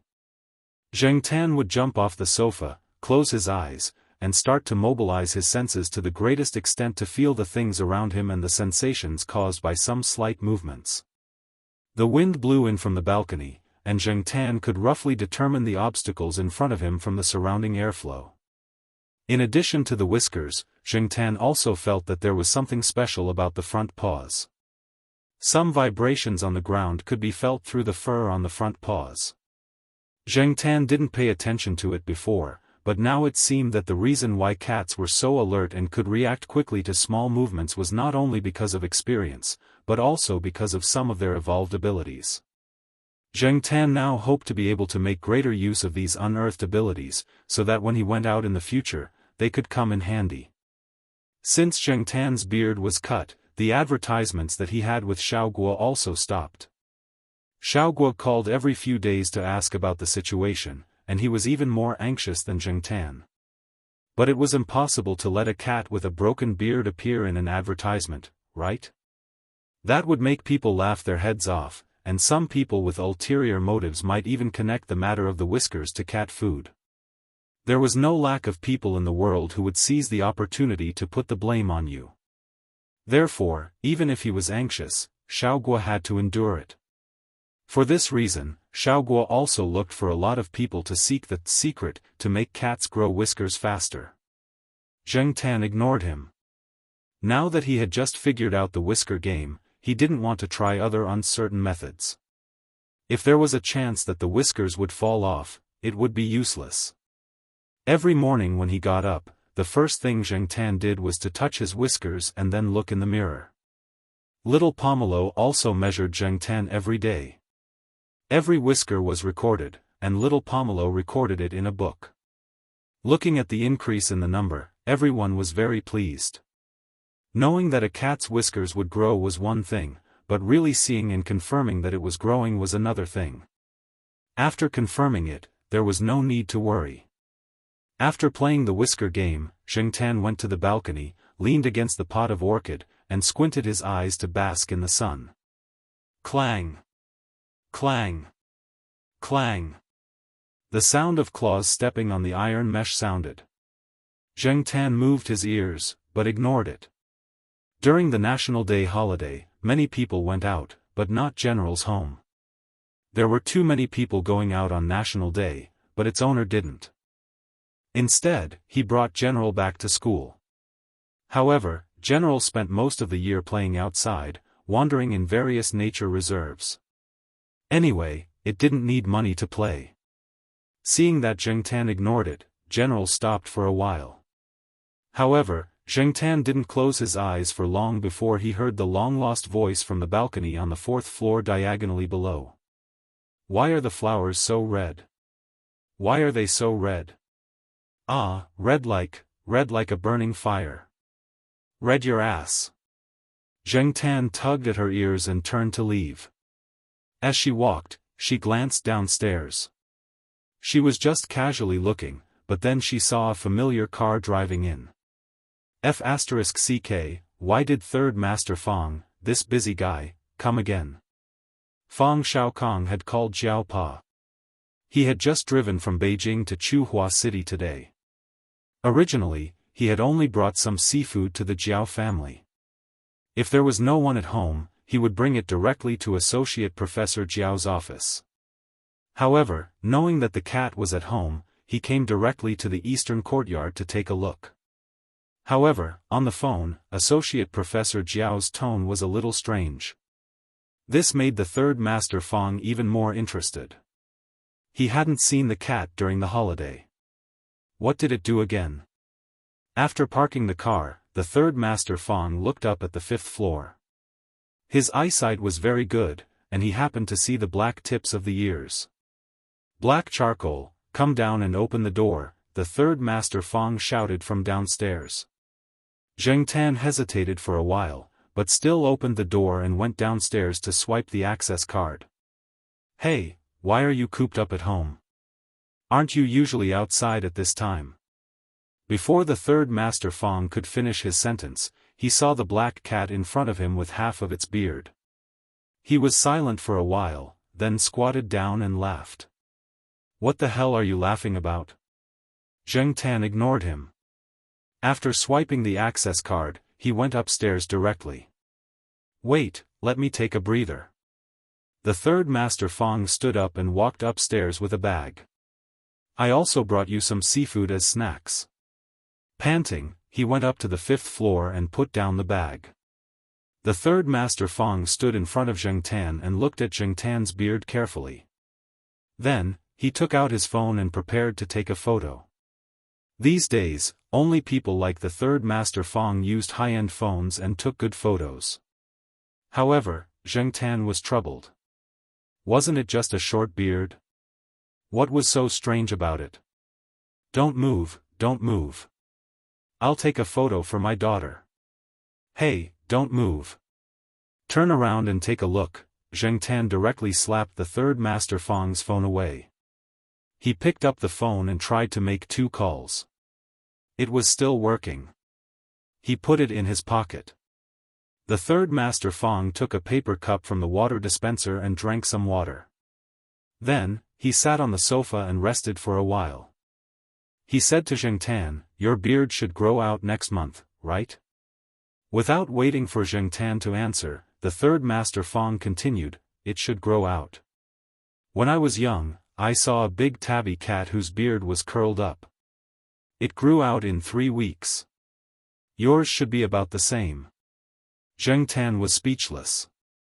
"My beard was curled up even more. How about this, I'll take you out to play next month when I have time. There are many people with pets there. I'll come to find you then, and you can help me socialize. There are a few customers who like cats. If you're there, the business talks will be smoother." I'll let your cat father know and set a time first." The third Master Fong's self-answering mode lasted for 2 minutes. Then, he took a phone call and left in a hurry. He probably hadn't finished his business in Chuhua City yet. Otherwise, he wouldn't have been running around. Even a big businessman like him had his worries. Socializing was an essential part of his business. Whether he was a small office worker or a big boss with a lot of money, everyone had their own worries behind the halo. After the third Master Fong left, Zheng Tan looked at the calendar on the wall. His beard should grow back in a month. In the evening, Celestine came over. The National Day holiday had just ended.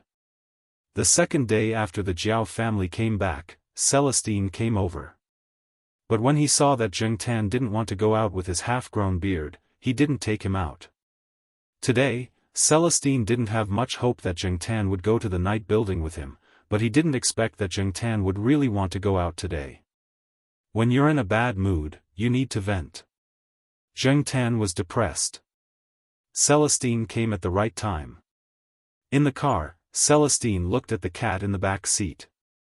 Its beard had grown a little, but it was obviously only half grown.